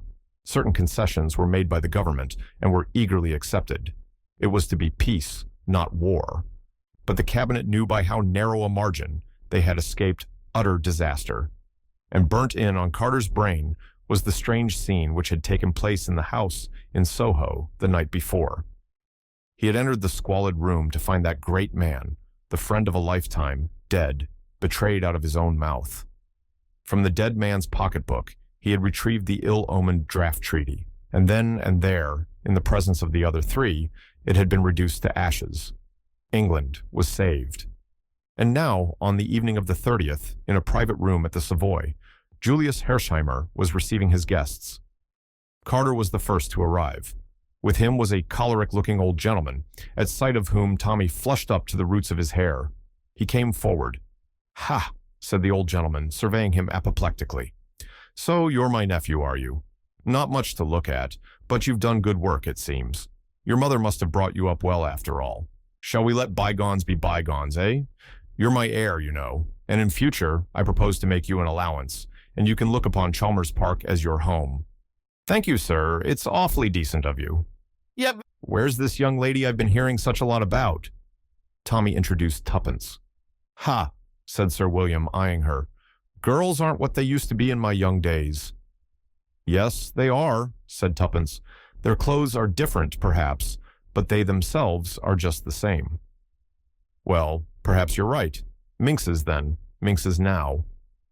That's it, said Tuppence. I'm a frightful minx myself.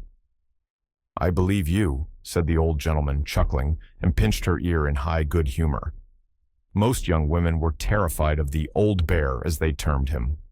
Tuppence's pertness delighted the old misogynist. Then came the timid archdeacon, a little bewildered by the company in which he found himself, glad that his daughter was considered to have distinguished herself, but unable to help glancing at her from time to time with nervous apprehension. But Tuppence behaved admirably. She forbore to cross her legs, set a guard upon her tongue, and steadfastly refused to smoke. Hall came next, and he was followed by the American ambassador. We might as well sit down, said Julius, when he had introduced all his guests to each other. Tuppence, will you? He indicated the place of honor with a wave of his hand, but Tuppence shook her head. No, that's Jane's place. When one thinks of how she's held out all these years, she ought to be made the queen of the feast tonight. Julius flung her a grateful glance, and Jane came forward shyly to the allotted seat. Beautiful as she had seemed before, it was as nothing to the loveliness that now went fully adorned. Tuppence had performed her part faithfully. The model gown supplied by a famous dressmaker had been entitled a tiger lily. It was all golds and reds and browns, and out of it rose the pure column of the girl's white throat and the bronze masses of hair that crowned her lovely head. There was admiration in every eye as she took her seat. Soon the supper party was in full swing, and with one accord, Tommy was called upon for a full and complete explanation. "You've been too darned close about the whole business," Julius accused him. "You let on to me that you were off to the Argentine, though I guess you had your reasons for that. The idea of both you and Tuppence casting me for the part of Brown just tickles me to death." "The idea was not original to them," said Carter gravely. "It was suggested, and the poison very carefully instilled, by a past master in the art. The paragraph in the New York paper suggested the plan to him, and by means of it he wove a web that nearly enmeshed you fatally." "I never liked him," said Julius. "I felt from the first that there was something wrong about him, and I always suspected that it was he who silenced Vandemeyer so appositely. But it wasn't till I heard that the order for Tommy's execution came right on the heels of our interview with him that Sunday that I began to tumble to the fact that he was the big bug himself." "I never suspected it at all," lamented Tuppence. "I've always thought I was so much cleverer than Tommy, but he's undoubtedly scored over me handsomely." Julius agreed. "Tommy's been the goods this trip, and instead of sitting there as dumb as a fish, let him banish his blushes and tell us all about it." "Here, here!" "There's nothing to tell," said Tommy, acutely uncomfortable. "I was an awful mug right up to the time I found that photograph of Annette and realized that she was Jane Finn. Then I remembered how persistently she had shouted out that word Marguerite, and I thought of the pictures, and, well, that's that. Then, of course, I went over the whole thing to see where I'd made an ass of myself." "Go on," said Carter, as Tommy showed signs of taking refuge in silence once more. "That business about Vandemeyer had worried me when Julius told me about it. On the face of it, it seemed that he or Sir James must have done the trick, but I didn't know which. Finding that photograph in the drawer, after that story of how it had been got from him by Inspector Brown, made me suspect Julius. Then I remembered that it was Sir James who had discovered the false Jane Finn. In the end, I couldn't make up my mind, and just decided to take no chances either way. I left a note for Julius in case he was Brown, saying I was off to the Argentine, and I dropped Sir James's letter with the offer of the job by the desk so that he would see it was a genuine stunt. Then I wrote my letter to Carter and rang up Sir James. Taking him into my confidence would be the best thing either way, so I told him everything except where I believed the papers to be hidden. The way he helped me to get on the track of Tuppence and Annette almost disarmed me, but not quite. I kept my mind open between the two of them, and then I got a bogus note from Tuppence, and I knew. "But how?" Tommy took the note in question from his pocket and passed it round the table. "It's her handwriting, all right, but I knew it wasn't from her because of the signature. She'd never spell her name Tuppence, but anyone who'd never seen it written might quite easily do so. Julius had seen it. He showed me a note of hers to him once, but Sir James hadn't. After that, everything was plain sailing. I sent off Albert post-haste to Carter. I pretended to go away, but doubled back again. When Julius came bursting up in his car, I felt it wasn't part of Brown's plan, and that there would probably be trouble. Unless Sir James was actually caught in the act, so to speak, I knew Carter would never believe it of him on my bare word. I didn't, interposed Carter ruefully. That's why I sent the girls off to Sir James. I was sure they'd fetch up at the house in Soho sooner or later. I threatened Julius with the revolver because I wanted Tuppence to repeat that to Sir James so that he wouldn't worry about us. The moment the girls were out of sight, I told Julius to drive like hell for London, and as we went along, I told him the whole story. We got to the Soho house in plenty of time and met Carter outside. After arranging things with him, we went in and hid behind the curtain in the recess. The policeman had orders to say, if they were asked, that no one had gone into the house. That's all. And Tommy came to an abrupt halt. There was silence for a moment. By the way, said Julius suddenly, you're all wrong about that photograph of Jane. It was taken from me, but I found it again. Where? Cried Tuppence. In that little safe on the wall in Vandemeyer's bedroom. I knew you found something, said Tuppence reproachfully. To tell you the truth, that's what started me off suspecting you. Why didn't you say? I guess I was a mite suspicious too. It had been got away from me once, and I determined I wouldn't let on I'd got it until a photographer had made a dozen copies of it. We all kept back something or other, said Tuppence thoughtfully. I suppose Secret Service work makes you like that. In the pause that ensued, Carter took from his pocket a small, shabby brown book.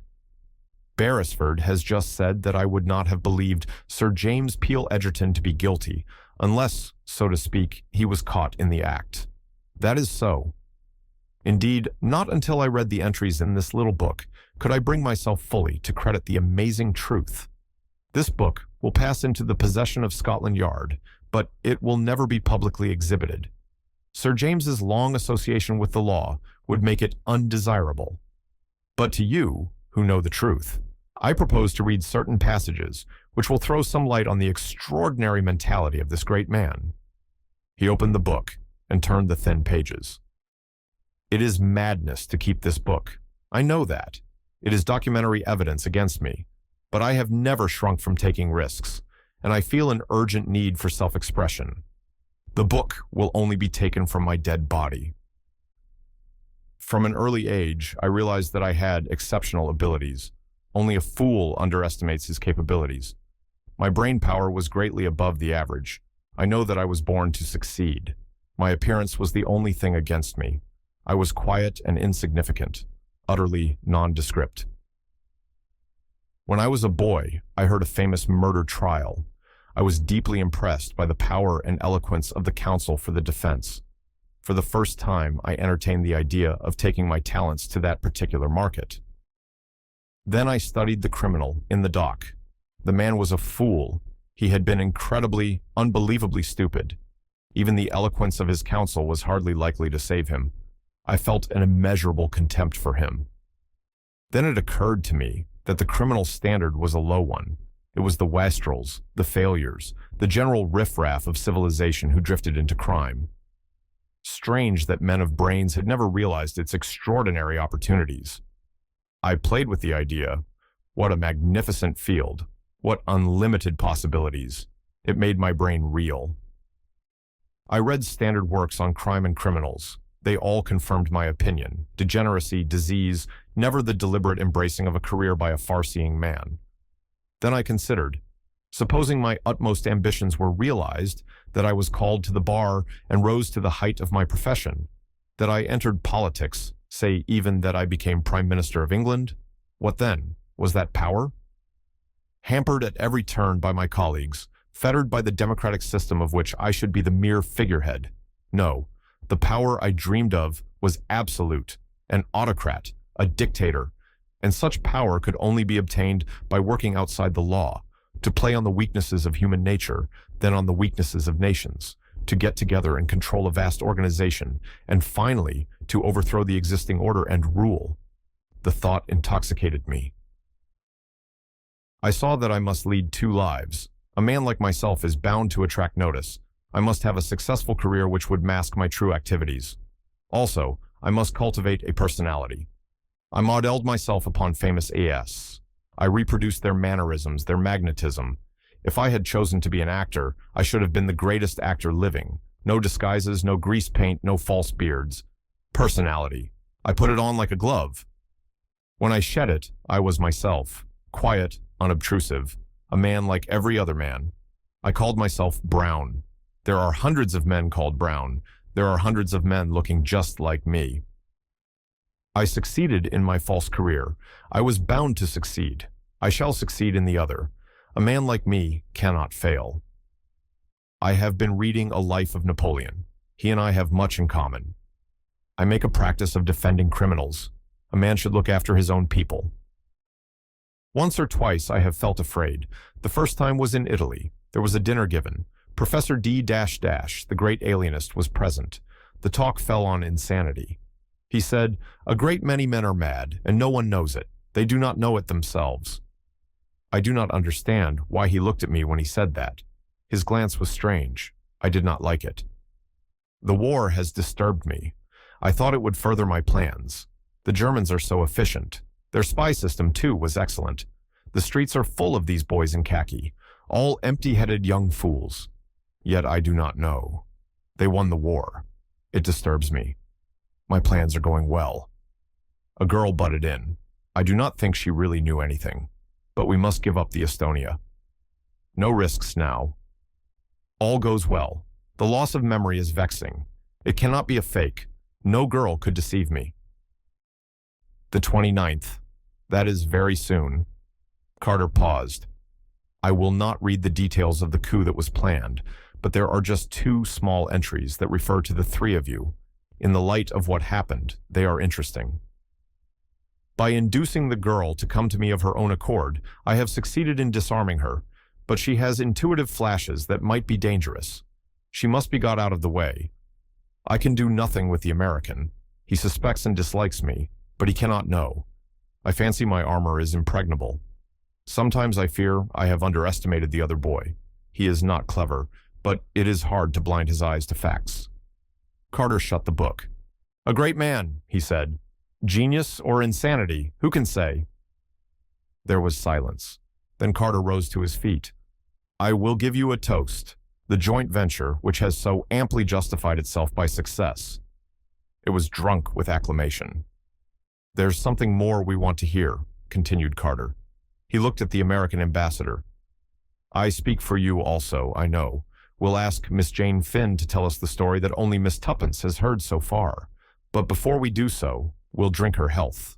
The health of one of the bravest of America's daughters, to whom is due the thanks and gratitude of two great countries. That was a mighty good toast, Jane, said Hersheimer, as he and his cousin were being driven back in the Rolls-Royce to the Ritz. The one to the joint venture? No, the one to you. There isn't another girl in the world who could have carried it through as you did. You were just wonderful. Jane shook her head. I don't feel wonderful. At heart, I'm just tired and lonesome and longing for my own country. That brings me to something I wanted to say. I heard the ambassador telling you his wife hoped you would come to them at the embassy right away. That's good enough, but I've got another plan. Jane, I want you to marry me. Don't get scared and say no at once. You can't love me right away, of course, that's impossible. But I've loved you from the very moment I set eyes on your photo, and now I've seen you. I'm simply crazy about you. If you'll only marry me, I won't worry you any. You shall take your own time. Maybe you'll never come to love me, and if that's the case, I'll manage to set you free. But I want the right to look after you and take care of you. That's what I want, said the girl wistfully. Someone who'll be good to me. Oh, you don't know how lonesome I feel. Sure thing I do. Then I guess that's all fixed up, and I'll see the Archbishop about a special license tomorrow morning. Oh, Julius. Well, I don't want to hustle you any, Jane, but there's no sense in waiting about. Don't be scared. I shan't expect you to love me all at once. But a small hand was slipped into his. I love you now, Julius, said Jane Finn. I loved you that first moment in the car when the bullet grazed your cheek. 5 minutes later, Jane murmured softly, I don't know London very well, Julius, but is it such a very long way from the Savoy to the Ritz? It depends how you go, explained Julius unblushingly. We're going by way of Regent's Park. Oh, Julius, what will the chauffeur think? At the wages I pay him, he knows better than to do any independent thinking. Why, Jane, the only reason I had the supper at the Savoy was so that I could drive you home. I didn't see how I was ever going to get hold of you alone. You and Tuppence have been sticking together like Siamese twins. I guess another day of it would have driven me and Beresford stark staring mad. Oh, is he? Of course he is. Head over ears. I thought so, said Jane thoughtfully. Why? From all the things Tuppence didn't say.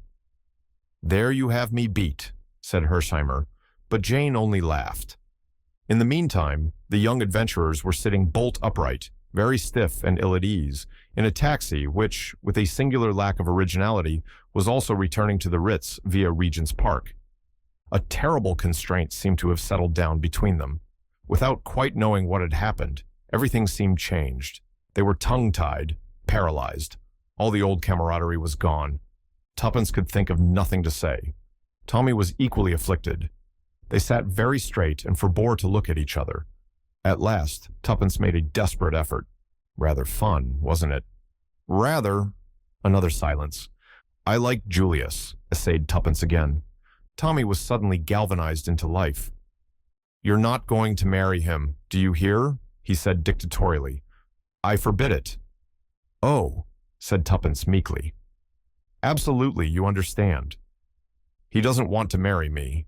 He really only asked me out of kindness. That's not very likely, scoffed Tommy. It's quite true. He's head over ears in love with Jane. I expect he's proposing to her now. She'll do for him very nicely, said Tommy condescendingly.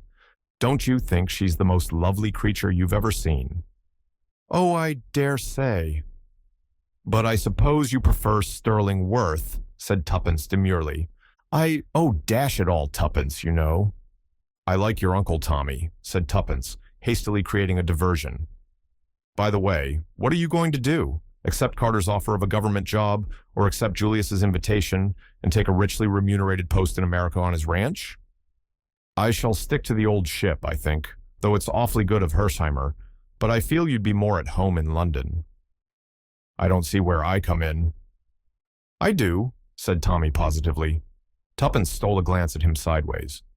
There's the money, too, she observed thoughtfully. What money? We're going to get a check each. Carter told me so. Did you ask how much? Inquired Tommy sarcastically. Yes, said Tuppence triumphantly, but I shan't tell you. Tuppence, you are the limit. It has been fun, hasn't it, Tommy? I do hope we shall have lots more adventures. You're insatiable, Tuppence. I've had quite enough adventures for the present. Well, shopping is almost as good, said Tuppence dreamily. Think of buying old furniture and bright carpets and futurist silk curtains and a polished dining table and a divan with lots of cushions. Hold hard, said Tommy. What's all this for? Possibly a house, but I think a flat. Whose flat? You think I mind saying it, but I don't in the least. Ours, so there. You darling, cried Tommy, his arms tightly round her. I was determined to make you say it. I owe you something for the relentless way you've squashed me whenever I've tried to be sentimental. Tuppence raised her face to his. The taxi proceeded on its course round the north side of Regent's Park. You haven't really proposed now, pointed out Tuppence. Not what our grandmothers would call a proposal. But after listening to a rotten one like Julius's, I'm inclined to let you off. You won't be able to get out of marrying me, so don't you think it. What fun it will be, responded Tuppence. Marriage is called all sorts of things, a haven and a refuge, and a crowning glory, and a state of bondage, and lots more. But do you know what I think it is? What? A sport. And a damn good sport, too, said Tommy,